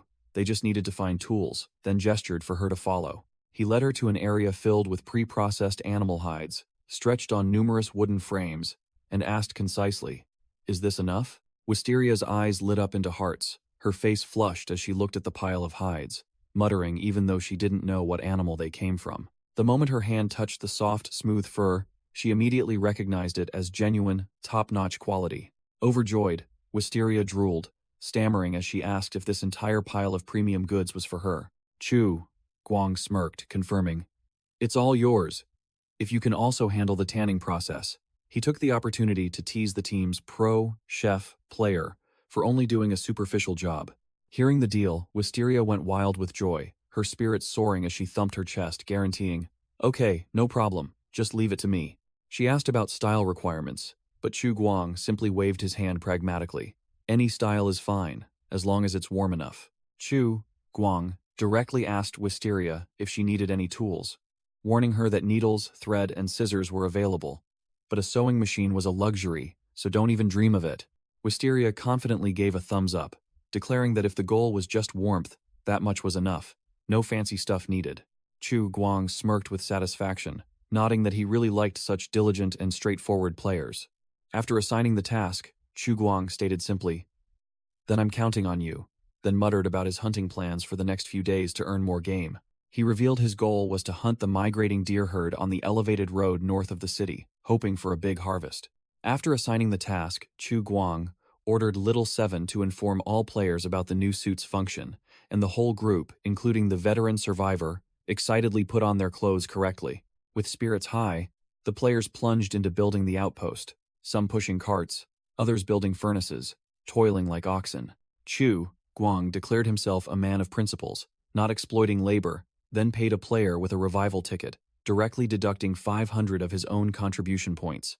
Wisteria's eyes shone like headlights upon receiving the crafting quest. Each item made would be rewarded with 50 contribution points, with the simple requirements of being wearable and warm enough. Chu Guang had already planned his business strategy, intending to wait for the online store system to sell these clothes to other players for 100 to 500 points, depending on quality. Chu Guang pondered, realizing he needed to recruit an NPC to manage the store. He recalled rumors about a nearby farm where they often sold off weak, unskilled farm slaves in winter to save food. Chu Guang decided to go there to try his luck, while Lizard Man stood behind him, already geared up, asking his boss when they would depart. Chu Guang smirked, telling Lizard Man to calm down. First, he needed to find a decent weapon for himself. Both proceeded to a small wooden house outside the infirmary, which was the carpentry workshop built by W.C. Mosquito.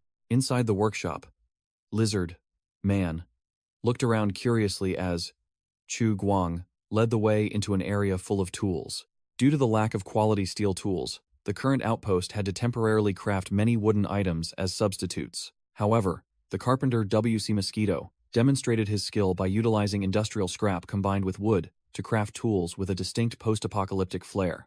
Lizard Man's and Chu Guang's eyes immediately fixed on a high-quality crossbow leaning in the corner. This crossbow was custom-made, combining a wooden stock, a stainless steel mechanical mechanism, and a bowstring made from the tendons of mutated hyenas. Lizard Man greedily reached out to grab the crossbow, but Chu Guang had already calculated. Rifle ammo was running low, so mechanical weapons had to be prioritized. Slap. Chu Guang didn't say much, slapping Lizard Man's scaly hand directly, flatly refusing him. Your weapon is over there. Chu Guang coldly pointed to another corner, extinguishing the rookie's hopes. Lizard Man's hot item turned out to be a bundle of hunting spears, looking both ancient and reeking of blood. Chu Guang analyzed that Lizard Man's 8 strength points were enough to throw a spear and finish off a target. But the big guy grumbled, demanding a long-range weapon for efficient hunting. Hearing this, Chu Guang flared up, cursing him directly. You're so big, yet you don't charge in to tank, but want to hide and snipe? Are you even a man? Chu Guang continued lecturing, asserting that spear throwing was a basic hunting skill, useful at all ranges, while Lizard Man just awkwardly scratched his head. Today, I'm only teaching hunting skills, Chu Guang concluded. Later, you can pick whatever you want to fight with. Lizard Man was bewildered for a moment, then suddenly enlightened, muttering, Ah, so it's a main quest. Bang. A surge of determination erupted as Lizard Man had a breakthrough, ready to absorb lessons from the administrator. A red-brown-haired man wearing safety goggles suddenly burst in like a whirlwind, clutching 2 chemical bottles, shouting loudly, Sir! He thrust the 2 chemical bottles close to his face, excitedly yelling about finding acetone to make smokeless gunpowder, truly a crafting fanatic. The carpenter reported his achievements to Chu Guang, while Lizard Man stood next to him, looking like a mini-boss. Hearing about gunpowder, both Chu Guang and Lizard Man gaped, their faces pale with fright. The carpenter chuckled slyly, reassuring them that everything was fine as long as no fire got near it. The carpenter's eyes glowed brightly, completely immersed in the crafting passion of a mad scientist. The carpenter only now noticed the big rookie and asked who he was. Chu Guang coldly introduced him as a new resident. ID. No. 1 recycler. Oh, a new guy, the carpenter muttered, his gaze at Lizard Man clearly filled with envy. The carpenter pouted, openly jealous that Lizard Man started the game with such an overpowered hidden profession. Chu Guang ignored the comedic display, pointed directly at the 2 chemical bottles, and demanded the carpenter immediately explain what they were and how they were made. The carpenter began his chemistry lecture, calmly explaining the extremely simple manufacturing method: dry distillation of wood. The product obtained after condensation could be easily separated into a liquid solution and tar residue, a basic process for chemistry professionals. He continued to babble that the liquid was wood vinegar, containing acetic acid, acetone, and methanol as its main components, which could be separated based on their boiling points. With the smile of a mad scientist, he boasted that acetic acid could create versatile salts, while the bottle of acetone in his other hand had a much more formidable use. Boom! That use was to create TATP, a terrifying explosive, as long as more sulfuric acid could be found to act as a catalyst. The lizard man, standing beside him, broke out in a cold sweat, with only one thought in his mind. What the hell does this guy actually do in real life? Just hearing it gives me a bad feeling. Chu Guang also turned pale, muttering that only reckless players would dare to do such crazy, life-threatening things. Regaining his composure, Chu Guang directly asked, "So, can you make explosives now?" He also promised to keep an eye on nearby chemical factories for ingredients. The carpenter sighed, admitting he couldn't make high-performance explosives yet, but black powder was easy. He just needed a little more time to find another way. Then he smirked sinisterly, hinting that sometimes explosives weren't necessary to create a destructive effect. The carpenter grinned slyly, showing off his new item, a bottle containing a mixture of pine oil and acetone, declaring that lighting the cloth at the bottle's mouth and throwing it would create a prolonged fire.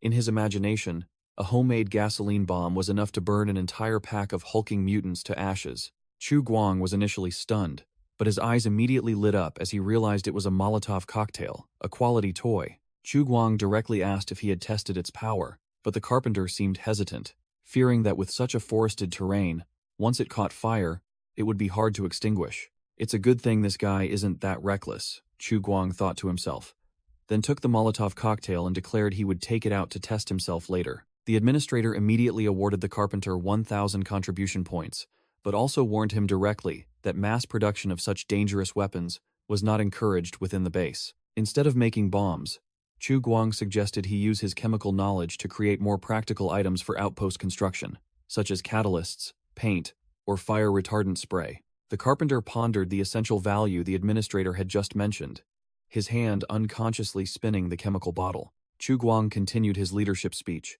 advising him to actively communicate with other residents in the shelter to seek more ideas. With a meaningful smile, Chu Guang concluded that perhaps he would receive many more unexpected and useful contributions. An information panel appeared, explaining that the newly crafted chemicals were essential for future industry, usable as gunpowder, pesticides, and detergents alike. Chu Guang stood before everyone, raising the chemical bottle high, and praising the carpenter WC Mosquito, turning his achievement into a server-wide announcement to motivate grinding. The carpenter WC Mosquito puffed up with self-satisfaction, while the other players, especially No, one recycler, scowled, their eyes sparking with envy. Chu Guang smirked, coming up with the idea of establishing a Hall of Fame on the homepage to honor player achievements, a psychological trick to make them contribute more. He thought to himself, for a penniless ruler, bestowing these empty titles was the most effective yet cheapest reward to attract players.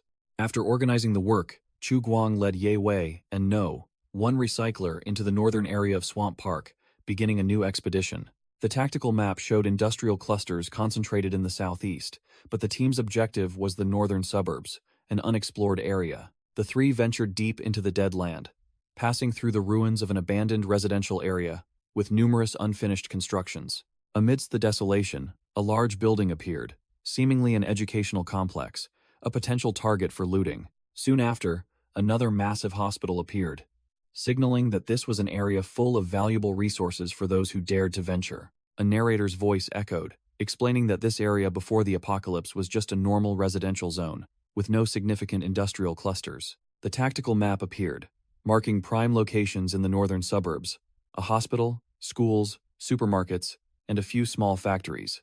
The harsh reality. 200 years later, all those structures had been swallowed by trees and vines, turning into a pile of ruins. A flashback to the end of days. This place wasn't hit by nuclear bombs, but the real disaster came from the massive wave of refugees that poured in after order collapsed. Hunger and chaos turned people into beasts. Frenzied crowds rushed to plunder supermarkets and convenience stores clean. Everything became a target. Hospitals, schools, offices, even every single refrigerator in people's homes was dragged out and emptied. Amidst the chaotic scene, people scavenged for everything they could, even bottles of laundry detergent, showing that desperation had reached its peak. The desperate refugees sought out shelters but were flatly rejected. No one dared to open their doors to a hungry and chaotic mob. Traffic was completely paralyzed. Thousands of cars were stuck on the roads, turning into a giant, inescapable death trap. Returning to the present, Chu Guang, Ye Wei, and No, one recycler, stood in a ruined warehouse, the bullet holes in the walls, silent testaments to the tragedy that had occurred. The stark post-apocalyptic scene unfolded, human bones scattered everywhere amidst the rubble, a testament to complete collapse. Ye Wei, the rookie, turned pale upon witnessing the tragic scene, unable to believe his eyes. A skeleton curled up in a trash can further emphasized the desperation of those final days. Ye Wei tried to reassure himself by praising the game's incredibly realistic graphics, while No, one recycler stood silently behind him like a statue. Chu Guang coldly shattered his illusion, asserting that this was the real post-apocalyptic world, while jotting down information. The team entered a clothing store that had been thoroughly looted by early scavengers, leaving only a few rags on the mannequins. Ye Wei began to grumble, thinking they were wasting their efforts in a place that had already been completely plundered. Contrary to the rookie's dejected expression, Chu Guang smirked meaningfully. He had discovered something those small-timers had overlooked. Here's the real deal. A brand new, sealed sewing kit, complete with needles and thread. A luxury item in the apocalypse. Chu Guang tossed the treasure to Ye Wei, declaring it was what the outpost needed most, and that Wisteria would surely love it. Chu Guang smirked, announcing that this area was out of stock, and ordered a retreat. Bang! A sharp gunshot rang out, and Chu Guang's expression immediately changed. "Take cover!" Chu Guang yelled, realizing the deadly sound was from 0.2-inch bullets.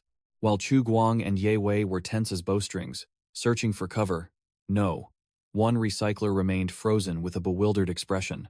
A blood-soaked corpse lay sprawled amidst the rubble, seemingly an unfortunate scavenger. Beside the corpse was a mutant boar dog sniffing around, and its owners were two heavily armed plunderers. Chu Guang froze when he clearly saw the faces of the plunderers, two towering killers with their hunting beast, radiating intense killing intent. The plunderers, the true predators of this world, were casually leaving after dealing with their prey. Even Chu Guang broke out in a cold sweat, hiding behind the wall and clenching his teeth in tension.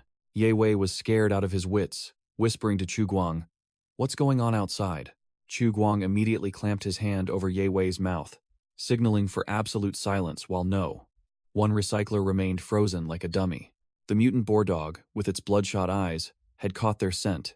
It growled, then barked furiously in their direction. Chu Guang broke out in a cold sweat, cursing inwardly. Damn it. Did this monster dump all its skill points into perception? The barking alerted the plunderers.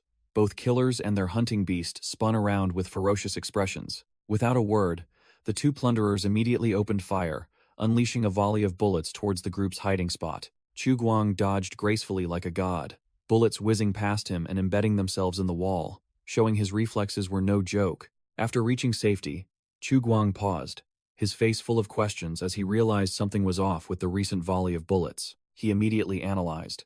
The bullets' range was too short, proving their guns were merely homemade, with unrifled barrels and terrible accuracy. Ye Wei was still panicking, stammering if they had encountered mutated humans, while Chu Guang and No, one recycler, were already ready for action. Suddenly, Ye Wei completely transformed, snatching the spear from No, one recycler's hand with an excited expression. "Don't panic, you two." Ye Wei, with a cocky, confident look, declared, "Let me check it out first." Chu Guang's face turned pale, yelling in protest. "Check what, you idiot?" Whack! Chu Guang hit Ye Wei on the head, explaining the situation in a low voice. "They're marauders. Both of them have guns, and they've brought a mutated hyena." Keeping a cool head, Chu Guang ordered them both to retreat to a safe rendezvous point to the south. Ye Wei waved him off, pointing at Chu Guang, and boldly declared, "Boss, why retreat? There are only two enemies and one beast, and we outnumber them." Both Ye Wei and No, one recycler, tensed up, showing their determination to fight to the death. "We can fight too." "That's right. We can go all out." Ye Wei began listing their hot goods, showing off a rusty crossbow and a spear. "Although we only have one gun, we still have Molotovs and a crossbow. Plus," he proudly spread his arms, introducing No, one recycler, "we also have this 2-meter-tall lizard man. I don't believe he can't take down a mutated hyena." Chu Guang was completely stunned, bewildered by the rookie's transformation and insane confidence. Convinced by his teammates' fervor, Chu Guang snapped out of it, a sharp glint flashing in his eyes. "He's right. Why should we run?" Chu Guang recalled the past. He always had to go solo, so whenever he encountered formidable marauders, he had to hide. But now it was different. With a gun in hand, and both Ye Wei and No, one recycler by his side, he declared it was time to hunt them instead. Decisively, Chu Guang loaded his rifle with a murderous expression, growling, "There are only 2 of them over there, let's take them down." True to his word, Chu Guang immediately tossed Ye Wei a Molotov cocktail and a box of matches, ordering him to move to the opposite street corner. Chu Guang explained the plan. He would use Ye Wei as bait, because the enemies wouldn't know how many people they had, so they would definitely give chase. After hearing the plan, Ye Wei's face turned pale, his hand holding the Molotov trembling as he stammered, asking how he was supposed to run over there. Chu Guang didn't say much, directly pushing Ye Wei forward. "Just run, what else? Do you want me to carry you across?" Seeing his subordinate scared out of his wits, Chu Guang reassured him that their guns were shoddy, unrifled junk, and their aim was too poor to hit anything. Although he was in extreme panic internally, Ye Wei told himself this was a golden opportunity to earn points with the administrator. Thinking so, Ye Wei gritted his teeth, sweat pouring down like rain, but his eyes gleamed with determination. Boom! Ye Wei psyched himself up, roaring in his head. "Damn it, let's go all out. It's just a game, what's there to be afraid of?" The 2 marauders sneered, firing their guns and boasting loudly. "Haha, where are you running, sweetie? Surrender, and we'll spare your life." Tat tat tat. Bullets tore up the ground around him, but Ye Wei still weaved and dodged like a cockroach, avoiding a slipper. On one side were the 2 marauders and their hunting beast strolling leisurely. On the other was Ye Wei, drenched in sweat, his hands trembling as he held the Molotov. The 2 thugs exchanged sneering glances, their contempt evident. "He doesn't have a gun. He's probably just a petty scavenger." The bald thug unchained the mutated hound, preparing to unleash it. Whoosh! The hunting beast was unleashed, darting forward like a black arrow with murderous red eyes. The monster appeared right behind Ye Wei in the blink of an eye, freezing him in terror. Bang! A streak of light tore through the night, fresh blood splattering everywhere. Thud! Before the mutated hound could even take a bite, a single bullet blew its head clean off, sending it crashing to the ground. Thud! The mutated hound took a bullet hole straight to the chest, collapsing to the ground, smoking profusely. Officially eliminated. Chu Guang blew on the gun barrel, smirking provocatively, while his eyes remained sharp as knives. "I clearly aimed for the head, though."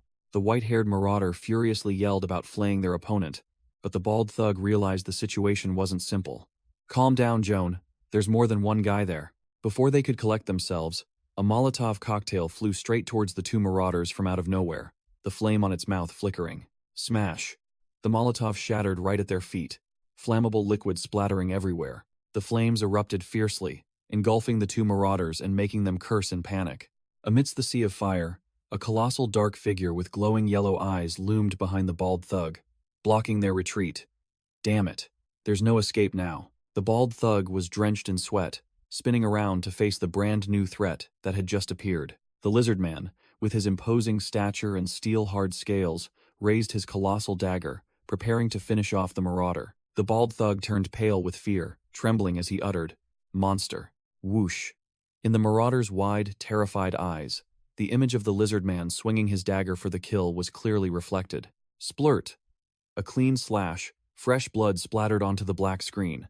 Another life eliminated. Meanwhile, at the construction site rising from the ashes of the old sanatorium, the building machinery was running at full capacity. The players, including WC Really Has Mosquitoes, were vigorously carrying steel beams and pushing wheelbarrows like true professional workers. Ye Wei, meanwhile, was hunched over, pulling the forge bellows, out of breath, while Chu Guang supervised from a distance with the demeanor of a big boss. Another group was coordinating perfectly, some carrying water, others holding shovels to mix what appeared to be construction mortar. Amidst the noisy construction site, Shadow and a spiky-haired young man were chatting, completely unaware that Chu Guang was patrolling behind them.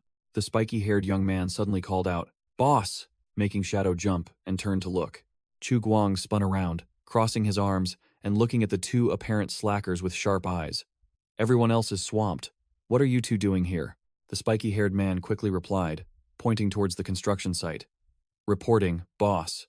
We're researching traditional steel refining. We've already put Showmercy, a true construction engineer, in charge of the site." Chu Guang questioned the 2 slackers, directly asking about Storm's progress. The spiky-haired man reported that Storm had improved the fish traps, using mutated leech larvae as bait, catching dozens of plump fish every day. The excess fish were given to Burger P to dry. Shadow added, warning not to be greedy with bait or set traps too deep.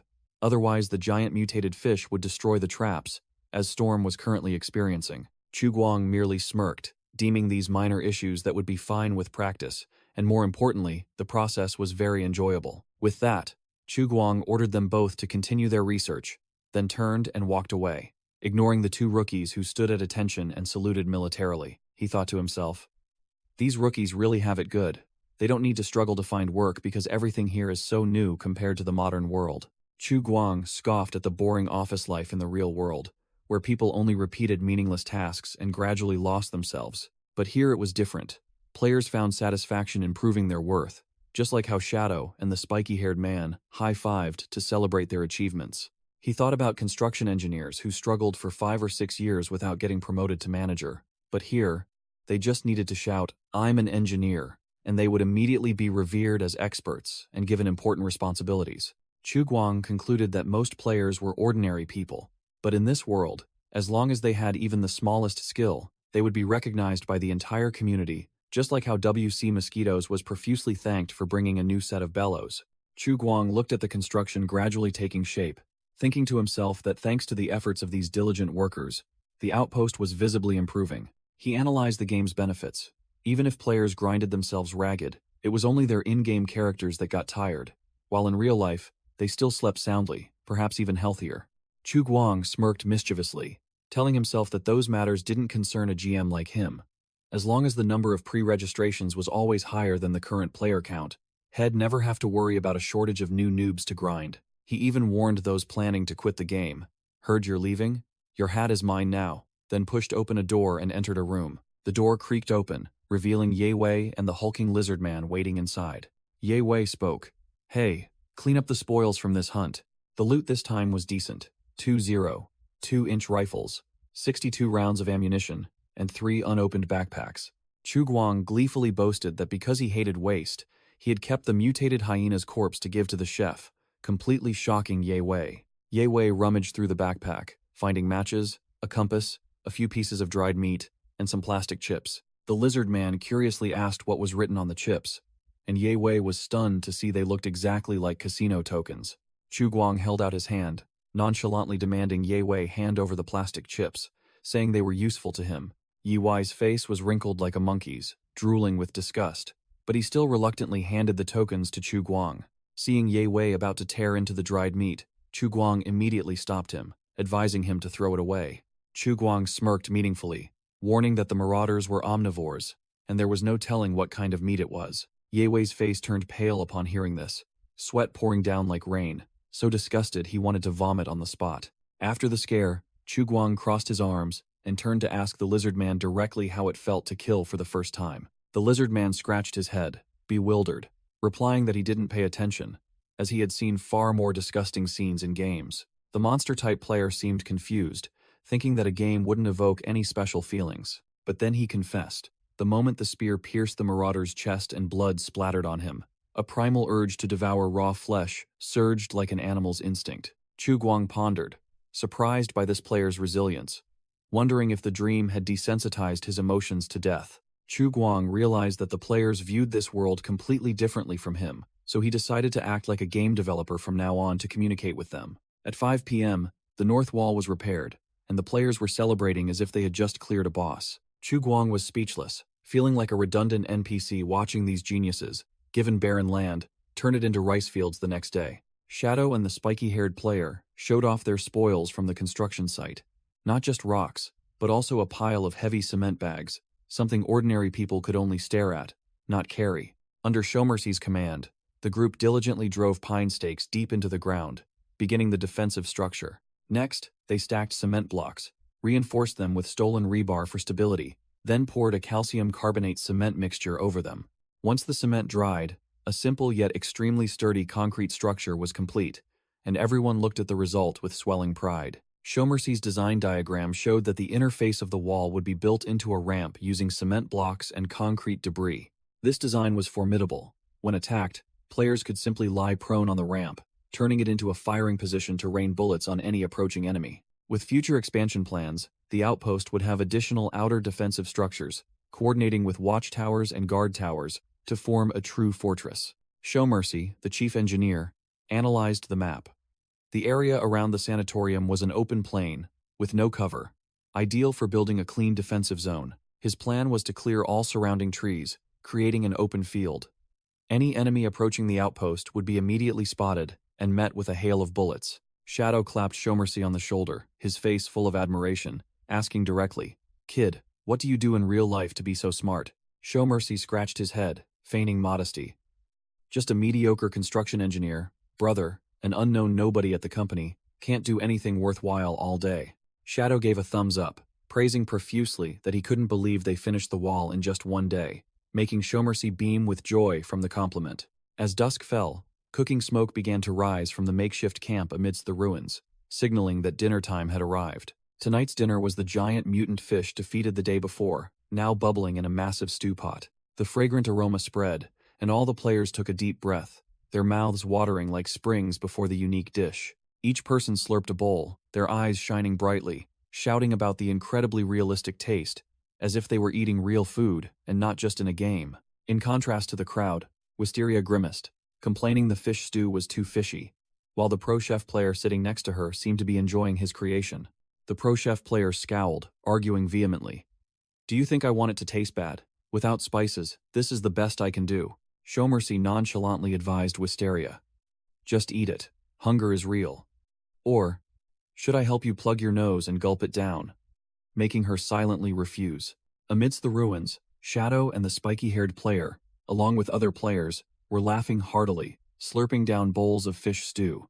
The spiky-haired player suddenly spotted someone, his eyes lighting up as he called out, "Boss!" All the players excitedly ran towards Chu Guang and Storm, shouting, "Boss, come eat with us." While running, the spiky-haired player and Shadow suddenly froze, their expressions tense, as they sensed something amiss. Chu Guang and Storm stood still, their faces impassive, staring at the boisterous players who had suddenly fallen silent. Shadow turned, asking seriously, "Storm, what's wrong?" Storm's glasses glinted ominously, sweat beginning to bead on his forehead as he spoke.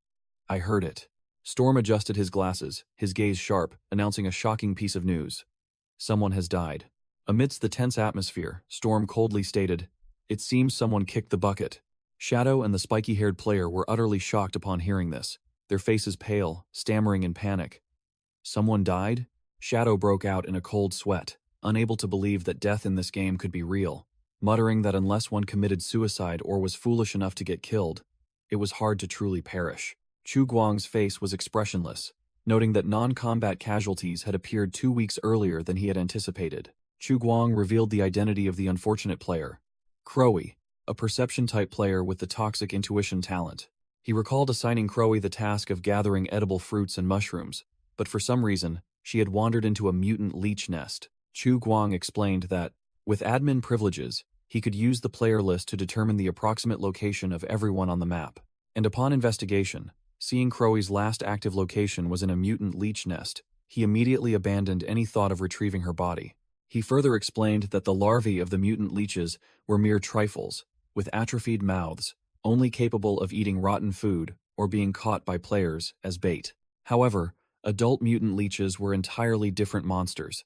They swallowed their prey in one gulp, and their digestive fluids would paralyze and render the victim unconscious within minutes. Chu Guang's face was impassive, asserting that of the leech's prey, not even bones would be left to collect. He ordered the players, "Time's up, everyone into the hibernation pods, log out." Chu Guang herded the players in groups into the shelter, tucking them into the hibernation pods to log out. After the small fry were all gone, Chu Guang alone approached the active ingredient extractor, a mission reward item that had never been used due to lack of electricity. He was speechless when he discovered this fancy machine came with an antiquated 2-prong plug, while the training pods all had wireless charging ports. Chu Guang glared furiously, silently cursing the guy who designed this machine, clearly playing a prank, not wanting him to siphon power from the shelter. He snapped his fingers, calling his assistant, "Little Seven," and the rabbit-eared robot immediately appeared, asking questions. Chu Guang crossed his arms, getting straight to the point. "Hey, how do I pump the active ingredient from this machine into the training pods?" Little Seven explained smoothly. "It's simple, Master. The training pod's active ingredient container is detachable. Just pour it straight in." Chu Guang bared his teeth in a sly grin, a brilliant idea flashing in his mind. So that means I can also remove the containers from the other pods, right? Little 7, the rabbit-eared robot, innocently asked its master if he was planning to steal something, while Chu Guang wore an utterly mischievous smile. Chu Guang nonchalantly corrected him. This is just a temporary loan, as he couldn't wait until the end of the month for a generator to revive the dead players. He glanced at the 70 empty cryopods, smiling sinisterly. They're just sitting empty anyway. Taking some of the active ingredients inside for temporary use should be fine. Little 7 fretted, muttering, "What if we use it all up?" Chu Guang waved it off, stating coolly, "Well, cross that bridge when we come to it. Let's deal with the immediate problem first." Incidentally, Chu Guang thought of some new punishments to keep the curious players in line. Dying too often would result in all contribution points being deducted, reduced favorability, and even a 10-day account suspension. He also planned to create a beginner village later, forcing noobs to grind to level 5 before leaving the village to avoid wasting resources. Thinking it over, Chu Guang still couldn't understand how Crowy, a perception-type player, could die so foolishly. The core issue wasn't how she died, but that she was a penniless rookie with no contribution points to deduct. Chu Guang scratched his head. This was truly a tough one. He couldn't let it slide easily, otherwise the other players would cause an uproar if they found out. Chu Guang came up with a brilliant idea. If players didn't have enough contribution points to pay for death penalties, he would make them perform hard labor like washing dishes or pushing brick carts to pay off their debt. He continued to calculate harsher penalties, a drastic reduction in favorability, or a 10-day account suspension for those who died repeatedly, to set an example. Chu Guang sighed deeply, beginning his daily task of tallying accounts and inventorying resources. Sitting before the computer array, he muttered that checking inventory had become a habit, as the surging number of players meant resources were constantly flowing in and out in massive quantities. As the administrator, Chu Guang typed away, reviewing the amount of construction materials entering storage. Wood, coal, cement, mud bricks, and even hardened cement blocks. Next was consumption. He frowned upon seeing 220 logs gone. All the cement produced that day completely used up, and even an additional 400 kilograms had to be pulled from reserves. When checking the food storage, Chu Guang broke into a cold sweat, seeing that the players had devoured all 20 kilograms of dried meat reserves. Overwhelmed with management, Chu Guang helplessly thought about hiring a female warehouse manager to lighten the load, while also realizing the base lacked precise measuring tools. Based on the data provided by Little 7, Chu Guang began distributing contribution points to each player's account via a three-dimensional interface. He calculated that the new recruits mainly earned points through manual labor, with each hour of such hard work yielding approximately 90 to 100 contribution points. Chu Guang scrolled through the list. Only Wisteria still had a perfectly round, egg-like 0 for contribution points, as she was still struggling with the new materials. But once she got the hang of it, Wisteria went into try-hard mode, her eyes bloodshot, sewing as fast as a machine, and her contribution points began to climb rapidly. Having finished the timekeeping, Chu Guang let out a sigh of relief, finally having distributed contribution points to the entire server. Now it was the admin's turn. Chu Guang opened his personal interface to claim the rewards from his daily quests. The system listed a series of grinding tasks: chopping trees, killing monsters, gathering stones, stockpiling food, totaling a sweet 6 bonus points. Adding to his previous points, Chu Guang now had 17 bonus points in hand, a number sufficient for a few decent gacha pulls. With the eyes of a thirsty gambler, Chu Guang decided it was time to try his luck, going all in to see if he'd be amazed. He poured all 17 points into the prize draw system, going all in on 1 intermediate mystery box and 7 basic mystery boxes. Without a moment's hesitation, Chu Guang's finger pressed directly on the draw prize button, deciding his fate with a single click. Hiss! A box popped open, emitting a mystical purple light, signaling an item of no ordinary caliber. Boom! The intermediate box burst forth with a deep purple glow, indicating a good item had arrived, leaving Chu Guang and his assistant robot to merely watch. With a poof, the purple smoke dissipated, leaving a pile of miscellaneous items on the floor. All the gacha spoils were laid out: a can of beef, a pile of various lollipops, and a high-tech syringe. The system confirmed the item: nano-healing needle, specialized for non-fatal injuries, capable of accelerating recovery speed. Chu Guang picked up the syringe, certain this was the best reward from the intermediate box. Chu Guang was speechless, realizing this syringe was another 3-no item. No label, unknown ingredients, unknown side effects. Just like that god-awful booster shot from before. Well, I'm not injured anyway, Chu Guang thought to himself, then tossed the syringe into a drawer to check the remaining paltry rewards. Just as an experienced gambler would predict, 5 out of the 7 crappy boxes yielded nothing but lollipops. Truly blood-sucking gotcha. He checked the orange-flavored lollipop, also a decent one, 0-hour buff item. But this time it increased constitution by 10% instead of strength. The last 2 items were indeed consolation prizes. A chocolate bar and a can of beef, just enough to fill his stomach. Chu Guang was speechless at the can of beef emitting purple smoke, wondering if he could even swallow the chocolate, let alone this abomination. He calculated that canned goods originated in the 19th century, and it was now 2240. This can might be older than artifacts in museums from the old world. Chu Guang flashed a cunning smile, deciding he would find some player to be a guinea pig for this antique item. Having finished with the rewards, Chu Guang leaned back, preparing to go to the forum to search for a player named Crowy. He sat down at the computer, his hand rapidly scrolling the mouse through the game's forum. As soon as he entered, Chu Guang froze, his face showing disbelief at what he was seeing. Right before his eyes was Crowy's post, prominently displayed on the homepage, tearfully begging the game planner not to ban her equipment for a moment of impulsiveness. Chu Guang frowned, wondering what the hell this equipment ban was about, and decided to read carefully to see what this person had done.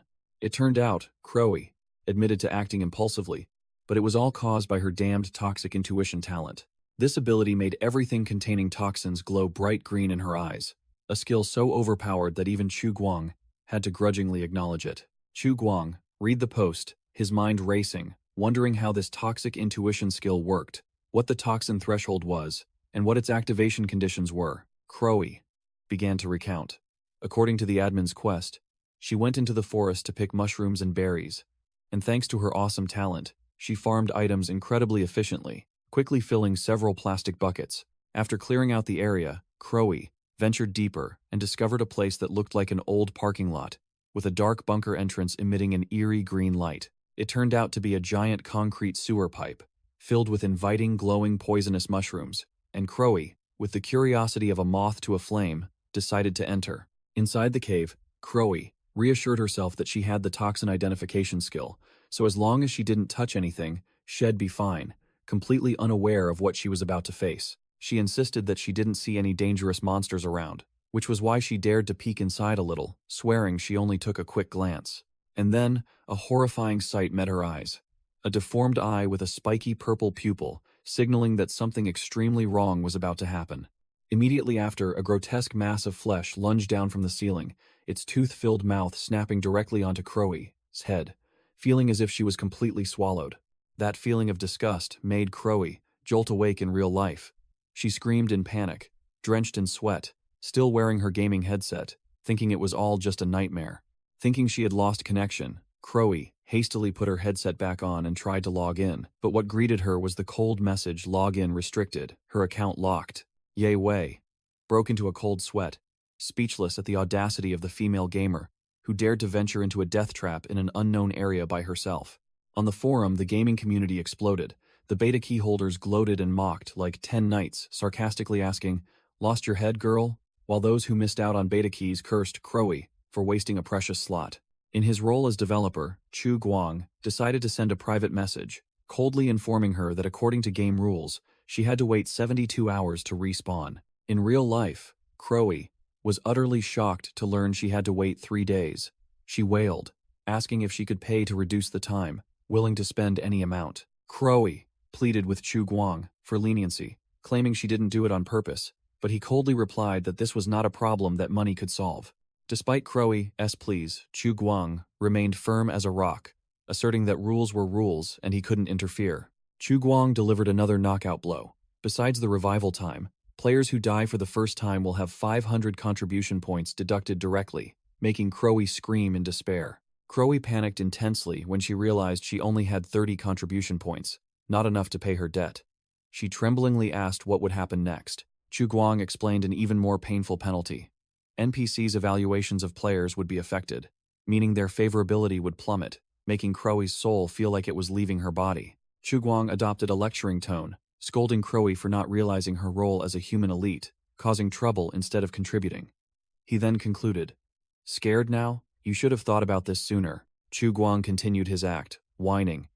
You haven't even earned 500 contribution points, and you've already reported a whole bottle of my active ingredient. Aren't you ashamed? Crowy, bewildered, retorted that it was just a game, but Chu Guang immediately shut down that thought with a sharp question. It's a game, yes, but have you ever played werewolf? Chu Guang used an illustration to explain. The entire server of 30 people is playing seriously, and then someone with a special role goes and ruins the game. How bad is that action? Figure it out yourself, he thought to himself. A rookie dying wasn't actually a big deal, but if he didn't punish them, these players would never learn to be afraid. Faced with Crowy's profuse apologies, Chu Guang was speechless, thinking he looked no different from someone manipulating her psychologically. But then he just let it go. Chu Guang typed away, ordering Crowy not to apologize to him, but instead to go to the forum and write a self-criticism for other players to read. He emphasized again, Wasteland Online is a hardcore survival game, not a place for those who like to sightsee, at least not in the early stages. Chu Guang concluded with an ultimatum. If you can't accept the rules, go play another game, or wait for the open beta to join. Crowy was now heavily addicted, frantically begging that she would die without the game, accepting the punishment but only wanting to know how to regain her lost favorability. Chu Guang explained clearly, the managing AI here is legally neutral. If you want to regain points, do things that are useful for the base, and stop acting foolish. After becoming obedient, Crowy cautiously asked Chu Guang for his opinion, and he coldly agreed. Speak, she suggested.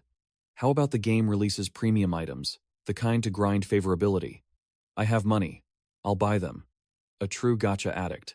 Chu Guang was speechless, his face blank, unable to believe his ears at this girl's logic. He flew into a rage, typing like an addict and yelling, Hey, stop thinking you can solve problems with money. We're a serious business. He put on sunglasses, acting like a final boss, repeating the warning. Don't think about solving problems with money. We are a serious business. Chu Guang growled, his face contorted. What's the point of earning money when I can't return to reality? Can you send money into the wasteland for me to spend? Sitting in front of the screen, Crowy froze, muttering unconsciously. A serious business. She exploded, shouting into the void. Businesses that don't want money are the ones that aren't serious. Isn't this just a scam to trick players out of their money? Chu Guang ignored her, deciding not to argue with this girl anymore, and started browsing the forum of those dog-like servants. He checked the forum. Showmercy had just joined, and immediately praised the game effusively, only to be mocked by Yorking for being bribed by the developer, while Tentum Spotent and Passing Shadow were discussing the long-legged girl who had just vanished. On the forum, Goodtime summarized 3 main points about the game. Death means loss of consciousness. Pain exceeding the threshold will cause disconnection. But the developer was smart to disable pain, hoping it could be self-adjusted later. Chu Guang, meanwhile, was typing like a god. 10 times Spotent asked what the last point was, and Galestorm LVB immediately interjected with a threat. Let me add something. If you act stupid, I'll come bite your mother to death right now. Chu Guang read the chat, a meaningful smirk playing on his lips. Quit Smoking complained about not having a game slot. Passing Shadow urged him to ask Guang if he could kill some string monsters. Quit Smoking replied that he had tried but was put on hold, then posted a meme showing indifference. Passing Shadow suspected Quit Smoking had badmouthed the GM behind his back, which was why he was being held back. Quit Smoking quickly denied it, claiming to be Guang's most loyal simp. Just then, Goodtime asked if one recycler was online, and the lizard man immediately spoke up. Goodtime directly asked one recycler about his experience playing as a lizard man, wondering if he felt incompatible when returning to reality. Chu Guang also eavesdropped, his mind racing with curiosity about this unique specimen. Realizing the infinite potential of a non-human player, Chu Guang immediately had an idea, his eyes shining brightly as he rubbed his hands, full of cunning calculations. One recycler reported that the in-game experience was very good, with extremely fast reflexes, except that he started craving raw meat and felt excited at the sight of blood. Goodtime was annoyed. Damn it, how can he create a non-human character when the game prohibits creating female accounts? Galestorm LVB asked 10 times and one recycler about the Marauder encounter. One recycler recounted that they had found 2 Marauders dealing with a scavenger, but by the time they arrived, the target was already gone, so they conveniently dealt with the 2 Marauders and stripped them clean. Chu Guang was ecstatic, imagining himself catching one recycler like a rare Pokemon, his eyes sparkling as he threw a capture ball straight at its face. Galestorm LVB wondered if they had accidentally killed an NPC.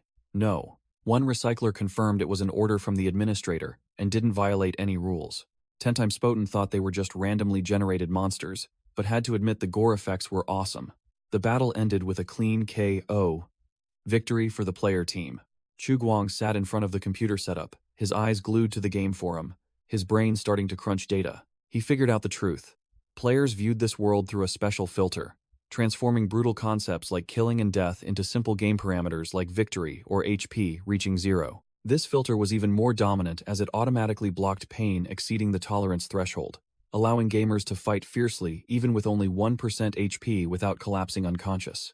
This mechanism was designed so that players' brains wouldn't be overloaded, preventing them from waking up from a nightmare and disconnecting abruptly. Truly the work of a thoughtful designer. Thinking of this, Chu Guang suddenly felt a little envious of the rookies. He recalled his early days in this dead land, having to overcome the psychological shock on his own, without any cheat codes to help. On the forum, Galestorm LVB wondered about the Marauder's language. No, one recycler thought it was a randomly generated language, but Goodtime immediately refuted, arguing that they were created to increase the game's difficulty.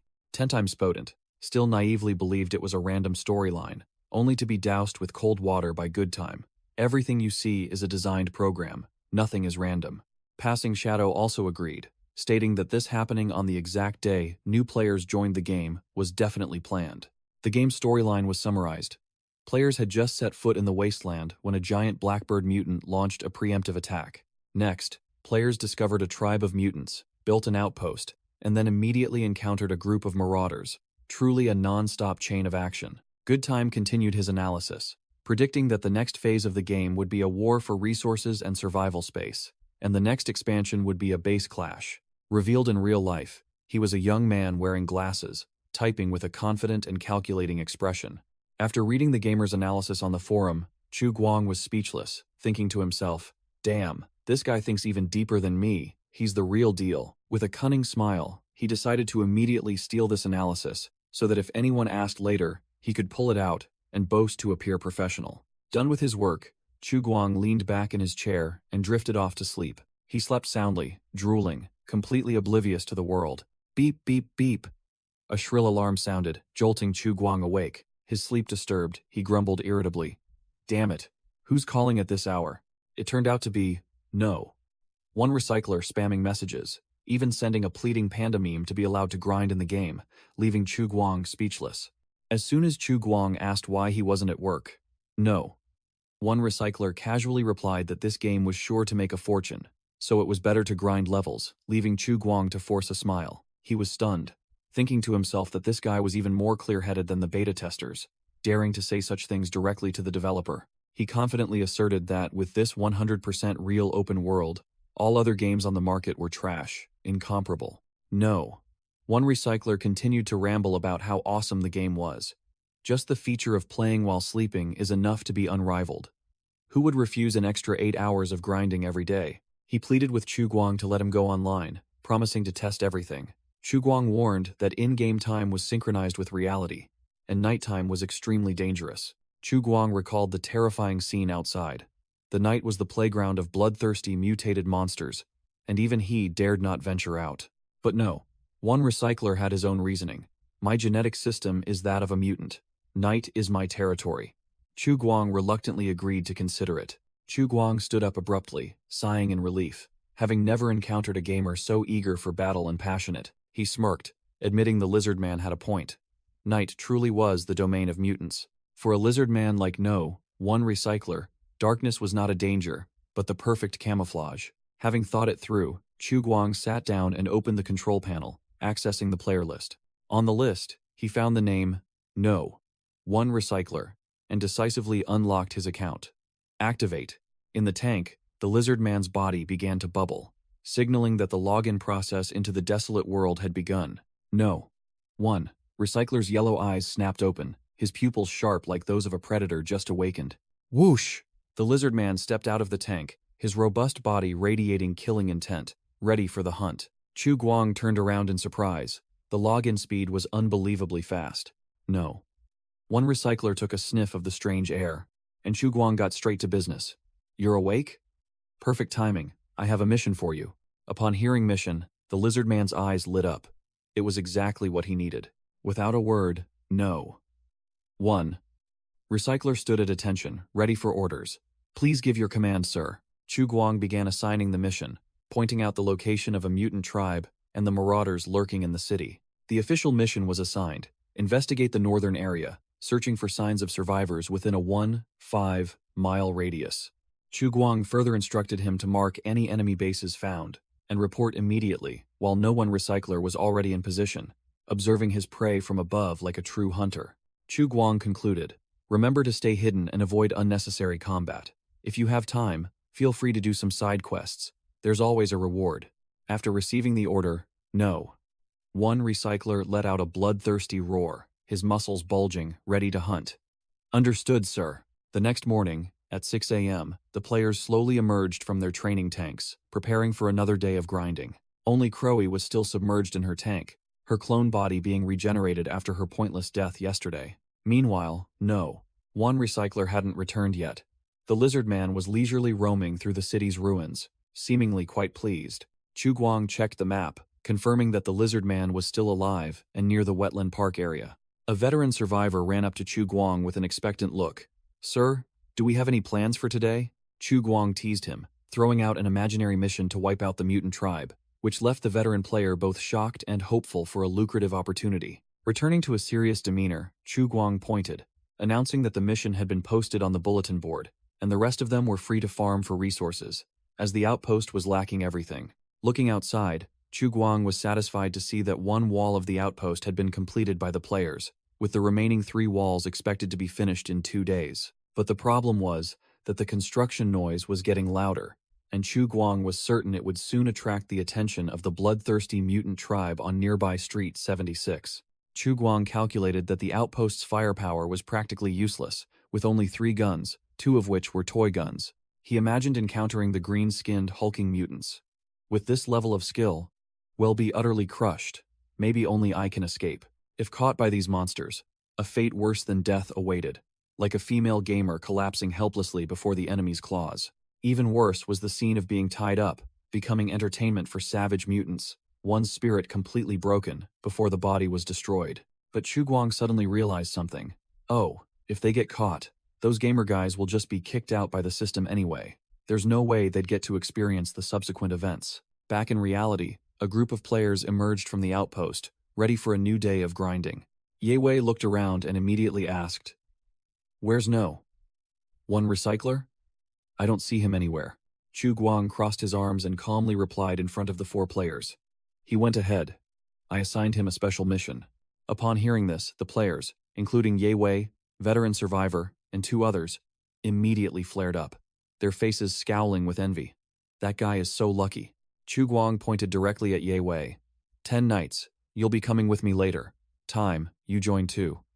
He secretly thought, this time, I need to bring someone with a brain. Time's eyes sparkled, and he immediately saluted.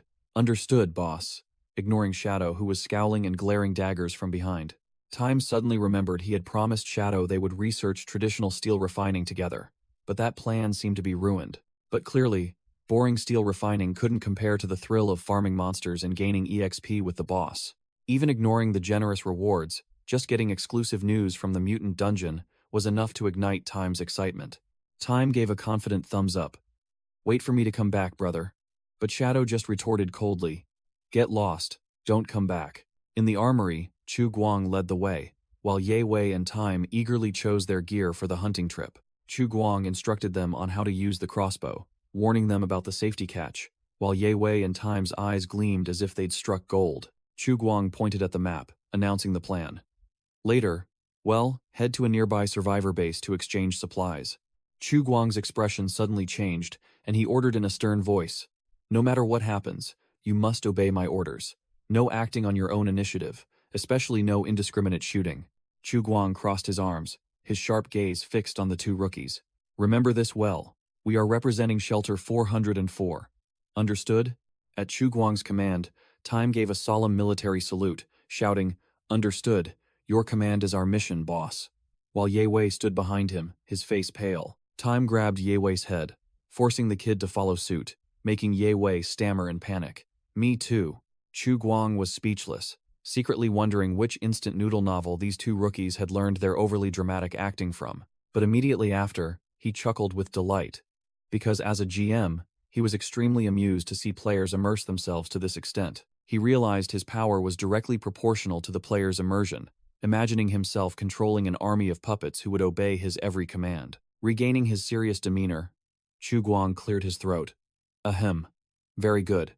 You two have excellent spirit. Chu Guang began assigning specific tasks, listing the goods to be prepared: dried meat, dried fish, mutated hyena hides, and a cargo cart.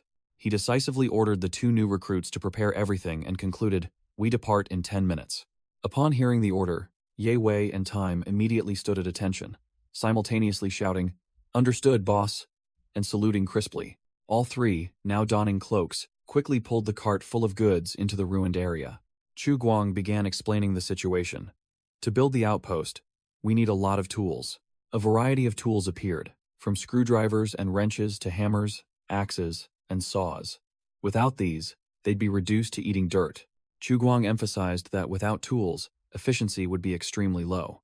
For example, the trowel WC Mosquito used to build walls at the base was also a makeshift wooden one. In this apocalypse, over 200 years old, resources were incredibly scarce. Some scavenged all day only to find a toy model, while others stumbled upon a generator. These items were often sold by scavengers to nearby survivor settlements in exchange for money or goods. Goods were displayed like junk in makeshift shops, waiting for passing merchant caravans to stop and browse. Therefore, Chu Guang and the two new recruits would pose as a trading caravan, heading to nearby Brown's farm to trade supplies. The team departed from the south gate of Wetland Park, following a trail to avoid Road 76 and heading southeast to Brown's farm. The reason Chu Guang chose this place was that no one there knew his background, and the path was relatively easy to traverse, with fewer ruins. But it was easier said than done.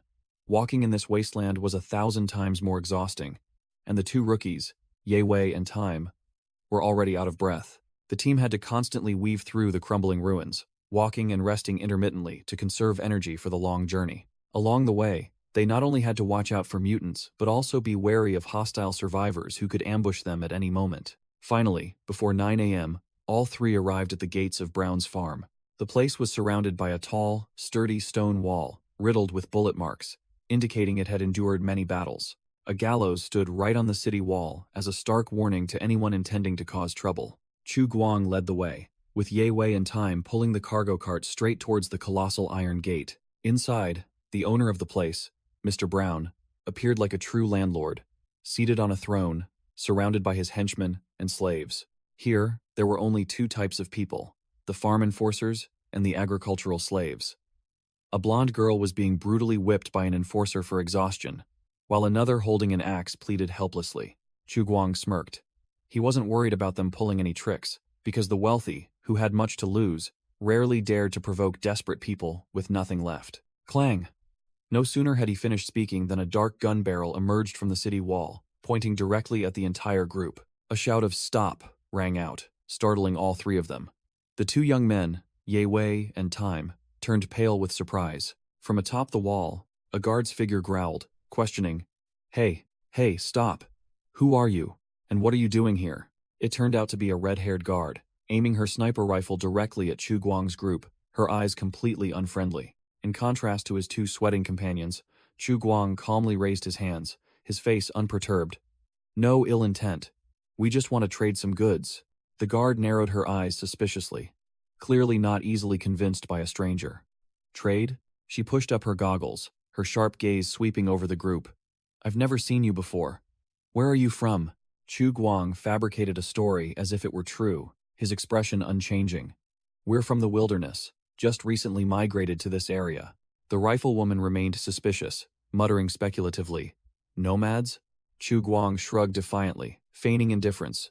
"Whatever you want to think." An explanation appeared, showing that nomads were a common sight in this wasteland, barely surviving in the outer settlements. Nomads often lived outside the law, wandering the wilderness between ruined cities. They didn't farm, surviving by hunting and herding, migrating along the trails of mutants and animal packs. Occasionally, they would also trade like ordinary folk, exchanging spoils and scavenged goods for necessities. Of course, looting was also a side hustle, because in this land, There were no absolute good or bad people. Circumstances pushed everyone to become a bandit.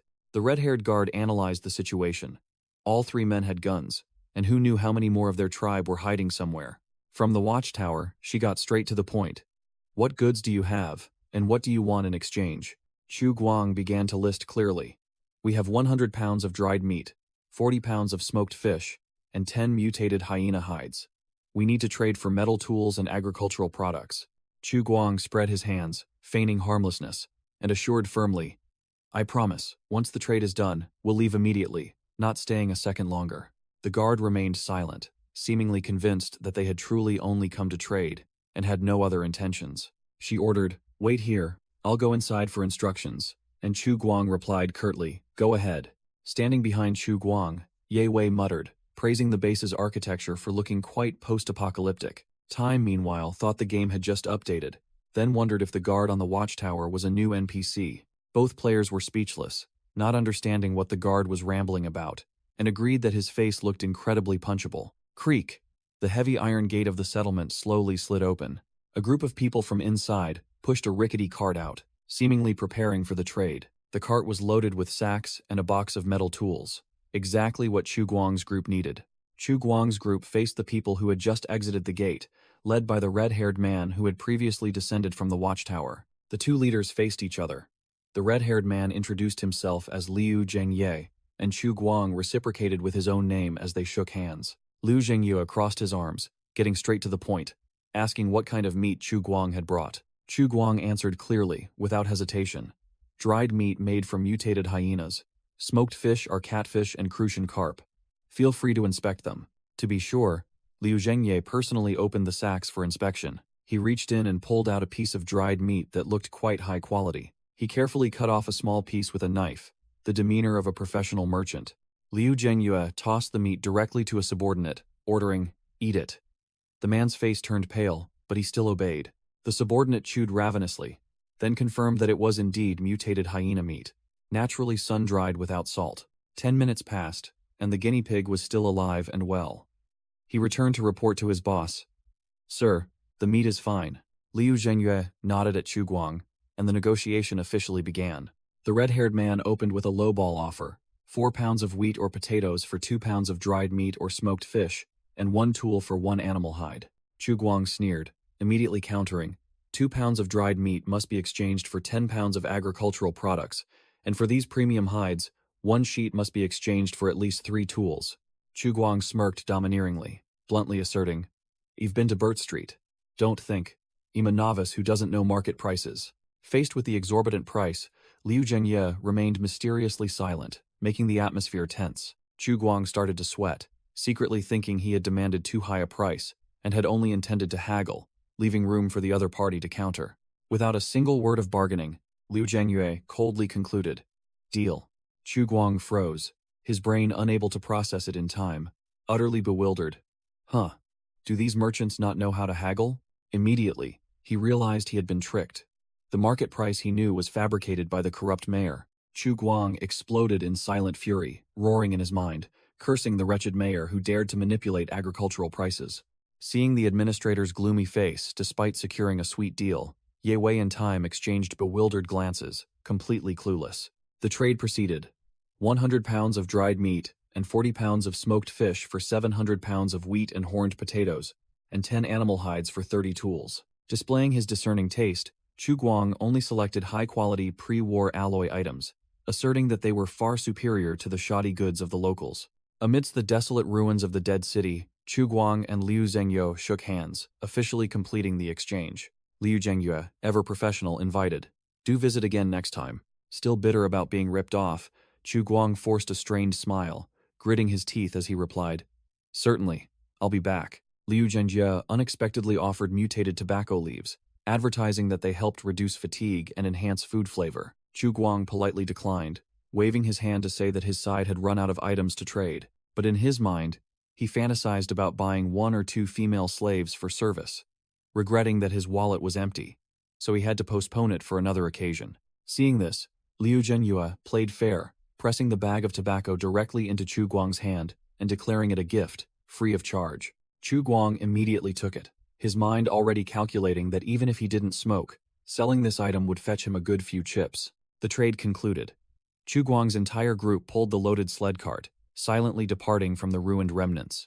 As they walked, Ye Wei excitedly turned and asked, "That place is called Brown Farm, right?" Goodtime's eyes lit up, affirming that Brown Farm was an outpost for a new neutral faction and a testing ground for the trading system. He continued to speculate, recalling the words of the shady strategist about the upcoming trade gameplay update. Goodtime explained that the game's economic system would be based on real supply and demand, and trading goods with other settlements like Brown Farm was key. Hearing this, Ye Wei drooled, shouting that he was incredibly hyped for the open beta. Goodtime quickly poured cold water on his enthusiasm, stating that the open beta was still a long way off because this game had huge ambitions and a ton of things still needed testing. But then he smirked slyly, declaring there was no need to wait for open beta, as this closed beta phase definitely had enough content from building, combat, to trading. Ye Wei whispered, asking Goodtime if Chu Guang had heard them call him a dirty schemer, while the accompanying Wolfboy player merely gave a disdainful glance. Goodtime immediately broke out in a cold sweat, his face turning pale as he realized he had just blurted it out.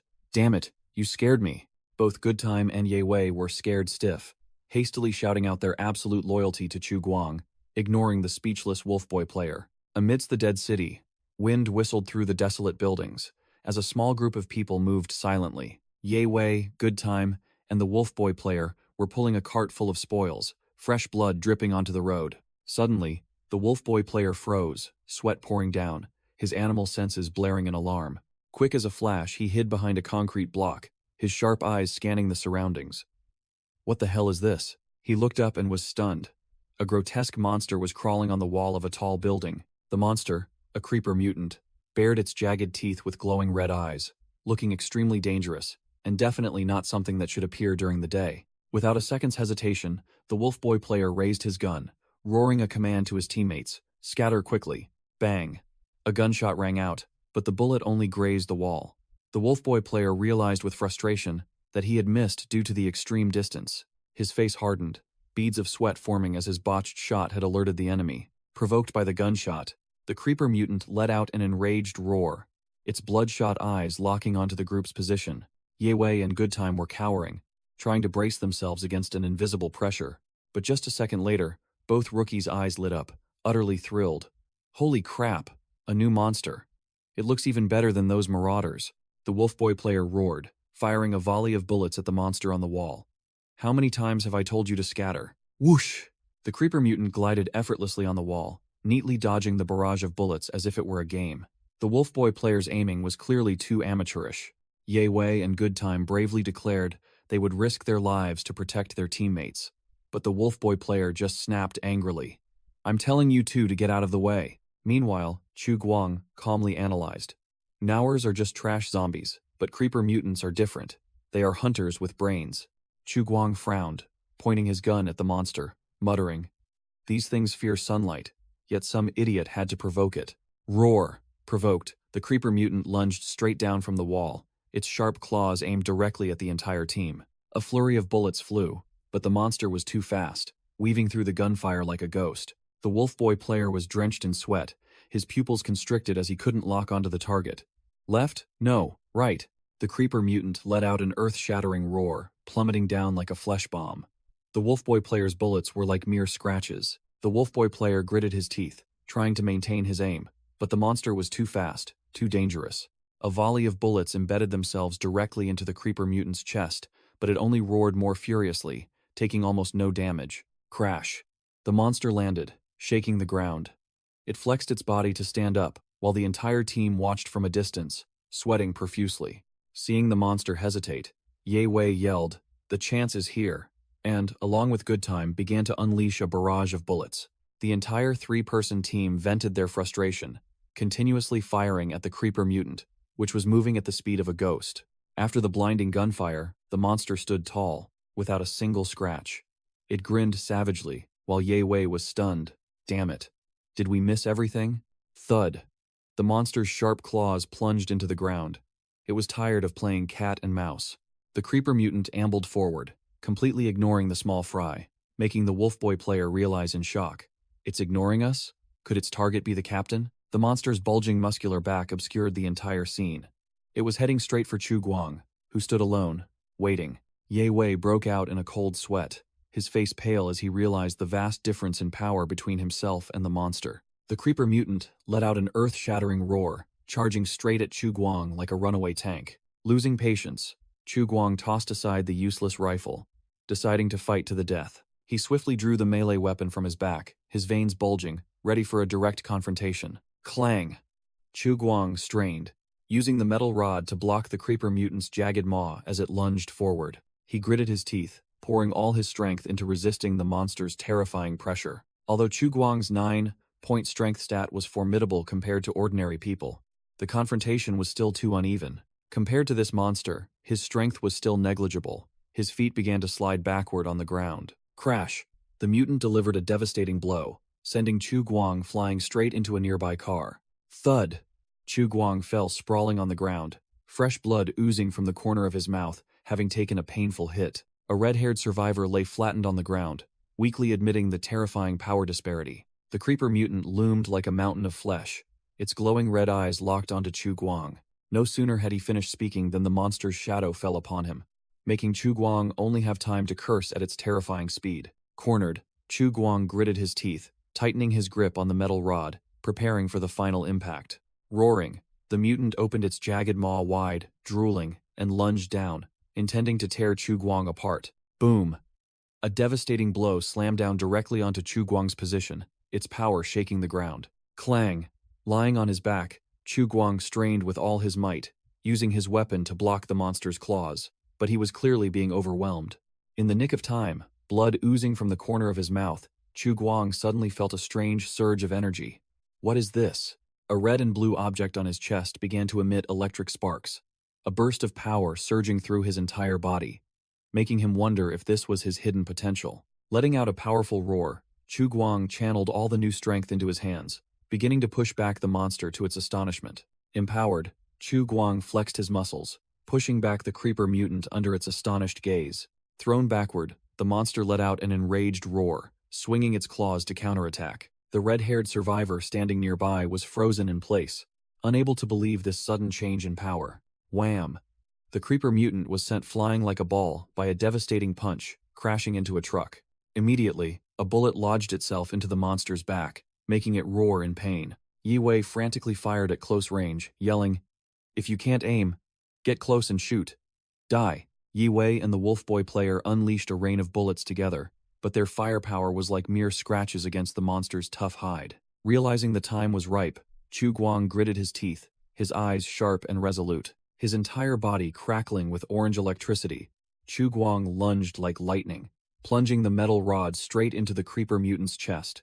Splat! A clean slash, and the monster's head flew into the air, fresh blood splattering everywhere. Boom! The house-sized multi-armed mutant lay defeated, as Ye Wei and the Wolf Boy player stood looking at the ravaged battlefield. Chu Guang was out of breath, his face covered in dust, but he still growled his thanks to his teammates. As a consequence of overusing his skill, the system reported his stamina was depleted. Chu Guang staggered as if about to faint. A spiky-haired survivor unexpectedly rushed out to support the collapsing Chu Guang. The stranger offered, "Sir, how about I take you to a nearby shop to rest for a while?" He explained that the recent combat was too noisy, and lingering here would surely attract a few more customers. Chu Guang gritted his teeth and agreed, ordering them to take the spoils and find a place to recover immediately. The team entered the ruined city. The spiky-haired survivor helped Chu Guang, while Ye Wei pushed a cart carrying the monster's corpse. Suddenly, all three stopped dead in their tracks, their faces stunned, as if they had just seen a ghost. Before them was a red-haired woman, blindfolded, covered in injuries, panting in a dark corner. Blood seeped through the makeshift bandage on the ankle of the unfamiliar woman, who was panting from exhaustion. It turned out to be a fierce, red-haired female sniper, with a fiery figure but covered in injuries. Chu Guang guessed she was the one who provoked the monster, while Ye Wei naively exclaimed, "Look, a new NPC." Chu Guang's group froze when they saw the female sniper sitting on the ground, panting alone in the corner of a ruined warehouse. Detecting someone approaching, the red-haired female sniper immediately went on high alert, her gaze as sharp as a knife. Without a second's hesitation, Chu Guang reached for his holster, ready for a fierce confrontation. Click! Quick as lightning, the female sniper pointed the barrel of her massive sniper rifle straight up, an action both defensive and intimidating. Chu Guang didn't flinch, drawing his gun and pointing it directly at her face, growling, "Behave, my injuries aren't as bad as yours." Knowing she was at a disadvantage, the female sniper closed her eyes and let out a sigh, accepting to lower her weapon and surrender. The spiky-haired survivor nervously whispered to Chu Guang, "Is she an enemy?"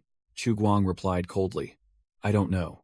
But it doesn't matter." Despite being exhausted, Chu Guang ordered his subordinates with the air of a boss, "Get me a chair." As he sat down on the chair opposite the red-haired female sniper, Chu Guang declared the interrogation had begun. "Okay, now we can talk." The female sniper looked up, getting straight to the point. "What do you want to know?" Chu Guang went straight to the topic, without beating around the bush. "I am Chu Guang. What's your name?" The female sniper replied curtly, her eyes still defiant. "Xia Yan." Chu Guang began the interrogation. "Who are you?" "A mercenary from Rocktown." "Where are your teammates, or are you alone?" Xia Yan lowered her head, her voice full of bitterness. "They're all dead." Chu Guang didn't bother to show sympathy, pressing for details to verify the information. "Oh? How many died?" Xia Yan confirmed the tragic number, 3 people. "All wiped out, except me." Without a second's hesitation, Chu Guang turned and ordered Ye Wei, "Search the surroundings. Find any corpses wearing clothes similar to hers." Chu Guang gave a decisive order, his eyes sharp. "If you find any corpses, strip them of their gear and bring it back here." Ye Wei replied curtly, "Understood," then dashed off to complete the task, leaving Xiaoyan frozen, watching him go. Xiaoyan was completely bewildered, her head full of questions. What the hell is he doing? What language are they speaking? Chu Guang turned back to the interrogation, getting straight to the main point. "Almost forgot. What about that creeper mutant? Why did you provoke it?" Xiaoyan's face darkened, her voice full of hatred. "It actively targeted us." She began to recount, her voice helpless. "At that time, we were looking for the entrance to shelter 117.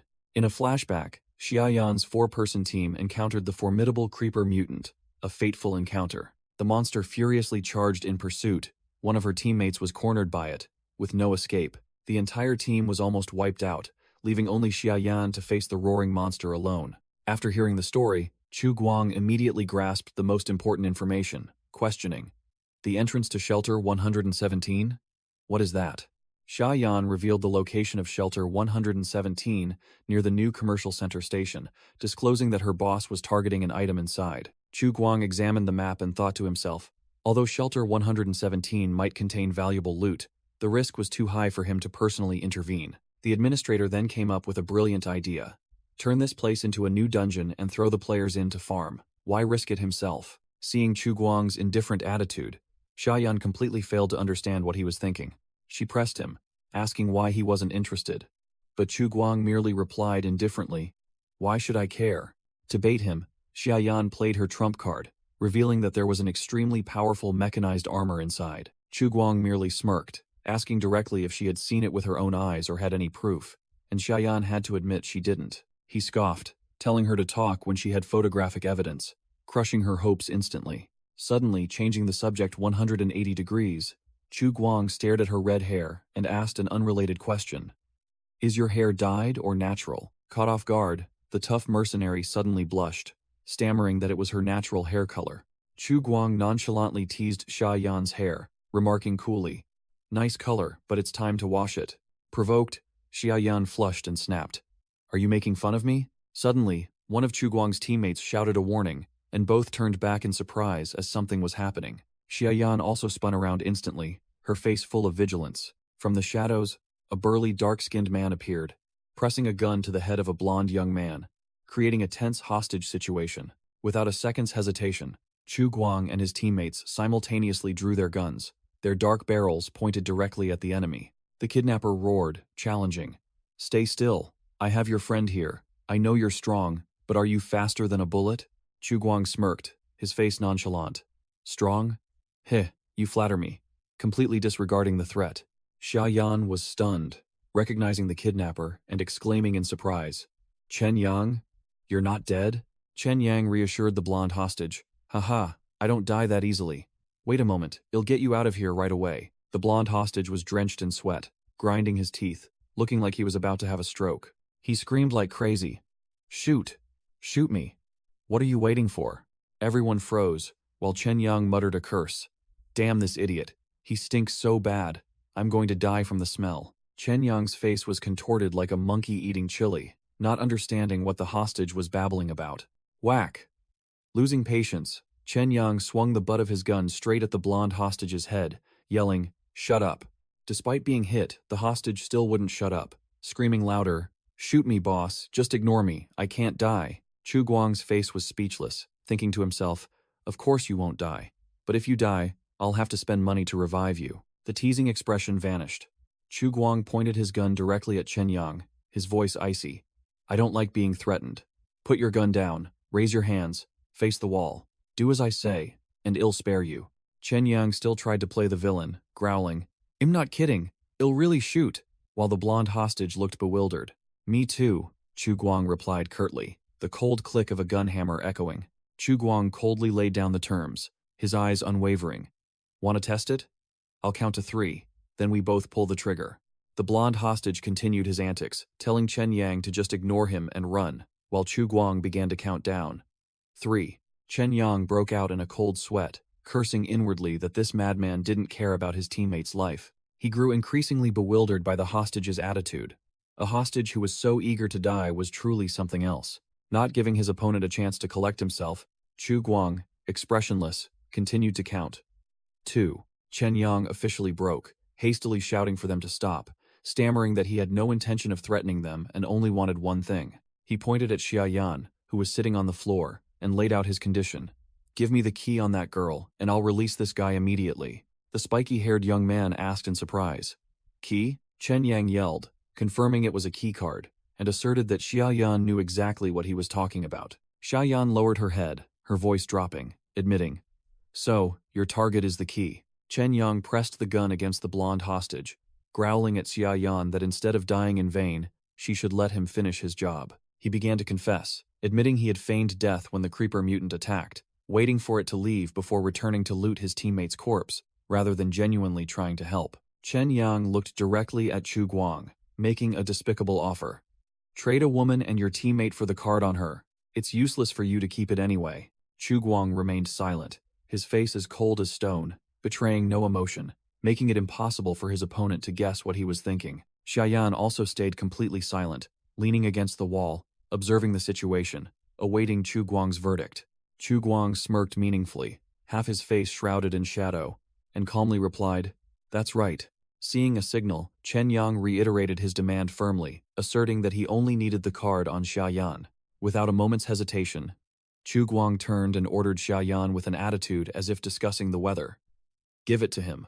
The blonde hostage was utterly panicked, unable to understand why the administrator would negotiate with the kidnapper instead of shooting a hole in his head. The blonde guy began muttering to himself like a game addict, believing that since he was a player, he didn't need to be afraid.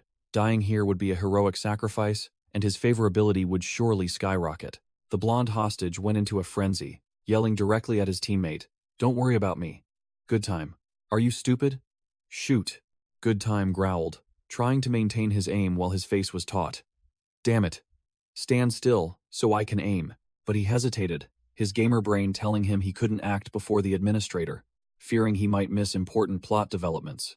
Xiaoyan pulled out a keycard, her eyes filled with hatred.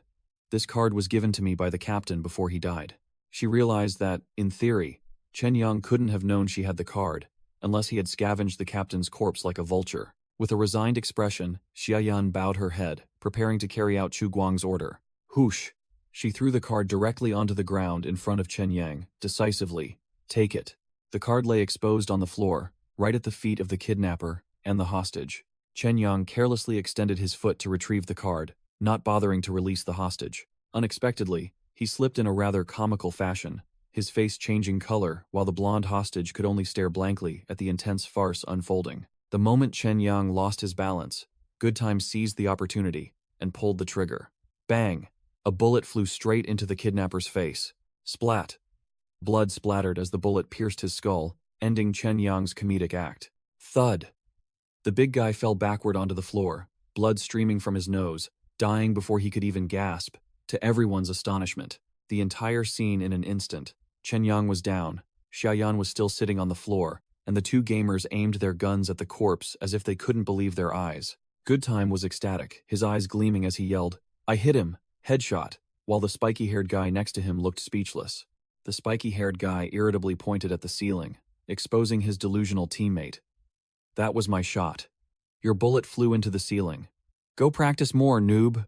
It turned out it was all Chu Guang's trick. He smirked, using his GM authority for the first time to forcibly disconnect a player, outright kicking Chen Yang out of the game. Xia Yan sat on the ground, her face pale as she looked at Chu Guang, unable to believe her eyes. You killed him. Chu Guang glanced at her with icy eyes, declaring bluntly, I told you I hate being threatened, and I gave him a chance. The blonde hostage, now released, lay sprawled on the ground, trembling uncontrollably, completely shocked by Chu Guang's swift and decisive action. The blonde hostage suddenly woke up, his eyes wide, sweat pouring off him like rain. He scratched his head in confusion, looking incredibly dumbfounded, wondering, why was I disconnected? As soon as he turned around, he saw Chen Yang's corpse lying conspicuously on the floor and shrieked, Holy crap, why is this guy dead? He clutched his head in panic, yelling as if experiencing game lag. Did I miss another cutscene? The spiky-haired guy quickly put an arm around his teammate's shoulder, making up a story to cover it. It's probably just network lag. We just headshotted him. Wasn't that awesome? Leaving the blonde hostage speechless. Amidst the chaotic scene, Chu Guang coldly stood watching Chen Yang's corpse, ignoring the other three who were still clowning around. Without another word, Chu Guang bent down to loot the corpse, picking up a keycard. Chu Guang held the pistol he had just picked up, stating coolly, This card is temporarily useless, but this gun is good stuff. Done with his task, Chu Guang turned and walked away, bluntly declaring, I'm leaving now, you guys are on your own. Xia Yan's mouth hung open, she stammered in despair. Aren't you going to take me with you? Chu Guang delivered an icy retort to Xia Yan.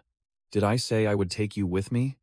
Ignoring the two blonde and spiky-haired subordinates eavesdropping behind him, Xia Yan froze, only one thought in her mind.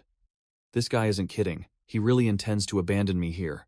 Seeing all three turn and leave, she frantically called out, hesitating, Aren't you marauders? Chu Guang turned back, smirking.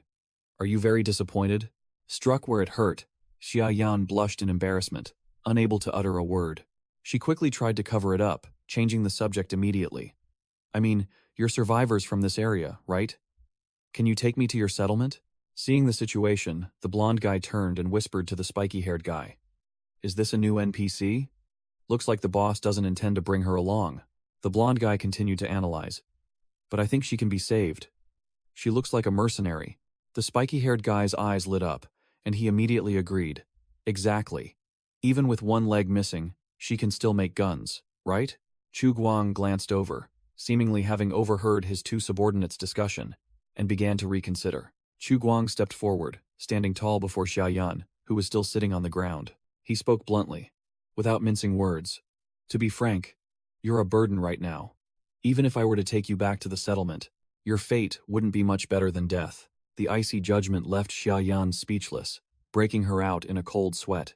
Seeing that his words had sunk in, Chu Guang smirked and made an offer. Of course, if you have any worthwhile skills, I might consider bringing you along, provided you agree to work for me. Silence enveloped the area as Chu Guang crossed his arms, awaiting an answer from the one cornered. Xia Yan bitterly looked down at her bandaged leg, knowing her place.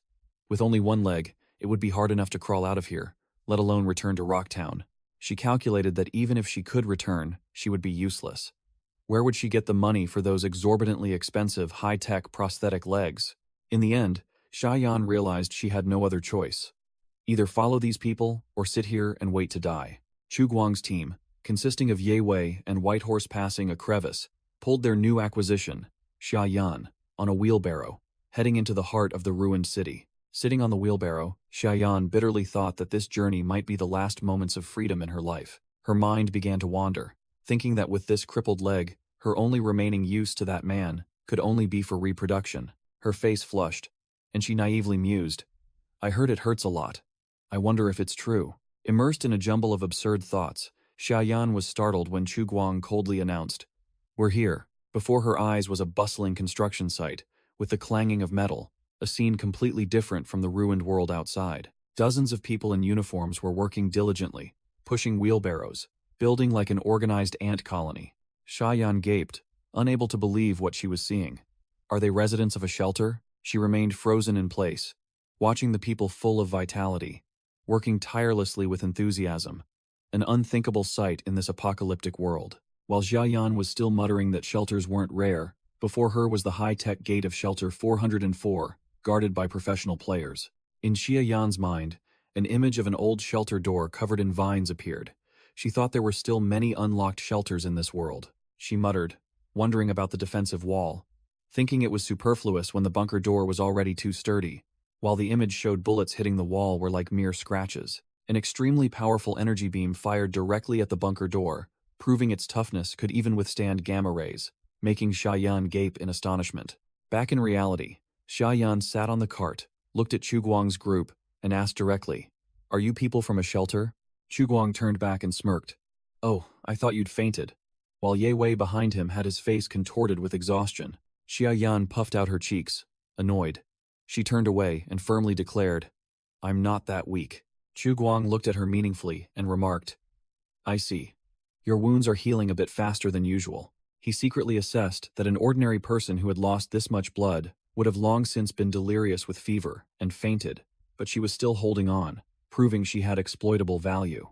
Chu Guang turned and ordered his two subordinates, "Bring the produce to Pro Chef Player. Tell him to store them carefully." Ye Wei and White Horse, passing a crevice, immediately stood at attention, responding loudly and spiritedly in unison. "Understood, sir." Chu Guang smirked, recalling that he had tasked Pro Chef Player with building a storage room and was confident that everything was in order by now. He completely trusted the chef's skill, a true professional who could handle everything perfectly. Without a word of warning, Chu Guang walked straight to where Xiaoyan was sitting blankly on the cargo cart. He lifted her up with one hand in astonishment, making the female mercenary blush in surprise. As if carrying a sack of potatoes, Chu Guang tossed Xiaoyan directly onto his shoulder, even as she was still muttering, not understanding what was happening. Chu Guang simply carried his captive straight ahead, leaving Ye Wei and White Horse passing a crevice frozen in place, sweating profusely. The two subordinates could only gape, a single thought repeating in their minds. The boss is too domineering. So cool. Just then, Level 8 Great Gale appeared, looked at the devastated scene, and turned to ask, "What happened?" Ye Wei's face scrunched up, and he pointed at White Horse passing a crevice. "Ask time." He watched the entire cutscene alone. "I missed everything." White Horse passing a crevice was equally helpless. "Don't, look at me. This game has no subtitles. I don't understand a damn thing the NPCs say to each other in cutscenes." Chu Guang casually declared to just consider this Xiaoyan character a new NPC, added to the game to make it quicker, even though she clearly looked displeased. Level 8. Great Gale wondered why the captive looked so messed up, and White Horse passing a crevice casually replied, "Heavy injuries are nothing, she almost died." Ye Wei's face serious, warned Level 8 Great Gale that he couldn't imagine what they had encountered on their way back. Recalling the monster with bloodshot eyes, Ye Wei's face turned pale, and he uttered a single word, "A creeper." Hearing about a new monster, Level 8 Great Gale's eyes lit up as if head found gold, and he pressed with questions. "What kind of creeper is it? What does it look like?" Ye Wei began to describe the grotesque monster. When it crawled, it was nearly a meter tall, and when it stood, it was over 2 meters, making Level 8 Great Gale turn pale with fear. He continued, "That thing was not only tough, but also as fast as lightning. All 3 of them fired bullets, but it dodged every single one, not a single hit." Then the boss appeared. Ye Wei recounted, with a face full of admiration, pulled out a steel pipe, and skewered it to death in a few moments. White Horse passing a crevice nodded in confirmation. Just as Night 10 said, that creeper was unreasonably strong. Meanwhile, Chu Guang was analyzing the situation, thinking that the new update not only added features but also released a bunch of mutants, NPC factions, and new quests. Ye Wei brushed the topic aside, going to do the administrator's assigned task. "Let's discuss that after we log out. I'm going to deliver the cargo cart to Pi first." Veteran Survivor told White Horse passing a crevice to go ahead, while he stayed to tinker with the steel smelting blast furnace. "When you're done, come back and give me a hand." Inside the shelter, Chu Guang strode in majestically, carrying a person on his shoulder, amidst the astonishment of the working players. The crowd immediately buzzed, pointing and whispering, "Who is the boss carrying back? Could it be a new NPC?" When they realized it was a girl, the entire group of players erupted in joy, cheering loudly, because they were about to experience the internal beta test. Carried like a sack of rice, Xiaoyan only wanted to disappear into the ground. Her inner self screamed, "Damn it. This posture is too humiliating. How can I face anyone after this? Her face flushed crimson. Although she didn't understand what they were saying, through the lecherous gazes of the players, she guessed their intentions. In Xiaoyan's eyes, these players were no different from a pack of hungry hyenas, flattering the alpha in hopes of getting some leftover scraps. And the tender, juicy prey that the pack of wolves was drooling over was none other than her. A tear of despair rolled down her cheek. Xiaoyan secretly resolved to end her own life rather than be humiliated. Carried like a sack, Xiaoyan helplessly screamed in silence, her body unable to move, only able to cry in shame. Damn it! I can't control my body. Without a word of explanation, Chu Guang carried his prize directly into his command room, a minimalist room with modern computers. He roughly tossed Xiaoyan onto a chair, making her cry out in pain. Both in pain and annoyed, Xiaoyan gritted her teeth. Ah, a little gentler. Seeing Chu Guang silently approach, Xiaoyan panicked. You, what are you going to do? But only received a cold reply. Sit still. Chu Guang reached into a drawer and took out a wrapped object. He tore open the wrapping, revealing a high-tech syringe inside. Seeing something that looked like a needle, Xiaoyan turned pale. Her fear surged to its peak. You, what are you going to do to me? Chu Guang, with an expressionless face, raised the syringe, his voice calm but full of authority. It won't hurt. Endure it. He introduced the item, the nano-healing needle, specialized in patching up nasty wounds by enhancing tissue regeneration. Chu Guang muttered that this nano-syringe was a rare item opened from a mystery box, which he hadn't intended to use because this one's self-healing ability seemed quite tough. But now it was different. Xiaoyan's leg wound was infected and festering. He couldn't let it worsen any further. He knew full well the shelter's abysmal medical situation. No doctors, no anesthetics, no rubbing alcohol, let alone a sterile operating room. Chu Guang only hoped he could at least ask WC Mosquito to produce some alcohol to use temporarily to make things less crude. He approached, the syringe clutched in his hand, making Xiaoyan tremble with fear. Her face flushed red. She stammered through her tears, her voice trembling as she pleaded, Don't come here. Enough talk. Chu Guang ignored her, decisively plunging the needle straight into Xiaoyan's thigh. Xiaoyan let out a piercing scream, as if she were about to die. But just a second later she froze, her face full of questions. Huh? Why doesn't it hurt at all? Xiaoyan was completely bewildered, not understanding what the hell was happening as she felt nothing from the injection site on her thigh. Xiaoyan groggily woke up, still dazed from the drug, and tremblingly asked Chu Guang what he had done to her. Chu Guang replied nonchalantly with a cool expression. Just saving your life. No need to thank me. But immediately, he changed his tune with a sly smile, enticing her. Actually, if you want to thank me, just work hard for me. Seeing the other party bewildered, Chu Guang's gaze sharpened, as if awaiting an answer. Before she could process the information, the side effects of the drug kicked in, making Xiaoyan snore loudly, falling into a deep sleep. Chu Guang looked at her sleeping soundly, muttering that he hadn't expected this injection to have a sedative effect. Luckily, he hadn't used it in real combat. Must record this high-quality item immediately.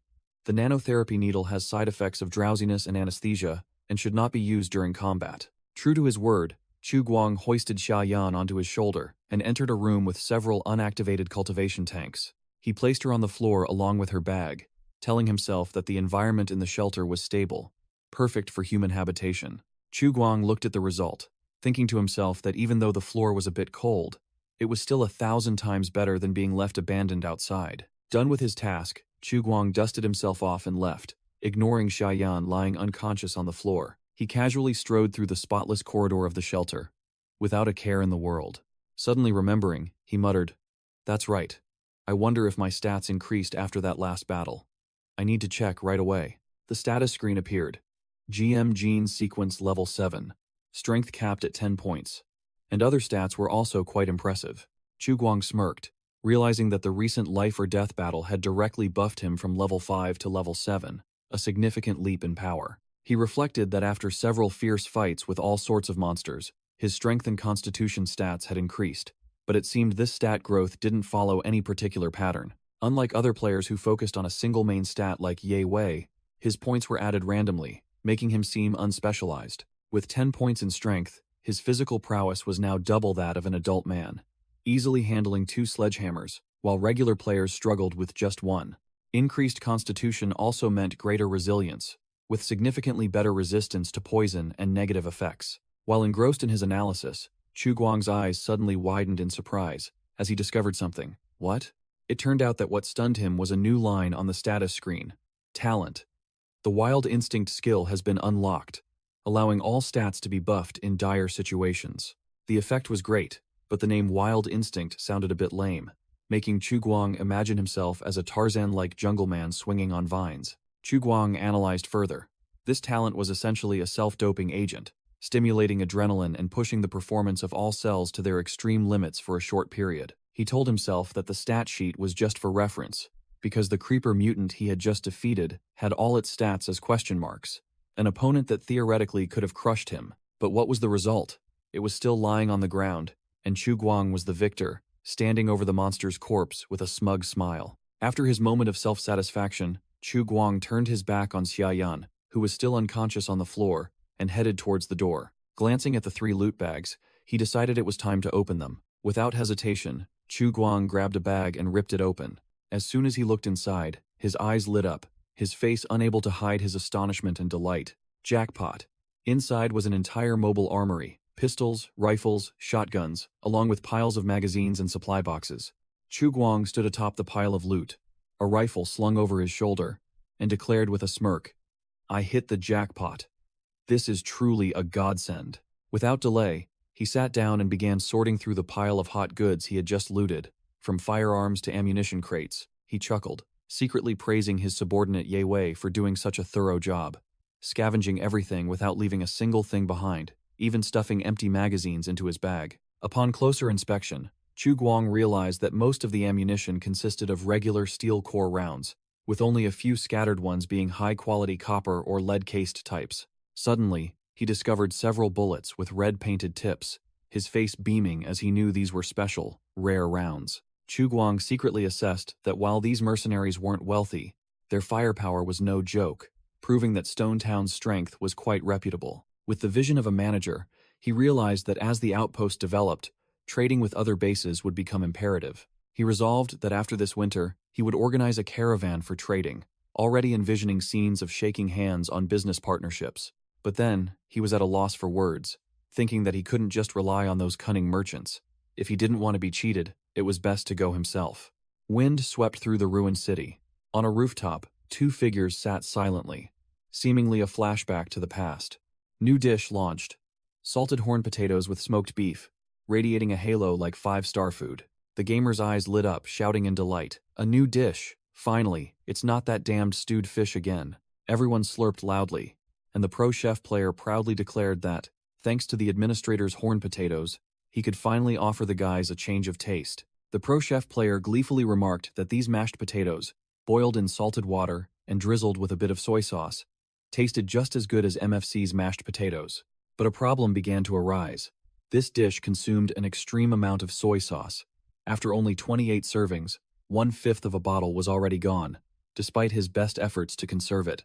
The chef shouted in helplessness as the other players swarmed him, begging for more delicious food, warning that salt was also running out and everyone would have to eat bland food for the next few days.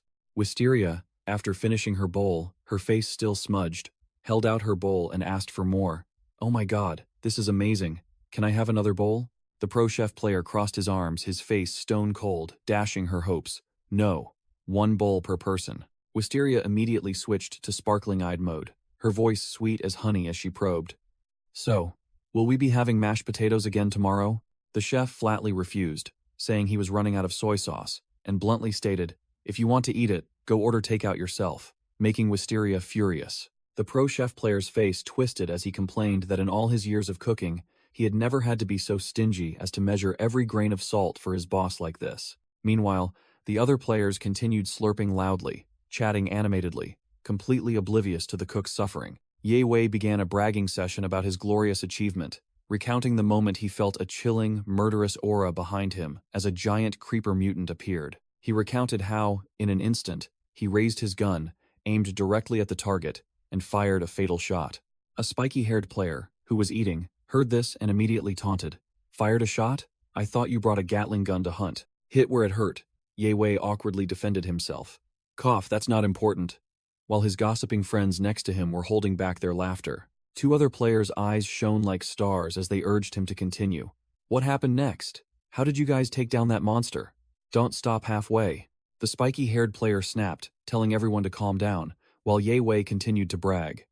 Listen, just as the creeper mutant charged, I slid on the ground. Night fell, enveloping the ruined buildings, leaving only a mysterious rustling sound echoing in the wind. Chu Guang stood in the base, receiving a notification that all players had safely logged out, with only one recycler still unaccounted for. Chu Guang checked the list and confirmed that one recycler was still alive, but had been offline for 2 hours. The system explained, logging out isn't just about returning to the sleep pod. Any action that renders a player unconscious, even hitting their own head or falling asleep, will disconnect them. Once a player's consciousness is severed, their in-game clone body will become an inert lump of flesh, retaining only conditioned reflexes. Chu Guang returned to the control room, muttering, hoping that one recycler had found a safe hiding spot before disconnecting. Click. Sitting in the commander's chair, Chu Guang began to tally today's achievements. He looked at the outpost blueprint with satisfaction, confirming that the eastern wall had been fully constructed. Click. Resource inventory check. Collected 110 wood, 1 ton of coal, 1 ton of cement, and several stacks of various bricks. Next was consumption. 240 wood and 1,600 pounds of cement were gone, leaving the wood supply depleted for 2 consecutive days, but cement was in surplus. Chu Guang calculated that he might need to recruit a few more lumberjacks or double the wood gathering requirement in daily quests. Click. Finally, the food storage. 700 pounds of wheat and potatoes, 5 pounds of smoked meat, and some miscellaneous items were harvested, making him crack a sly smile. Chu Guang began to tally the accounts, checking how much smoked meat and dried fish the players had consumed that day. He frowned slightly upon seeing that only 5 pieces were missing from the animal hide inventory. The farming efficiency was too low. Thinking of Wisteria, he nodded in satisfaction that she had crafted 5 items and decided to immediately reward her with 250 contribution points. Looking at the increasingly full armory, Chu Guang calculated that in the future, he would have to build a proper military warehouse. Tallying his personal income of 7 bonus points, he leaned back in his chair, delighted that he was about to roll the gacha. Suddenly, Little Seven rushed over, calling out loudly, interrupting Chu Guang's train of thought. The AI butler exuded an overwhelming aura, hovering in the air like a deity, making Chu Guang ask blankly what was wrong. With glowing eyes full of indignation, Little Seven growled, questioning, "Why did you bring a stranger back here?" The robot repeated the question menacingly, hovering right behind a silent Chu Guang. Chu Guang was completely bewildered, his face blank as he wondered what nonsense this AI was spouting. Little Seven growled, accusing Chu Guang of carrying a strange girl on his shoulder, but the protagonist merely replied nonchalantly, "So what?" The AI butler warned that players like Chen Yang could be banned in an instant, but natives like Xia Yan were much harder to control, advising him not to trust them easily. Chu Guang merely curled his lips into a meaningful sneer. He leaned back in his chair, flatly declaring that he had never fully trusted anyone, whether players or natives. Upon hearing this, Little Seven immediately did a 180-degree turn, looking relieved and swearing to always be his most loyal assistant. Chu Guang replied indifferently, "Yeah, I know," causing the robot to grumble about its master's half-hearted attitude. Pushing the AI aside, Chu Guang gleefully prepared for his usual routine. Browsing the forum to catch up on player drama, he was startled to see that the number of pre-registrations had doubled, almost reaching 300. Chu Guang muttered about a new strategy. Now, registration wouldn't just involve filling out a form, but also answering a questionnaire to filter out unserious applicants. The goal was to eliminate the deadweights who only whined for gifts, and to find true try-hard gamers who knew how to carry the team. Chu Guang gaped when he saw that the official website's traffic had exceeded 1,000 visits per day. He broke out in a cold sweat, not understanding how a crappy website, with no registration info and a red error for its security certificate, could still attract so many people. Chu Guang smirked, realizing that these idle folks were the perfect source of free labor for his game, like a bunch of people diligently laying bricks. Regaining his domineering demeanor, Chu Guang sat up straight, deciding to check out the forum drama. He was pleased to see that one recycler had posted, reporting the discovery of an abandoned tire factory showing signs of being a Marauder camp. Scrolling down to the comments section, the forum was buzzing with all sorts of characters. Storm praised it. Shadow wondered why Lizardman wasn't online during the day, and 10 times teased him for showing off his achievements. Chu Guang suddenly noticed a new post by a player named Time. This gamer was full of praise for the Alpha 0.2 update, commending everything from the detailed concrete wall to the giant mutant at the farm, making Chu Guang gleefully type on his keyboard for tricking the noobs. The post went on to recount an encounter with a creeper mutant, praising the administrator's unmatched power for killing the over 2-meter tall monster with just a water pipe, making readers blood boil with excitement. Finally, the player expressed extreme anticipation for a new NPC, Xia Yan, joining the outpost, promising to unlock countless new quests like weapon customization. Flattered to no end, Chu Guang gleefully pinned the post to the top of the forum, thinking to himself, a quality post like this must be shared with everyone. While browsing the forum, the robot Little Seven suddenly appeared and called out, "Master." Chu Guang jumped and asked back, "What is it?" Little Seven, with a serious expression, reported, "The woman you brought back has woken up." The female mercenary Xia Yan lay sprawled on the floor, disheveled with one leg crudely bandaged, a supply bag beside her. Her crimson eyes slowly opened, reflecting exhaustion yet full of vigilance. Her throat parched, Xia Yan weakly whispered, "I want water." Suddenly, a supply bag appeared right in front of her, making Xia Yan, who was fading, jolt and open her eyes wide. Inside, the black bag was a bottle of clean water and an energy bar, a premium survival combo in the apocalypse. Like a drowning person grasping at a straw, Xia Yan didn't hesitate for a second, reaching out to grab the water bottle. She tilted her head back and gulped it down, trying to quench the burning thirst tormenting her. After chugging the water, Xia Yan smiled refreshingly, as if resurrected from the dead. Her joy was short-lived as she paused, bewildered to see a large package still in the supply bag. Xia Yan pulled out a candy bar, her face full of doubt, wondering what this strange thing was. Her stomach rumbled, signaling that her body was famished and desperately needed energy. Tearing open the wrapper, Xia Yan stared at the chocolate bar, muttering that it looked like food but smelled a bit strange, though not rotten. Too hungry to think, she decided to ignore it, breaking off a piece and putting it in her mouth to try. The moment the chocolate melted in her mouth, Xia Yan's red eyes lit up, as if she had found the truth of life. She chewed ravenously, her face showing extreme bliss. "Oh my god, this is freaking delicious."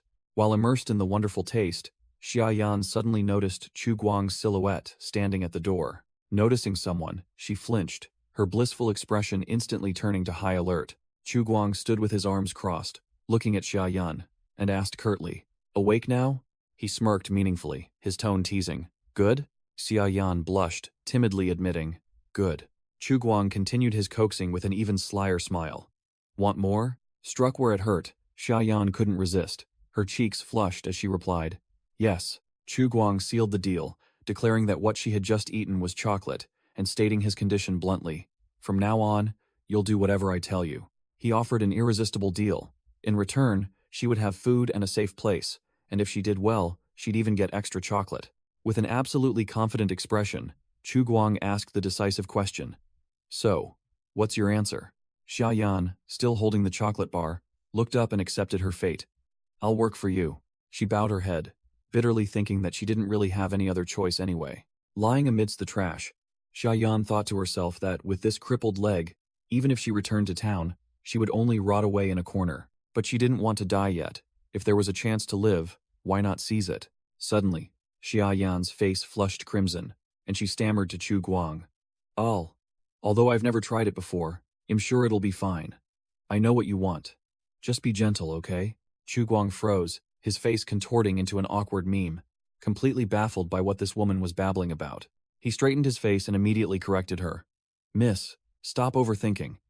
I'm talking about serious business here." It was Xia Yan's turn to be bewildered, her brain unable to process fast enough, her face blank like a cat caught in headlights. She was utterly confused, wondering to herself, "Wait a minute. Didn't he drag me back here to breed?" Thud. Realizing she had just made a huge blunder, Xia Yan fell backward onto the ground, mortified with shame. With tears welling up, she just wanted to disappear into the ground immediately. "Just kill me." Chu Guang ignored her, sat down, and laid out his plan directly. "In short, my subordinates and I will build a settlement on the surface, clear out the mutants, take in refugees, and restore order." Xia Yan looked skeptical, questioning Chu Guang. "You think restoring order is as easy as building a wall?" Such confidence. She continued to taunt him, pointing out that even the strong ones in Stone Town only dared to loiter around the outer perimeter.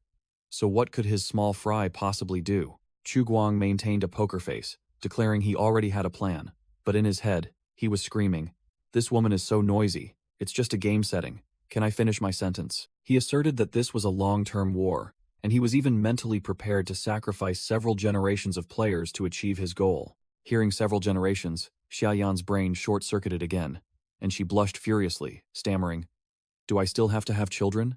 Chu Guang froze, quickly clearing his throat to change the subject. Ahem. Back to the main topic. You know how to assemble and maintain firearms, right? Xiaoyan immediately regained her professional demeanor, confidently asserting that it was just a basic skill for her. Chu Guang concluded swiftly. Good. From now on, you're the weapon shop owner. Get up. Still sitting on the ground, Xiaoyan was bewildered, her head full of question marks at this sudden decision. Chu Guang briefly explained the job. Simply put, you sell and maintain guns. If anyone asks what you do, just answer that. Xiaoyan asked blankly. Sell guns? To whom? Chu Guang sneered, pointing at a clueless player avatar. To the residents of this shelter. Xiaoyan frowned, looking disdainful. Aren't they your subordinates? Standing superior, Chu Guang replied that this relationship was far more complex than she imagined. He explained the current situation. They had all just emerged from underground. Resources were scarce, so everyone had to work like beasts of burden and eat from the same pot. But the future would be different. Once they overcame this hardship, everything from food and medicine to weapons would have to be exchanged for contribution points. No free handouts. Chu Guang concluded, comparing this system to the chips in Stone Town, a concept he considered common knowledge. Xiaoyan's face went blank. Her brain couldn't process it, and a huge question mark appeared above her head. Chu Guang flared up, his face contorting with anger. I've been talking all this time, and you don't understand a single word? He grumbled irritably that even the uneducated thugs in the wasteland understood things better than her, like some old Charlie on Burt Street. Chu Guang thought disdainfully that only the poor and uneducated would sell their lives for money, just like this Xiaoyan babbling in front of him. But Chu Guang didn't care. Simple-minded was fine. As long as she was a tool that would obediently follow orders, that was enough. Chu Guang adopted a superior air, explaining that the language here was a bit different from that of the surface dwellers, but it wasn't a big problem. He would teach her some basic communication phrases. Xiaoyan fell silent, her face clearly showing confusion, her brain still trying to figure out what this guy was up to now. Chu Guang crossed his arms, standing in a dominant position, looking down at Xiaoyan sitting on the ground, and delivered a powerful closing statement. You just need to do as I say. The situation was clear. Xiaoyan was completely at a disadvantage, only able to sit silently on the cold floor, listening to Chu Guang continue to give orders. Chu Guang flashed a sinister grin, a plan already forming in his mind. Doesn't understand the language? Can't communicate? No problem. Chu Guang's plan was revealed. Turn this woman into an NPC weapon shop owner. All she needed to do was memorize a few sample lines like a robot, and the job would be done. Chu Guang sat down, pointed at the piece of paper he handed to Xiaoyan, and ordered, You need to memorize the fixed words and phrases on this paper. Xiaoyan was sweating profusely, struggling to enunciate the NPC script Chu Guang had prepared. To customers entering the shop, say, Hello, I am Xiaoyan, the weapon shop owner. How may I help you? Xiaoyan was sweating profusely as she read the NPC script Chu Guang had prepared, with rigid, robotic commands. If a customer wants to buy, point to the catalog for them to browse. If a customer wants gun maintenance, extend your hand and say, Give it here. The mercenary woman pulled at her hair, her face twisted in frustration by the difficult script. Even with phonetic spellings, the pronunciation was still awkward, and her brain simply couldn't process it. Cornered, Xiaoyan looked up at Chu Guang for help, but was met only with an icy gaze, devoid of any emotion. Chu Guang's eyes were wide, his face blank with extreme impatience, as he asked a question that felt like a slap in the face. Have you memorized it all yet? Frightened by the administrator's gaze, Xiaoyan could only mumble weakly in response. Not yet. Chu Guang growled with a twisted face, yelling directly at the woman, who was cowering in fear. Then what are you looking at me for? Keep studying. Completely helpless, Xiaoyan buried her head in her hands, defeated, thinking that giving birth would be easier, bitterly realizing that this guy had absolutely no interest in her body. She reassured herself that she wasn't ugly, recalling how even a silver-haired captain had come to flirt with her with flowers, but she had still rejected him. Xiaoyan reminisced about her life as a cannon-fodder mercenary, facing death every day, having to bandage her own wounds amidst the ruins. Her burning dream was revealed, to marry a rich blonde man from the inner city, living the life of a wealthy lady instead of this forced labor. In her despair, Xiaoyan sank into a fantasy, imagining herself heroically carrying a rich blonde man, fleeing from a two-headed bear monster. Her fantasy shattered. She sat down on the floor, bitterly accepting the truth that such a dream would never come true, wondering who would bother taking in a crippled person like her. Seeing Xia Yan's gloomy expression, Chu Guang snapped with a speechless look. "Hey, control your face, what the hell are you thinking about?" As soon as he finished speaking, Chu Guang abruptly stood up, clearly showing his impatience with her daytime daydreaming. He coldly turned his back and walked away, delivering an ultimatum. "I'll set a timer. I'll check in 2 hours." Chu Guang turned back with a knife-sharp gaze, uttering a deadly threat. "If there's still no progress, perhaps Brown's farm would suit you. They're in need of agricultural slaves." He added a sentence that rubbed salt in her wounds. "I'd also make a bit of money." Chu Guang walked down the corridor, thinking to himself that it was just an empty threat, because the farm didn't need slaves in winter, and no one would bother taking in a crippled mercenary anyway. While he was thinking that at most he would just kick her out, Xia Yan secretly pulled out a knife, intending to stab him stealthily from behind, but he only responded with a helpless sigh. The next morning, the city was still a desolate ruin under a gloomy sky. A spiky-haired player approached Chu Guang, asking about the whereabouts of the girl from yesterday. Chu Guang replied casually, picturing Xia Yan's dazed appearance. "She's severely injured and needs a few days of rest." He continued to boast that he had convinced the girl to join and that she would be in charge of weapon maintenance for the outpost after her recovery. The truth was, the girl had been grinding until 2 or 3 in the morning, so exhausted that Chu Guang had to carry her back to her room. Chu Guang's eyes lit up as he announced to the players about the new NPC, Xia Yan, a true weapon expert. Hearing this, Ye Wei became extremely excited, rushing forward to ask, "Boss, are we hunting today? When are we going?" Chu Guang was speechless, his face blank as he curtly replied, "Now." He secretly thought these players were even more cunning than him, daring to assign tasks back to the GM. True to his word, his hand was already on his gun holster, preparing for the hunting trip. Chu Guang handed Ye Wei a pistol and a mini crossbow, coldly saying, "Take these." Ye Wei's eyes sparkled as he held the 2 basic weapons, pleading, "Boss, can I have a shotgun instead?" Chu Guang unceremoniously pushed Ye Wei's face away, brutally crushing his hopes. "We're going hunting, not exterminating mutants. Dream on." Ye Wei dejectedly carried his gear away as Chu Guang gave a firm order. "Get familiar with these 2 items before talking about anything else." Meanwhile, in a ruined industrial area, smoke rose from a makeshift forge, signaling that a crafting process was underway. A veteran survivor with silver hair was straining to pull the bellows, stoking the forge with determination. The veteran survivor and the spiky-haired player worked together, vigorously pumping air into the smelting furnace, making it glow fiercely. The spiky-haired player shouted with vigor, determined not to give up. "This time we absolutely must smelt molten iron." Both players were sweating profusely, their eyes intensely focused on the furnace, anticipating the fruits of their labor. Finally, it's done. The glowing molten iron pot made the spiky-haired player and the veteran survivor's eyes light up like headlights, cheering excitedly. "Amazing! We did it." After 3 days of grinding their butts off, they finally had molten iron. The 2 men hugged each other, crying tears of joy. The veteran survivor, full of vigor, immediately started planning weapon forging. An axe or a knife, or anything useful will do. The spiky-haired player looked thoughtful, hand on chin, pondering like a true strategist. "But no," he declared with a deadpan expression, prioritizing his stomach. "Let's make a frying pan first. I'm sick of stew." The spiky-haired player recalled yesterday's mashed potatoes were decent, but the pro-chef player reported they were out of soy sauce, meaning today they'd have to eat pine nut catfish soup again.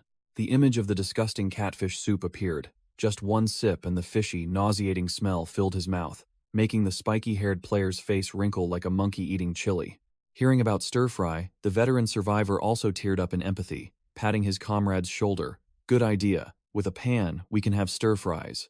Meanwhile, in a wooden house, the carpenter player was diligently working at his workbench, surrounded by tools and wood blanks. And here's the result. The carpenter player held up a homemade flamethrower, shouting proudly, "Perfect. A hand-pressurized flamethrower." The carpenter player laughed maniacally, imagining roasting the green-skinned mutants with his homemade hot item, declaring it a nightmare within a 1 6-foot radius. And this destructive toy was given a fiery name, Hellfire 0.1. Just after showing off his creation, the carpenter player was startled to see Gale lumbering out of the forest, carrying a bucket. The carpenter player greeted him, worried the trap was broken again, but Gale simply replied concisely, looking mysterious. Gale pushed up his glasses, his face looking dangerous. The trap is fine, but look what I found. Clang! Gale slammed the bucket down, making the carpenter player curious about its contents. The carpenter player's eyes widened and his jaw dropped as he looked into the bucket, completely shocked. A bucket full of struvite minerals, an unbelievable discovery. Immediately, both of them grabbed the buckets and ran like mad towards the lake. Gale shouted excitedly as he ran, realizing that the most abundant resource in Lake Leaner wasn't fish. Gale switched to Professor mode, his eyes gleaming as he explained that this lakeside was a natural NPK. Nitrogen, phosphorus, potassium, mine. Both of them dashed like arrows, the carpenter player close behind Gale, urging, "Almost there. Just ahead." Reaching a dense patch of trees, Gale pointed. "This is it, where the vegetation grows thickest." The carpenter player squatted down to examine the pile of white minerals, while Gale explained it was an excellent water source for both humans and animals. Without another word, the carpenter player swiped his finger across the white powder to check its quality, and in an unexpected moment of genius, he put his finger straight into his mouth to taste it. Immediately, the carpenter player's face changed color, and he spat it out, while Gale stood beside him, speechless. The carpenter player vomited violently, cursing tearfully. "Damn it, I can't believe it's still fresh." After emptying his stomach, he regained his serious demeanor, asserting that despite accidentally tasting bird droppings, he was certain this place contained a large amount of struvite. The carpenter player began to ramble on about struvite's chemical composition and applications, looking like an expert. The carpenter player continued his chemistry lesson, explaining that struvite would gradually oxidize into nitric acid thanks to bacteria. This process would create a variety of nitrates, accumulating underground to form nitrate soil. He continued to expound on boiling nitrate soil with plant ash to distill saltpeter, looking like a mad scientist. The carpenter player concluded with a bold statement: "Struvite equals gunpowder," declaring they now held the core ingredient for making hot stuff. With a sinister expression, the carpenter player confidently stated, "With this soil, we can make black powder." Gale coldly interrupted his boasting, asking a critical question. "Okay, we have nitrate soil and charcoal, but black powder also needs sulfur. Where do you plan to dig that up?" The carpenter player froze, his face going blank as if doused with cold water. His perfect plan suddenly had a huge flaw. He quickly backpedaled, mumbling evasively that if there was no sulfur, sulfate could also be used. It would just be more complicated to process, and he was sure they'd find some, eventually. Gale threw up his hands helplessly, sighing, "Whatever. Let's just wander around and look for it first." An hour later, both of them trudged through the forest with their buckets, looking haggard. Clearly, their search had gone nowhere. The carpenter player complained that there wasn't a speck of sulfur in the entire forest, while Gale walked beside him, too fed up to speak. Suddenly, the carpenter player stopped dead, his face as if he had just discovered the truth of the universe. Before them was an entire mine of pure white gypsum. What incredible dumb luck. Gale pushed up his glasses, giving a quick chemistry lesson. The main component is calcium sulfate. Burning it with charcoal at high temperatures will yield calcium sulfide and CO2. The carpenter player's eyes lit up, and he shouted, "This is the sulfate I need." Standing before the heaven-sent mineral deposit, the carpenter player couldn't hide his triumphant expression. It was exactly what he had been looking for. The carpenter player suddenly slapped his head, recalling seeing the veteran survivor mixing gypsum powder into cement 2 days ago, and cursed himself for being an idiot. Gale could only force a smile, quipping, "It seems what you were looking for was right under your nose, huh?" The carpenter player brushed off his embarrassment, hurrying, "All right, a good result is all that matters. Let's scoop some up and get out of here." As soon as they returned with their buckets, both were stunned to see a crowd gathered, muttering and discussing something. Upon their return, the carpenter player and Gale stared in confusion at the gathering of players. The carpenter player spoke up. "Huh? What's going on?" The center of attention was a stranger, leading a 2-headed mule laden with goods, surrounded by a crowd of players discussing him. Sunshichi looked quite flustered, trying to explain something in a language no one understood. The carpenter player's eyes lit up with excitement, exclaiming, "Who's that guy? A new NPC?" While Gale was equally surprised, Gale kept his cool, pushed up his glasses, and decided to check out the situation. "I'm not sure. Let me go ask." Gale approached the pro chef player, who was standing with his arms crossed, and asked directly, "Pi, what's happening? Who is that guy?" The pro chef player began to explain that while transporting bricks from the construction site, some players had encountered this man. Sunshiki didn't say a word, just silently followed the players all the way back to the base, leaving everyone bewildered. The crowd of players, shovels in hand, surrounded him, staring at the nomadic merchant and his two-headed mule with suspicious eyes, convinced he had ill intentions. Two players began to argue. One claimed he wasn't an NPC because he wouldn't communicate, while the other remained skeptical. The players started planning. One suggested, "How about we just grab this guy and wait for the boss to come back?" While the other nodded, thinking they hadn't triggered the correct NPC conditions. Soon Shichi broke out in a cold sweat, muttering that he didn't understand what these bunker dwellers were saying, but judging by their excited faces, it definitely wasn't good. Suin Shichi glanced down at the revolver at his hip, calculating in his mind, "I have a pistol, but only 6 rounds. He envisioned a tragic scene. This crowd wouldn't give him a chance to fire all 6 rounds. If each of them hit him with a shovel, he'd be dead instantly. Out of options, Sun Shiki shouted, trying to explain his identity. "I'll say it again. I have no ill intentions. I'm a merchant. Have you guys been asleep for 200 years, that you don't know what a merchant is?" He tried to explain it more simply, pointing at the two-headed mule. "Calm down. I want to trade things you have in abundance for things I need."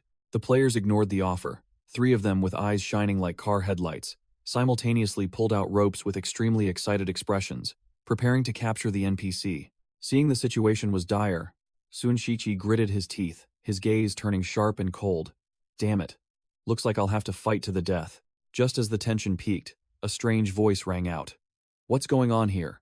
Startling the eager players, who turned around. Sun Shichi was also stunned, quickly turning to look in the direction of the voice, cold sweat beading on his forehead. At that moment of extreme tension, Chu Guang appeared, carrying a huge prey animal on his shoulder with a cold expression, freezing the eager players in their tracks. Sun Shichi broke out in a cold sweat, muttering in fright. Carrying such a heavy deer creature with one hand? This guy isn't a normal shelter dweller. Thud! Chu Guang threw the prey animal's carcass to the ground, giving a concise order. "Get back to work." The players obediently complied, bowing their heads and calling out, "Sir Administrator." Chu Guang waved his hand, and both Sun Shiki and the players scurried after him like a group of followers. Stopping amidst the ruins, Chu Guang turned to Sun Shichi, his sharp eyes directly questioning. "Who are you?" Sun Shichi was overjoyed, asking back with extreme excitement, surprised that the other party could speak the language of the human alliance. Chu Guang growled, cutting off the other man's excitement. "I'm asking the questions now. Answer me. Who are you?" Regaining his composure, Sun Shiki clasped his hands and introduced himself. "My name is Sun Shiki, a merchant from Reed River town nearby." Chu Guang frowned in thought. The map in his head only showed Spring City in the River Vince hinterlands, completely ignorant of other cities. Chu Guang continued to question, "What are you doing in Spring City?" And Sun Shichi replied matter-of-factly, "I'm a merchant. I came here to do business." "What else?" Chu Guang smirked dangerously, questioning him directly. "A merchant? Then why did I hear you were tailing them?" Sun Shiki flinched, waving his hands frantically to deny it. "A misunderstanding. It must be a misunderstanding." Sun Shiki hastily explained that he was on his way to Rocktown when he saw a group wearing blue uniforms, guessing there was a shelter nearby. So he came to trade goods. He placed his hand on his chest, sweat pouring out, trying to appear sincere. "I'm just a merchant. I had no intention of offending anyone." But in Sun Shiki's mind, it was a different story. He inwardly chastised himself for his greed, thinking that the blue-uniformed group was known to be naive, easy to bully and deceive. As a result, just as he had lured one person, the entire group of players rushed out to surround him, pointing weapons at his two-headed mule, giving him no chance to explain or leave. Chu Guang crossed his arms, coldly delivering a decisive statement. "Intentional or not, your actions have offended us. In this wasteland, tailing someone isn't a friendly act, is it?" Hit where it hurt, Sun Shiki was speechless, his face pale as he could only stammer an admission. "Yes, you're right." Chu Guang sneered, adopting a superior air. "Good. It seems you've realized your mistake.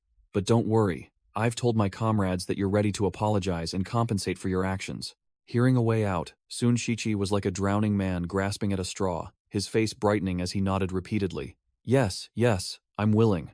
Chu Guang smirked meaningfully, getting straight to the point. "Good. Then I suppose you wouldn't mind if we chose our own compensation, would you?" Amidst the ruins, Chu Guang stood with his arms crossed, domineering, facing a completely subdued Sun Shichi beside his two-headed mule. Sun Shichi's face changed color, sweat beginning to pour as he realized he was about to be legally extorted. "Wait. What do you mean?"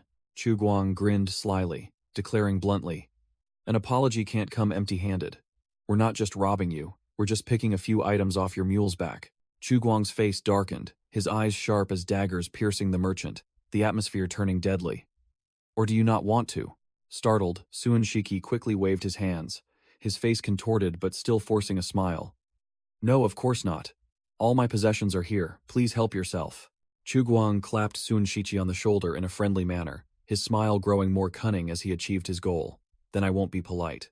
Chu Guang squatted down, beginning to rummage through the goods piled on the two-headed mule's back, ignoring Suan Shiki standing behind him, looking as if he was about to cry. After a while of inspection, Chu Guang looked up with a visibly satisfied expression, clearly having found a good deal.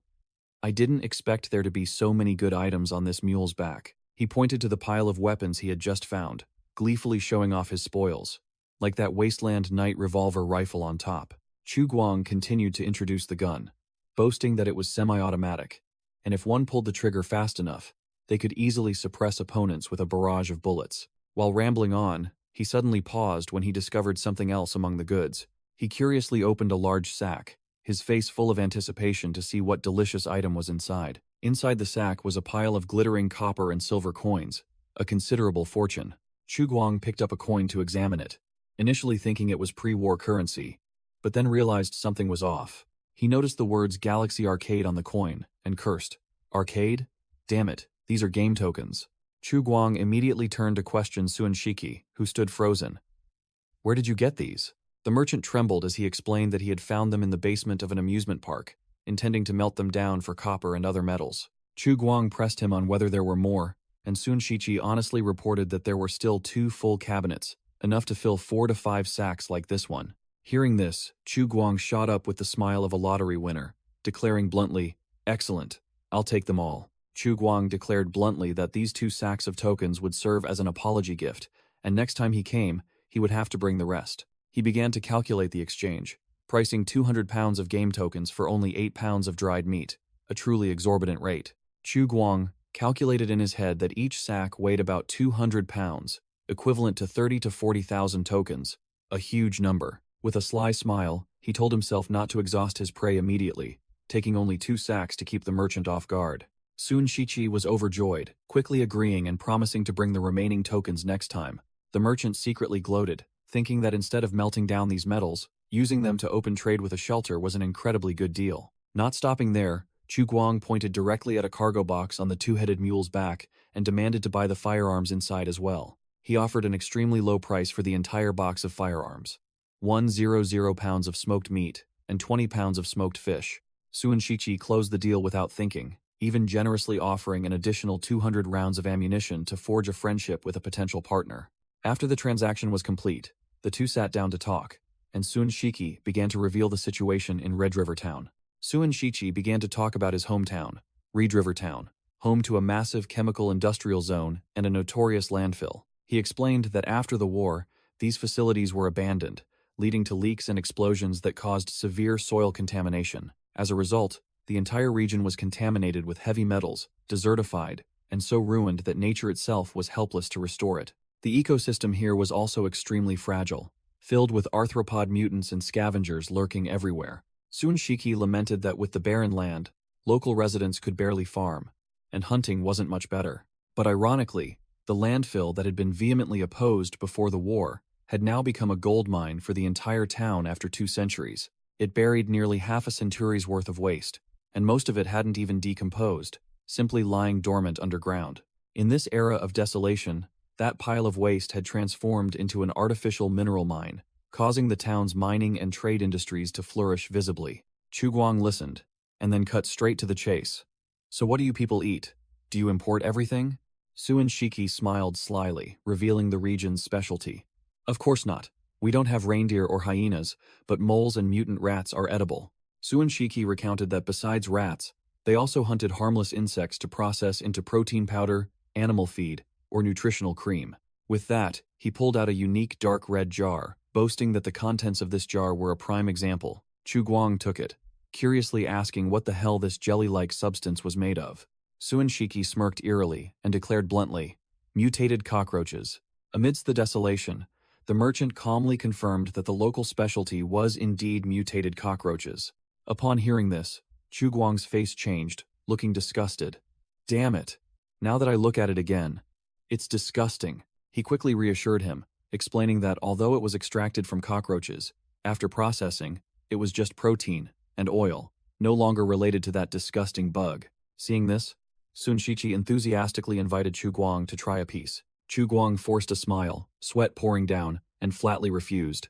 No thanks. Chu Guang remarked that the merchant was truly knowledgeable about insects, and Sun Shiqi confirmed that it was an everyday occurrence for them, as they encountered them daily. Chu Guang changed the subject, directly asking Sun Shiqi if he had any way to deal with the mutant leeches. Hearing that name, Sun Shiqi immediately turned pale, haunted by the disgusting monster's tooth-filled mouth. The merchant composed himself, stating that in his Redriver town, these leeches were quite rare, probably because there were more ants there. Chu Guang was bewildered, not understanding what ants had to do with this. Sun Shiqi explained that they had a type of mutant called iron-backed ants, the smallest the size of a thumb, the largest capable of being the size of a fist. It turned out that these iron-backed ants were the real deal, with shells as hard as steel, resistant to corrosive acid, and a natural predator of soft-bodied creatures like leeches. Chu Guang's eyes lit up, and he suggested that Sun Shiqi bring a few for him to see next time, and the merchant immediately accepted the offer. After the conversation, Chu Guang carried 2 heavy sacks of goods down the base's corridor. He flashed a cunning smile, muttering that he had just come up with an extremely bold idea. His plan was simple. If plastic chips could be used as currency, then metal coins could also become a new form of currency. Chu Guang mentally calculated the number of coins in the sacks Sun Shiqi had just delivered, confident that this greedy merchant would soon return with more goods. He decided to launch a new currency system for the shelter, copper and silver coins, with an exchange rate of 10-to-1, enough to operate a small community. Old contribution points would be converted into a new honor system, allowing wealthy players to spend money on titles, status, and even private land. In the future, mercenary, caravan, and guild systems would also be based on contribution points. Whoever contributed more would become the boss. Chu Guang chuckled sinisterly, imagining himself manipulating the players like puppets through this new economic system. This plan was perfect. When game accounts became valuable, the gamers would diligently grind and maintain order to protect their achievements. He smirked, muttering that causing trouble was just a hobby, but exploiting human nature was the real deal. Chu Guang carried 2 sacks of coins on his shoulder, his face full of confidence. He dragged the 2 heavy sacks straight into his administrator's office. Sitting in front of the computers, Chu Guang was ready to implement the brilliant ideas he had picked up from the players' forum. A female gamer, sitting in front of her computer, was startled to see the Alpha 0.3 update notification, increased player slots, and a brand new economic and reputation system. She gaped as she read the development log, emphasizing that this was a significant update since the game began, her tone full of hesitation. Reading the section on contribution points, she whimpered as if about to cry, bitterly realizing her points were still in the negative. The female gamer's eyes immediately lit up with currency symbols when the developer announced the launch of a new in-game currency, replacing the outdated contribution point system. Her joy was short-lived, however, as she cried out in despair upon learning that food would no longer be free. Everything in the game had to be bought with money. The update allowed for private property ownership and free trading among players, and the female gamer's hope of getting rich from selling items was rekindled. The developer announced the launch of a warehouse system with private lockers to store belongings and money. And of course, nothing was free, but the rent was cheap enough for anyone to afford. Old contribution points would be converted into a new reputation system, used to exchange for privileges and titles, making the female gamer dream again of spending money to buy rank. Gamers could use 2,000 contribution points to upgrade from resident to citizen, gaining the right to own private land and rake in money from renting it out. The female gamer drooled, her eyes sparkling with heart shapes as she imagined a future where having contribution points meant having everything: land, money, and soon, even mercenaries and guilds. The female gamer cried out desperately after finishing the new update, begging to get into the game immediately. "I remember everything, please let me go online." Meanwhile, in the control room, Chu Guang was finalizing the last lines of code for the fateful update. After typing, the administrator stretched tiredly. Changing an entire economic system was no joke. Chu Guang stood up, muttering to himself that the players would be utterly shocked when they saw this update after logging out. As soon as he stepped outside, Chu Guang froze, seeing 2 players diligently digging the ground, working with unusual effort. He approached another group of players who were building a brick wall and asked what they were doing. Ye Wei, beaming, quickly reported, We heard the new NPC is a weapon merchant, so we're building a shop for her. Ye Wei himself was no less shocked, silently screaming in his head. What the hell? Why are these guys suddenly so diligent? The group of players continued to work diligently, explaining to Chu Guang that they were building a shop for the new NPC. Chu Guang looked blank, completely unable to understand the situation. What the heck? Why are these guys suddenly so proactive? Chu Guang secretly gloated, thinking, I only hinted about Xiaoyan. I didn't tell them to build a shop. These guys are incredible at reading between the lines. He pointed to another unfinished foundation, asking Ye Wei, what's that pit for?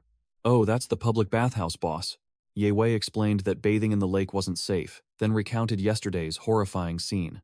Old Man Shadow had barely entered the water when a mutated catfish lunged out, trying to castrate him on the spot. After discussing, the group decided to build a public bathhouse themselves for safety. Ye Wei reported proudly, while Chu Guang broke out in a cold sweat. Chu Guang suppressed his laughter until he almost burst, then cleared his throat and declared, cough.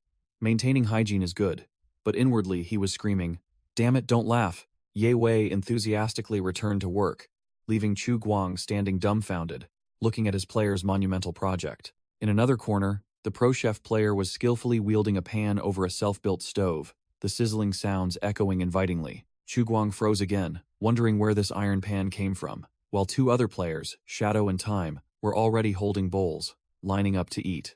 Shadow proudly thumped his chest, boasting, oh, Time and I forged this ourselves. Chu Guang's eyes widened. He couldn't believe how incredible these players were. So, your traditional steel-making method actually succeeded? Shadow confidently bragged that while the forged steel was of mediocre quality, it was more than enough to craft basic tools like wrenches or frying pans. He scratched his head, explaining to Ye Wei and Time that he had tried to report this, but couldn't find the administrator anywhere. Chu Guang secretly admired them, never expecting these players to self-teach and master manual steel forging. Their skill level would soon be upgraded. Acting like a big boss, Chu Guang announced that he would acknowledge their efforts and reward each of them with 1,000 contribution points for solving the steel shortage. Shadow and Time were overjoyed when the point addition notification appeared, shouting that it was their honor to help the administrator. Chu Guang waved his hand, signaling for them to eat freely, then turned and walked straight to the makeshift kitchen. Chu Guang approached the pro chef player, who was still wielding his pan, and casually held out his bowl. Give me a bowl. The pro chef player froze, utterly shocked to see the administrator NPC eating with the players. This was not in the script. Coming to his senses, the pro chef player eagerly volunteered. Let me scoop it for you. Wisteria, a pink-haired gamer, was quicker, humming as she brought a full bowl to Chu Guang, leaving the chef to watch enviously. Wisteria's face flushed, and she held out the steaming bowl of soup with both hands, cautioning, it's hot. Be careful. Chu Guang simply replied, okay, and took the soup bowl from the embarrassed Wisteria. Instead of eating, Chu Guang went straight to Xiaoyan, who was sitting on the ground and startled when she saw him approach. Chu Guang squatted down, held out the bowl of soup to Xiaoyan, and ordered curtly, eat. Xiaoyan froze, her eyes wide as she stared at the golden soup, saliva uncontrollably flowing. Without bothering with a spoon, Xiaoyan gulped down the entire bowl of soup in one go, while Chu Guang smirked, thinking, looks like she's got some life back in her. Chu Guang narrowed his eyes, observing and assessing the female mercenary's condition. The wound on Xiaoyan's severed leg had scabbed over, and new skin was growing, demonstrating the item's incredible healing ability. Internally, Chu Guang was weeping over the loss of a precious healing potion, but outwardly, he wore a cunning, calculating smile. Seeing Xiaoyan still savoring the taste with puffed cheeks, Chu Guang asked directly, have you memorized it, making her jump? Xiaoyan nodded frantically like a pecking chicken, showing complete submission. Chu Guang smirked meaningfully, sealing the deal curtly. Good. He granted a favor, but also gave an order. You get one more day of rest. The day after tomorrow, you start working. Chu Guang began testing his new employee's competence. Tell me, what exactly does a weapon shop owner do? Seeing her look bewildered, he openly showed his disappointment.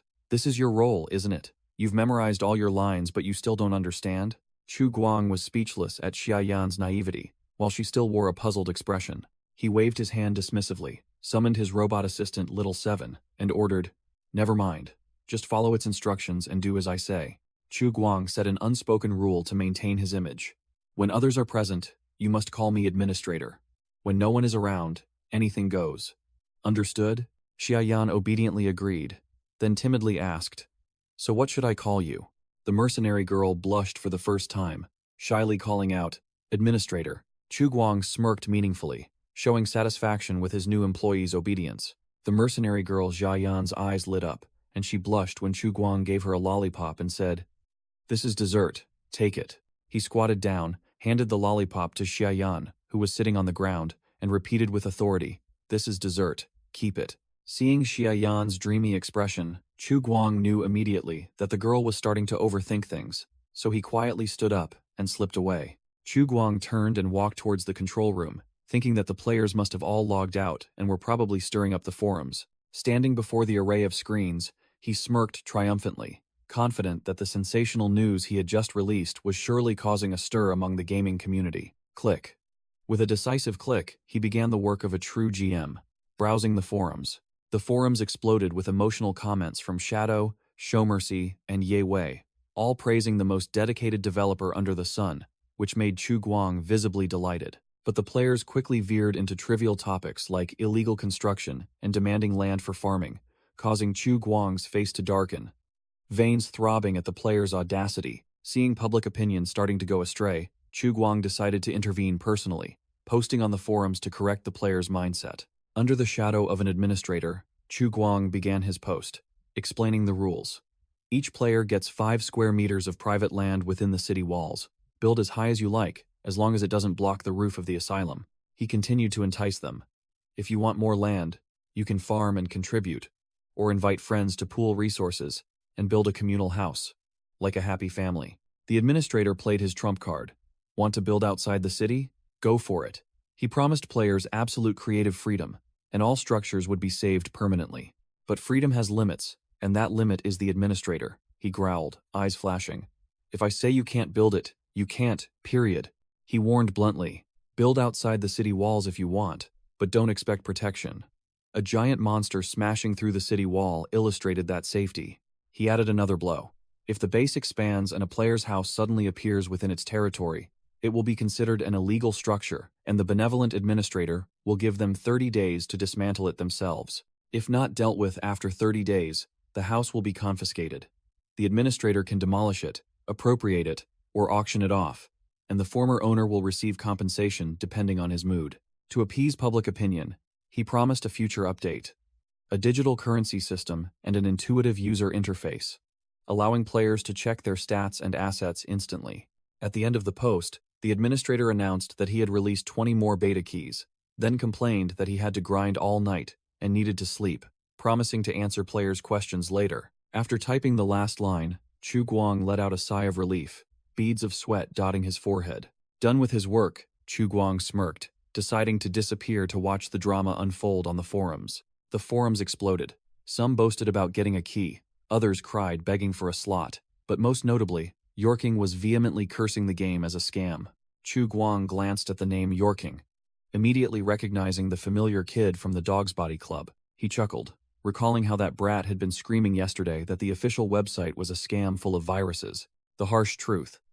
The system reported that Yorking had not only pre-registered, but also gritted his teeth and completed a 1-0 question test to get into the game. Chu Guang leaned back in his chair, letting out a sigh, considering his work for the day temporarily done. He lay down on the bed, calculating.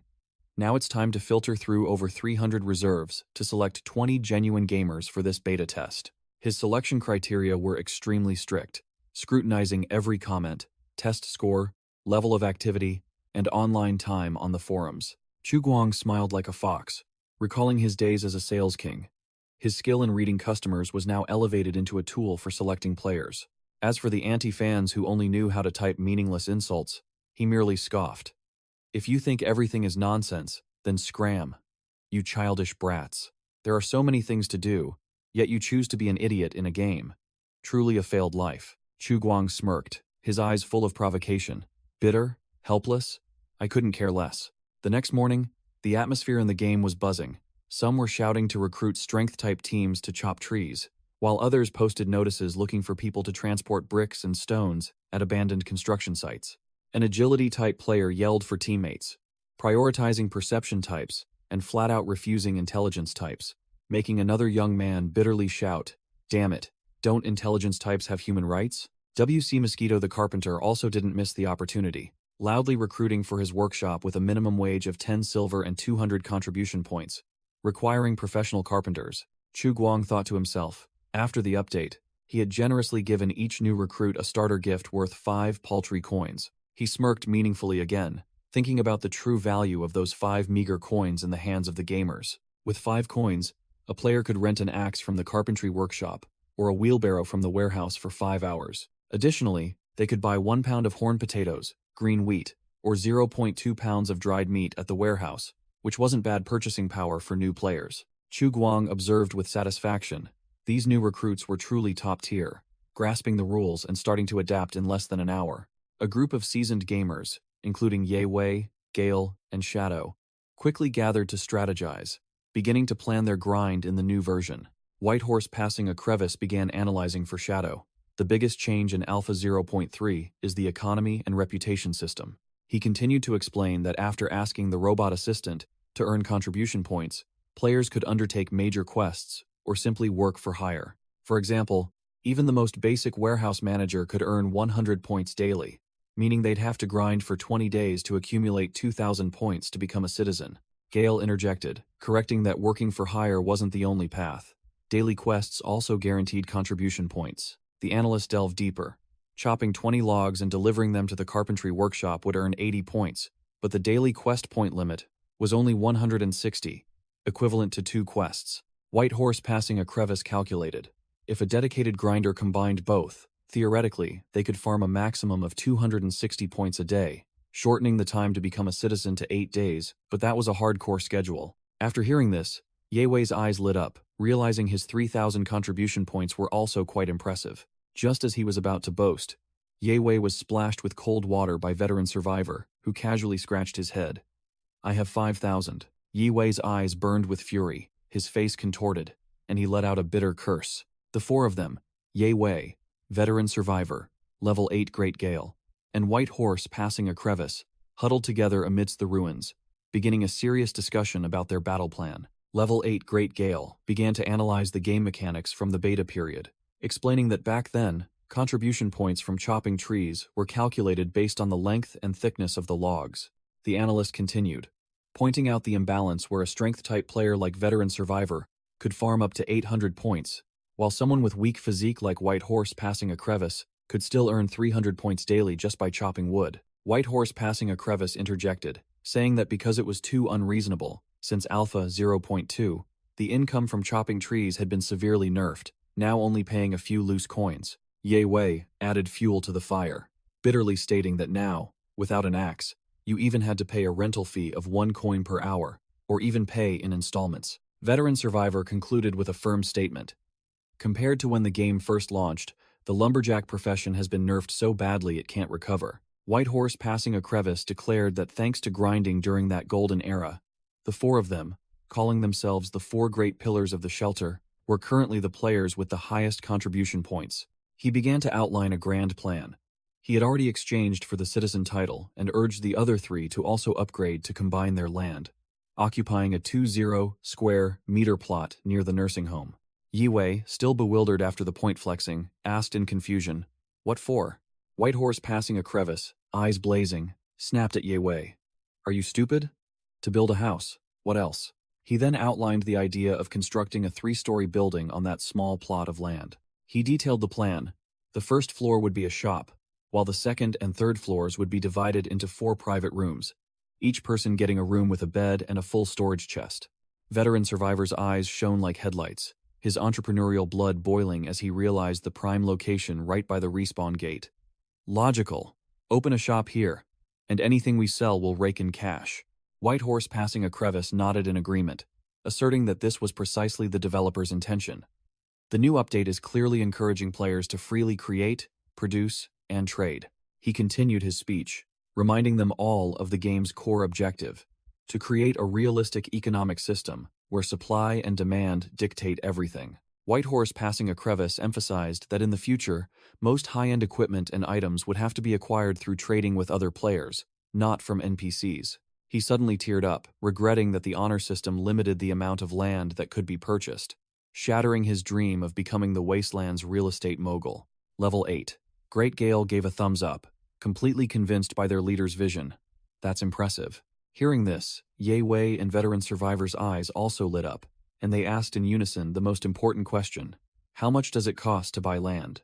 Whitehorse, passing a crevice, named the price. 10 silver coins per square meter, and the immediate goal was for the entire team to gather 200 silver coins to secure the 20 square meter plot near the nursing home before other players could react. Veteran survivor immediately raised a practical concern. What if someone else is faster? Whitehorse, passing a crevice, gave a meaningful smile, replying coldly, "If that happens, we'll invite them to join us." Yi Wei cut in, getting straight to the point. "I have another question. How do we farm money now?" The blonde man analyzed that cement making was the highest paying job for newbies, but it only yielded 10 silver coins per day, and even with a team bonus, it only went up to 12 coins. Level 8. Great Gale pointed towards the smoking kilns, asserting confidently, "No more spots. With all that smoke, someone must have taken all the slots a long time ago." Whitehorse, passing a crevice, patted the bespectacled man's shoulder, declaring nonchalantly, "Even if there were spots, I wouldn't recommend those fixed jobs. To get ahead of others, we need to take a different path." Ye Wei asked in confusion. "What path?" Whitehorse, passing a crevice, clenched his fist, his eyes sparking with determination, and he growled, "Like hunting." The whole team froze. Ye Wei and Level 8 Great Gale were shocked by this reckless proposal. The blonde man stammered, "Hunting?" Whitehorse, passing a crevice, explained clearly that he had checked the price list at the warehouse. The carcass of a mutated hyena could be exchanged for 5 silver coins, and if it weighed more than 60 pounds, an additional 2 copper coins would be given for every 2 pounds. Hearing the figure of 5 silver coins, Ye Wei's eyes lit up like headlights, and he roared with extreme excitement. Whitehorse, passing a crevice, concluded that besides hyenas, the procurement list also included mutated deer, priced at a minimum of 12 silver coins per animal, which was an incredibly good deal. Whitehorse, passing a crevice, outlined a plan to get rich. The 4-person team only needed to hunt 8 mutated hyenas a day to earn over 40 coins, far exceeding the cement-making salary, and any additional kills would be pure profit. Veteran survivor wondered, where would they find so much prey? Whitehorse, passing a crevice, also admitted that the wetland park was full of birds and small animals, not worth hunting. Yi Wei puffed out his chest, boasting that he had been hunting with Chu Guang these past few days, knew the map by heart, and was well aware of which areas were dangerous and which had plenty of prey. The blonde man also revealed that yesterday, he and Chu Guang had discovered an entire migrating herd of deer, asserting that finding prey would be as easy as pie just by following their tracks. Level 8, Great Gale conceded that Ye Wei had the highest perception stats among them, so finding prey wouldn't be difficult. But the problem was that the weapon merchant hadn't opened yet, so what would they hunt with? Whitehorse, passing a crevice, brushed it off, declaring that firearms weren't necessary. Spears, slingshots, bows and arrows, or crossbows would suffice. Used correctly, they were as powerful as guns at close and medium range. The whole team huddled together, veteran survivor looking skeptical, asking directly if anyone had ever used a bow before, because aiming with one was no joke. Level 8, Great Gale recounted that in college, he had gone team building at an archery club and had tried using a professional bow with a scope. The professor analyzed that with 10 arrows, hitting a target at 60 feet was already considered talented, but hitting the bullseye was much harder. Level 8, Great Gale's face changed, emphasizing that was with a scoped bow, and if it was a bare bow, there was no need to say how disastrous the results would be. Whitehorse, passing a crevice, volunteered to be the archer, thumping his chest and declaring that he had a background in archery, so there was no need to worry. He continued assigning roles. Level 8 Great Gale would handle setting traps and delivering the finishing blows. Veteran survivor, with his seasoned expression, was designated as the frontline tank to absorb damage. As for Ye Wei, with the highest perception stats on the team, he would be responsible for scouting and vigilance. Whitehorse, passing a crevice, confidently asserted that this lineup was a sure bet, already imagining the team smoothly coordinating to take down a monster wolf. While they were enthusiastically chatting, the group suddenly froze when they spotted Chu Guang standing tall on a ruin, looking down. Chu Guang crossed his arms and casually asked Little Seven, "Do you know what the soul of a game is?" With a dangerous expression, he decisively answered his own question. "It's mathematics." Chu Guang further explained that, more precisely, it's the art of designing numerical value scales. He concluded that an excellently designed stat system is a form of gameplay in itself, while story or graphics are merely auxiliary embellishments. Chu Guang explained that his stat system was designed to control the amount of resources players could grind daily, exhausting veteran survivor and white horse passing a crevice to the point where they had to sit down, panting. He continued his lecture on psychological manipulation. The time to become a citizen was meticulously calculated, not too fast to cause boredom, nor too slow to discourage players from quitting the game. When players achieved the citizen title, like level 8 Great Gale was celebrating before the crowd, Chu Guang would immediately throw out a new goal for them to continue grinding for: buying land. Little Seven innocently wondered why the land price he set was so cheap, completely unaware of the conspiracy behind it. Chu Guang confirmed, yes, for players who were already citizens, buying land was a trivial matter, as easy as pie. He smirked sinisterly, laying his cards on the table. But after buying land, they'll have to build houses, right? Buying land was just step one. The real trap was building houses, which would require players to grind the server to death for cement, bricks, and even steel, thereby boosting the entire in-game economy. With a triumphant expression, Chu Guang asserted that no gamer would tolerate living in a dilapidated tent, while veteran survivor was depicted standing dumbfounded in a spiderweb-filled shack. He further explained the reason for only giving each person a tiny plot of land. If he gave more, the entire safe zone would turn into a slum full of ramshackle tents and garbage. Little Seven broke out in a cold sweat, utterly speechless at Chu Guang's multi-layered blood-sucking plan, which systematically stimulated the economy and manipulated player psychology. Chu Guang smirked, revealing the next layer of the trap. Once the house is built, they'll have to buy furniture, from beds, tables, and cabinets to light bulbs, starting a new cycle of grinding. He outlined a perfect economic problem. Crafting items will stimulate production, creating supply, and the player's own demand will generate consumption, a closed loop. To retain players, Chu Guang threw out new bait. After the citizen title will be middle-class citizen, with purchasable land area increasing fivefold, from 5 to 25 square meters. He laid out an endless grinding path for players. Earn money, rank up, build a house, then earn money again. Rank up higher, build a bigger house, an inescapable loop. When players get tired of building houses, Chu Guang will play his trump card, granting the veteran survivors the title of nobles, giving them their own fiefdoms to manage. This plan also creates a supply chain. The fiefdoms will produce weapons, ammunition, and materials themselves, or if they can't, they'll import goods from the base, creating jobs for the new recruits. Wang suddenly paused, realizing he had planned too far ahead when he had only unlocked B1 of the shelter. It was truly worrying over nothing. A new problem arose. The number of training pods was limited, and he worried that in the future, he would have to find a way to craft more himself. Chu Guang was certain that the omnipotent first GM had left behind unprecedented, powerful technologies in this shelter, a secret he had to uncover. With determined eyes, Chu Guang was confident that once he uncovered all the base's secrets, the first GM would surely have to reveal themselves and tell the truth. Chu Guang outlined a grand plan. Phase 1. Exploit the players' labor, making them grind like oxen to build infrastructure, skipping the agricultural era and going straight to industrialization. Phase 2.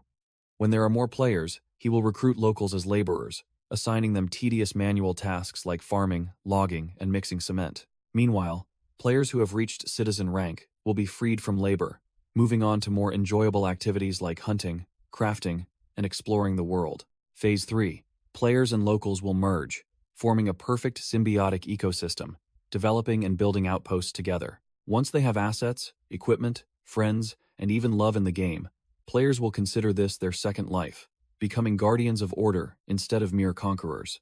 This entire system was given a fancy name: server environment. Of course, Chu Guang knew that life wasn't a dream. He smirked, confident that he had prepared a dozen backup plans to deal with any contingencies. Little Seven looked at Chu Guang's cunning smile and bluntly remarked, "Master, do you know you're smiling like a villain?" Chu Guang pouted and retorted, "Villain? Have you ever seen a villain as kind as me?" He proudly declared that he was freeing players from their dull lives, giving them 12 extraordinary hours each day, and the only price to pay was to dedicate their labor and time to dreaming. Chu Guang smirked smugly, muttering about his plan. Besides that, they lose nothing, not even a single penny. At the foot of the ruined building, a squad of elite members had gathered, led by Ye Wei, level 8 Great Gale, and veteran survivor, while Chu Guang stood atop, observing everything. With a meaningful smile, Chu Guang declared, "The bullshit squad is finally setting off." He stretched and brushed his hands. "The wind up here is a bit strong. I'm heading back to base first. You guys handle things for now. As the team advanced into the wasteland, Chu Guang secretly messaged Ye Wei. I've taken you hunting so many times, even found a herd of deer for you. Chu Guang's eyes sharpened. He bet on the players. If you guys still fail this time, you'll truly disappoint me. In another area of the base, Crowy was suspended in a regeneration tank, her body being reconstructed. Suddenly, her green eyes snapped open, gleaming with a vibrant light. Inside the tank, Crowy clenched her fists, growling excitedly, as she felt life return. I'm finally back. As soon as she finished speaking, Crowy leaped out of the tank, landing gracefully and cheering with joy at being revived. Bang! After being cool for just a second, Crowy landed face first in the most embarrassing way possible, letting out a yelp of pain. She knelt, clutching her head and groaning from the crushing impact after her grand revival. Crowy began to whimper, crying miserably because she had to submarine on the forums for 3 long days. She staggered to her feet, brushed the dust off her suit, and lamented the 3 terrifying sleepless nights she had just endured. Suddenly, Crowy froze when she saw Chu Guang's cold figure approaching. She immediately stood at attention, calling out in a panicked voice, "Administrator!"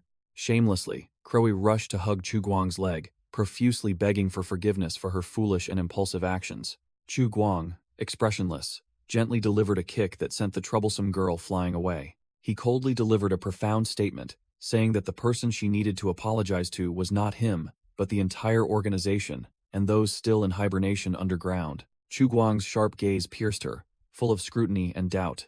Crowy broke into a sweat. Muttering that each training pod only had 2 sets of these blue novice uniforms, Chu Guang thought to himself, if she died again, she would definitely have to run around naked because there would be no clothes left. He continued to think, even if Wisteria made a few fur coats, they were just outerwear. If there was nothing underneath, it would still be a disaster. Chu Guang glanced at Crowy's impressive figure, secretly noting that her body was somewhat special. Chu Guang crossed his arms, coldly announcing, "By the rules, I will deduct 500 contribution points from you. But unfortunately, you don't have any points to deduct." Crowy's face turned pale. She lowered her head, mumbled an apology, and accepted all punishments. Chu Guang pointed to his head, lecturing, "This punishment is for you to learn a lesson. To survive in this godforsaken place, you need not only courage but also a brain."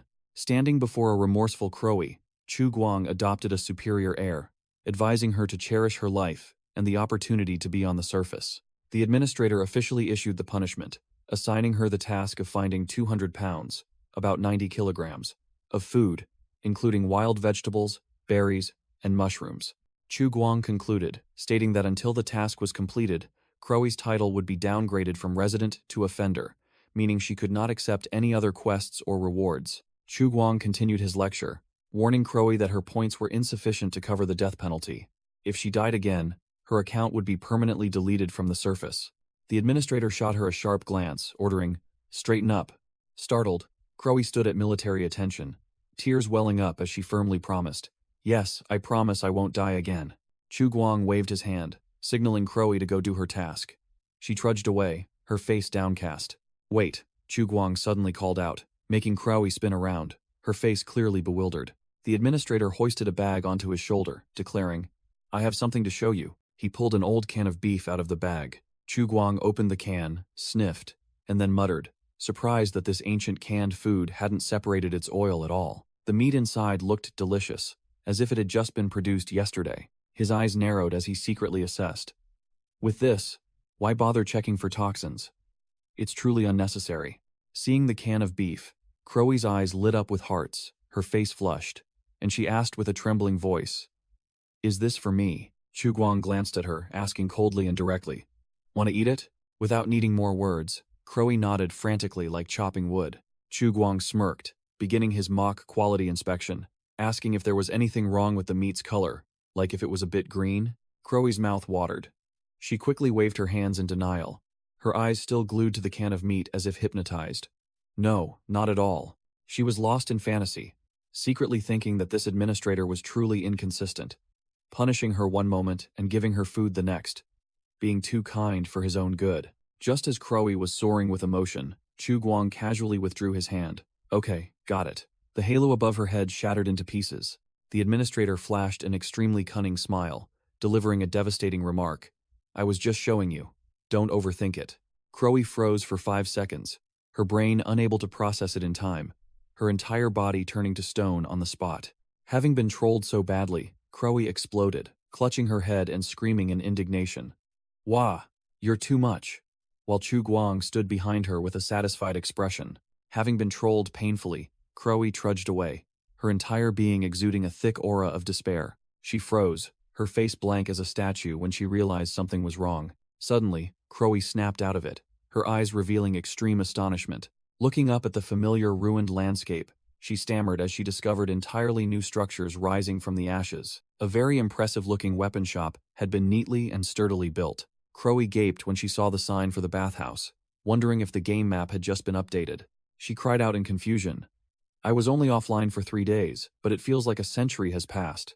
This new update has changed so much." Amidst the busy scene, Crowy wandered past other players who were rushing to work, looking as if she was in a daze. She stood watching 2 players diligently carving large logs into sharp stakes. Seeing 2 other players also toiling away at a defensive fence, Crowy approached and asked blankly, "What the hell are you guys doing?" A long-haired player named Naturecalls, who was hammering stakes, explained to Crowy, "We're building a fence as a quest from the carpenter's shed. The quest only needs 2 people. You're too late." His spiky-haired teammate Foot Fungus eagerly added, his eyes gleaming at the reward. "That's right. Each reinforced fence gives 5 silver coins and 50 contribution points." Foot Fungus continued to boast about his ultimate strategy, imagining pushing the fence out to the gate to trap enemies, then standing far away and unleashing a barrage of bullets like a true general. Naturecalls broke into a sweat, his face full of question marks, wondering, "Hey, do you really need to go that far? According to the quest board, you just need to combine 2 wooden stakes, and you're done, right?" Foot Fungus snapped as if offended. "What do you know? This is a wooden anti-tank obstacle, the real deal used in historical battles." He continued to dream about a future where, with more resources, he would wrap it with barbed wire, confidently declaring that he could trap and kill all the scavengers, or even the hulking mutants if they dared to approach. Crowy stood nearby, listening to Naturecalls expose his teammates' plan. "Stop bragging. Isn't it just a crappy fence? I almost believed you." Hearing about silver coins, Crowy froze, her brain unable to process it. Silver coins? A new currency system in the recent update? Her mind reeled, sweat pouring down as she realized everything had changed. What's this about getting quests from the carpenter's shed? Wasn't it just checking a plastic board before? Crowy clenched her fists, her eyes burning with determination. This update has changed too much. I must quickly complete the punishment quest and regain my citizen status. Otherwise, a new version might be released before I even get to experience this one. Determined to complete the quest, Crowy shouted that she would find a trash can for mushrooms, and rushed off, leaving Foot Fungus and Naturecalls bewildered. But the search failed miserably, and Crowy stood amidst the ruins, looking utterly dejected and disappointed. She burst into tears, lamenting why even a trash can was so hard to find now. Suddenly, Crowy's eyes lit up, as if she had spotted her target. Sneaking a peek into a shack, she saw a spiky-haired player sitting with his feet on the table, acting like he owned the place. But what she was really aiming for were the 2 iron buckets in the corner. Exactly what she needed, trash cans. Crowy walked straight up to the guy, who asked in surprise, "Huh? You've revived?" Making her bewildered. "You know me?" The spiky-haired player scoffed, teasing her mercilessly. "Of course I know you. You're the only one who died for such a ridiculous reason since the game launched." Struck where it hurt, Crowy's eyes blazed, veins popped, and killing intent erupted. "Get out of the way! I'm taking that trash can!" She growled and lunged forward, but the guy quickly held her back. "Hey, calm down." The spiky-haired player casually quoted prices for the 2 iron buckets. "The small one is 1 coin, the large one is 2 coins. Crowy was utterly shocked, yelling, "What? I have to pay for this junk? I might as well just rob you." The guy casually twirled his pen, delivering a line like a true NPC. "I didn't make the rules. If you have a complaint, go find an NPC." Crowy slammed the table in protest, grabbed the guy's collar, and growled, "I just revived. Where am I supposed to get money? Let me borrow it. I'll return it after I use it." The spiky-haired player broke into a sweat, but remained firm. "No. I'll be penalized if I don't follow procedure. Tools are for rent, but this pile of junk is only for sale." He bluntly pointed out a harsh truth. Didn't everyone get 5 coins from the new update? It's not expensive, just buy it. Crowy froze, her face blank and full of question marks. "Huh? They gave out money? Why didn't I get any?" The spiky-haired player leaned closer, offering a devastating theory. "Maybe it's a favorability issue? Did you offend an NPC? Crowy exploded, clutching her head and screaming in despair as she realized she had been blacklisted by the system. She collapsed, her face flushed with indignation. I'm already penalized, and my favorability is still dropping? This game is ridiculously hard. In the midst of her despair, a voice rang out. I'll pay for her. Crowy startled and turned around. It turned out to be Wisteria, the pink pigtailed gamer girl. Crowy and the spiky-haired player were both stunned. Wisteria smiled, presenting a pile of high-quality animal hides, looking like genuine goods. She approached the transaction counter, placing her spoils in front of the employee. Wisteria struggled to lift the heavy pile of hides onto the table, looking quite strained. Finished, she declared loudly. There are 2 here, write them down. The spiky-haired employee flipped open his ledger, a hint of confusion on his face. Wait a moment. He diligently wrote. Taylor Wisteria has completed 2 hyena leather jackets. Wisteria crossed her arms and explained her business plan.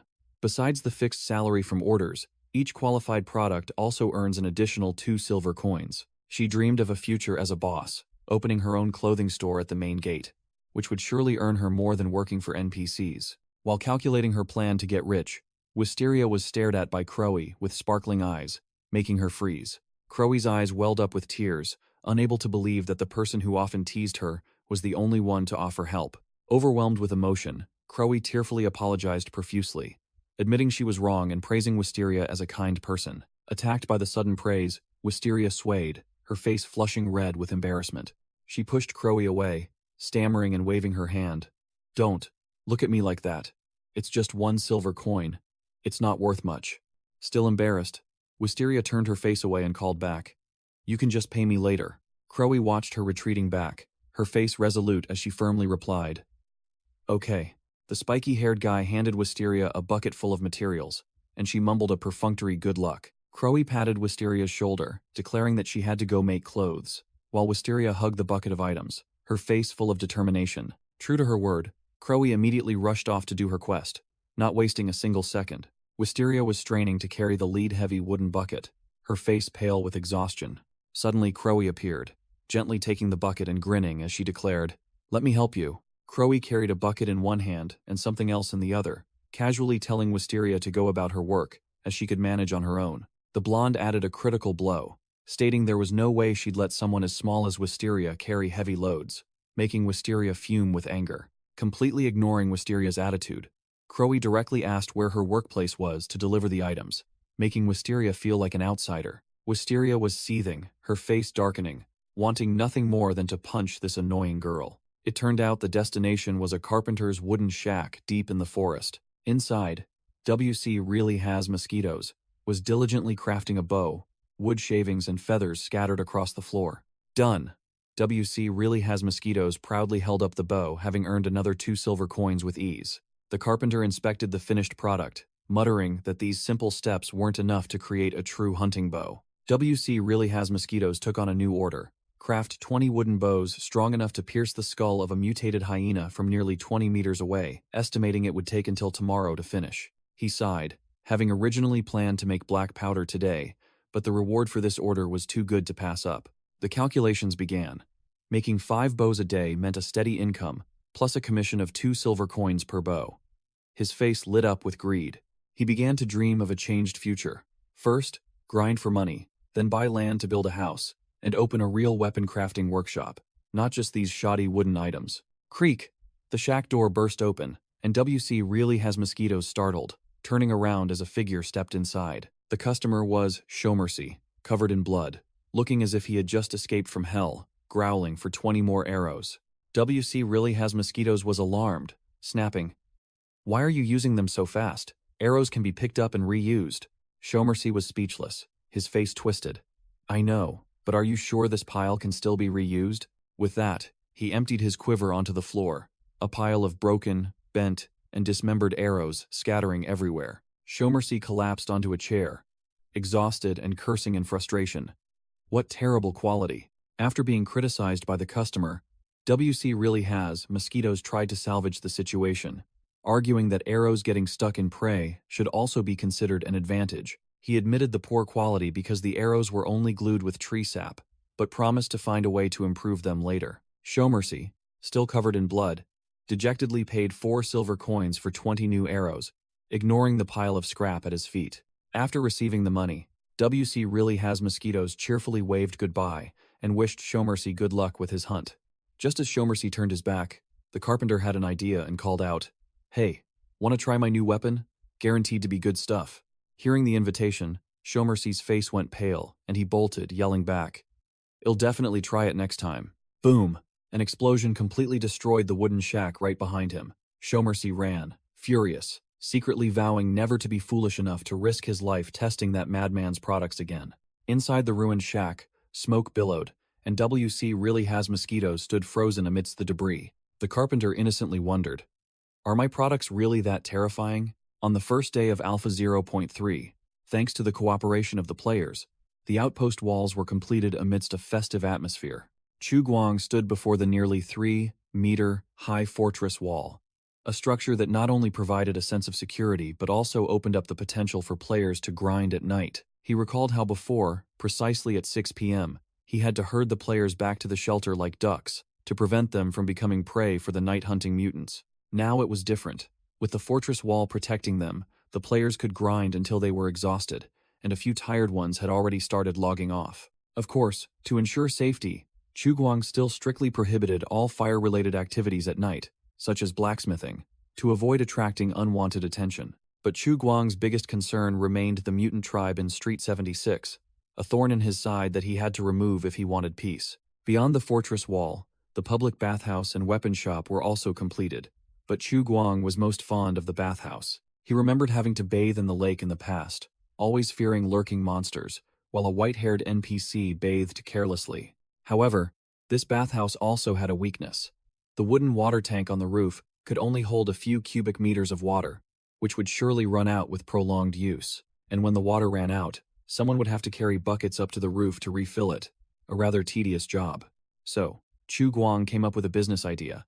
Turn the public bathhouse into a paid service, 5 coins per cubic meter of water, leaving a spiky-haired player dumbfounded in shock. Chu Guang continued his exploitation by creating a brand new profession, water carrier, a literally manual labor job to serve the bathhouse. Administrator Chu Guang nodded in satisfaction, acknowledging that the players' grinding exceeded expectations, especially the Dog's Body squad with their impressive debut.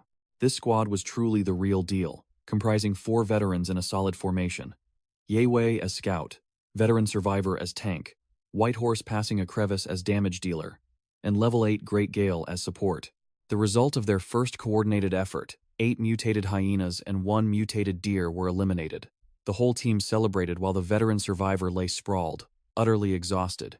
White Horse passing a crevice, representing the team, handed over the spoils, receiving a pouch of 55 silver coins from Chu Guang, a fair transaction.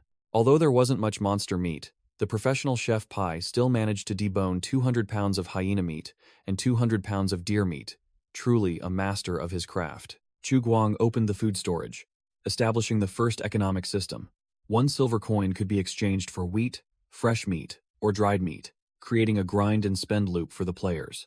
1 silver coin was equivalent to 1 to 2 hours of exhausting grinding, but at least it was enough for the gamers to buy food to fill their hungry stomachs. The fortress wall was complete, construction demand decreased, and now it was time to focus on farming items and weapons. White Horse passing a crevice had upgraded with a leather jacket, a new spear, and dried rations in his pocket. Chu Guang unleashed his ultimate move, lowering weapon prices to stimulate demand and increasing the buyback price for farmed items to encourage hunting, causing the carpenter's shop to be swarmed by players demanding to buy goods. White Horse passing a crevice, fully equipped, holding a pouch of silver coins, wore a smug expression like a newly rich tycoon after a big haul. Meanwhile, Chu Guang stood high above, looking down at the enthusiastic army of players, all equipped with spears and ready to grind for him. He smirked triumphantly, telling himself this was a win-win situation. But as the GM, he was the one who truly profited.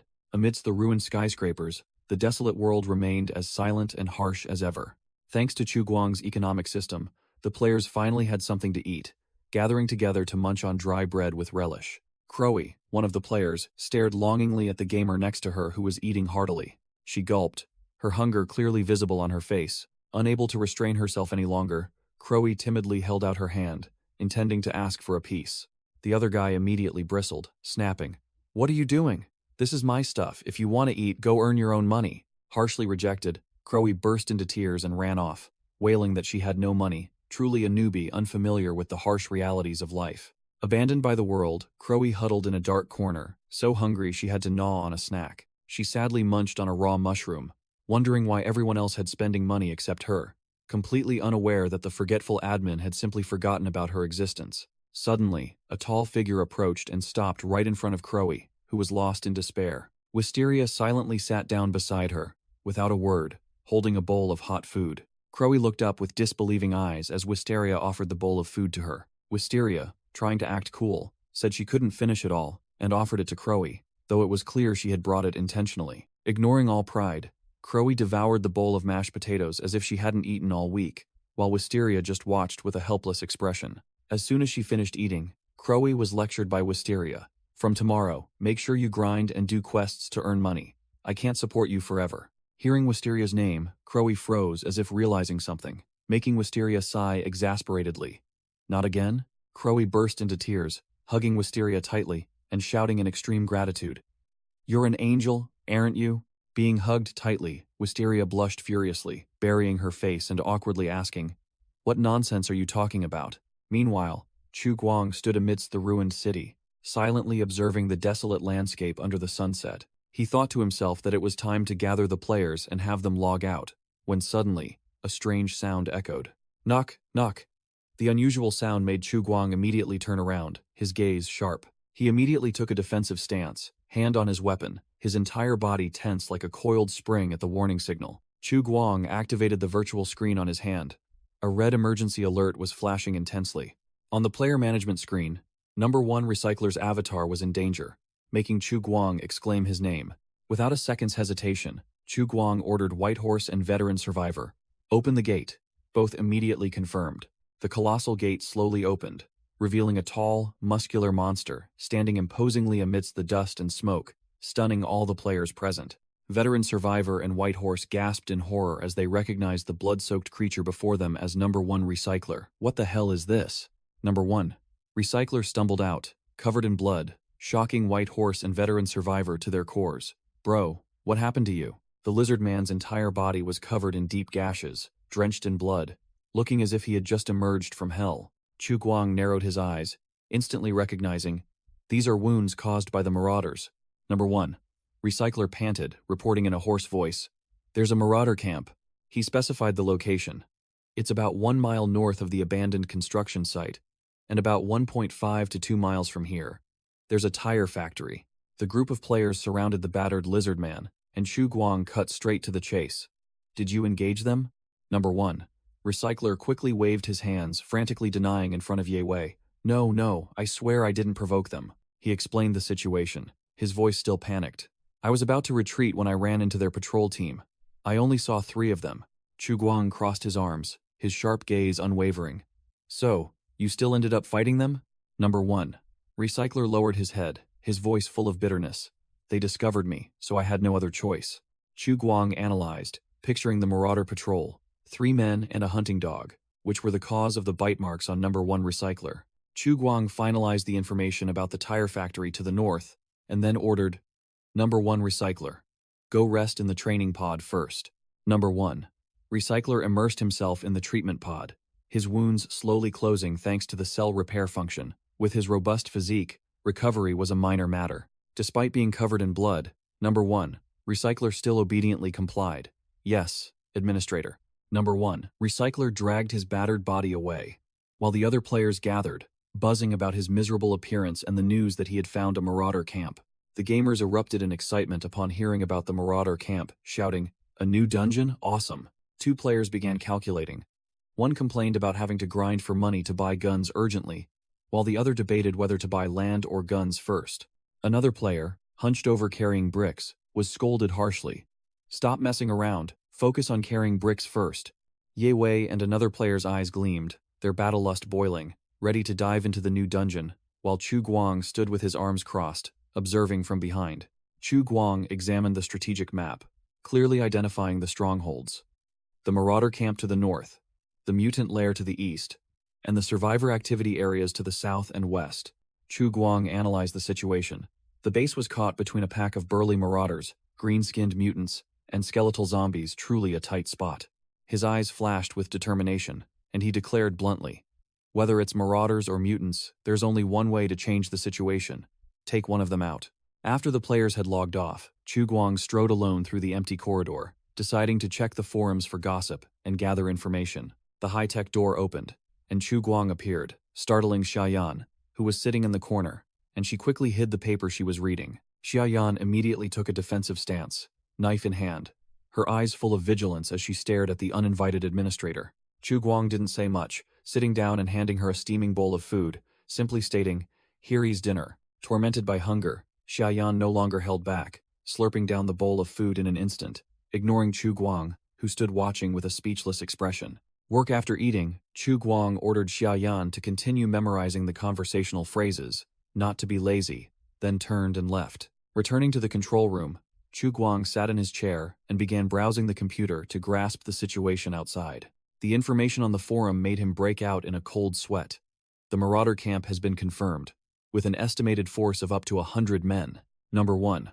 Recycler reported his glorious feat. He intended to capture a Marauder alive, but they were too numerous, and upon seeing him, they fled in terror after reloading, only managing to leave a hunting dog to bite his arm. He continued to complain, cursing that the hunting dog almost bit off his tail and that the Marauders this time seemed tougher than before. Meanwhile, Chu Guang sat in front of his computer, reading Number 1 Recycler's post with a completely helpless and speechless expression. He narrowed his eyes, a meaningful smile playing on his lips, muttering why the content of this post was so vastly different from what he had heard half an hour ago. Sitting before the modern computer setup, Chu Guang fell into thought, piecing together the absurdities in the lizard man's story.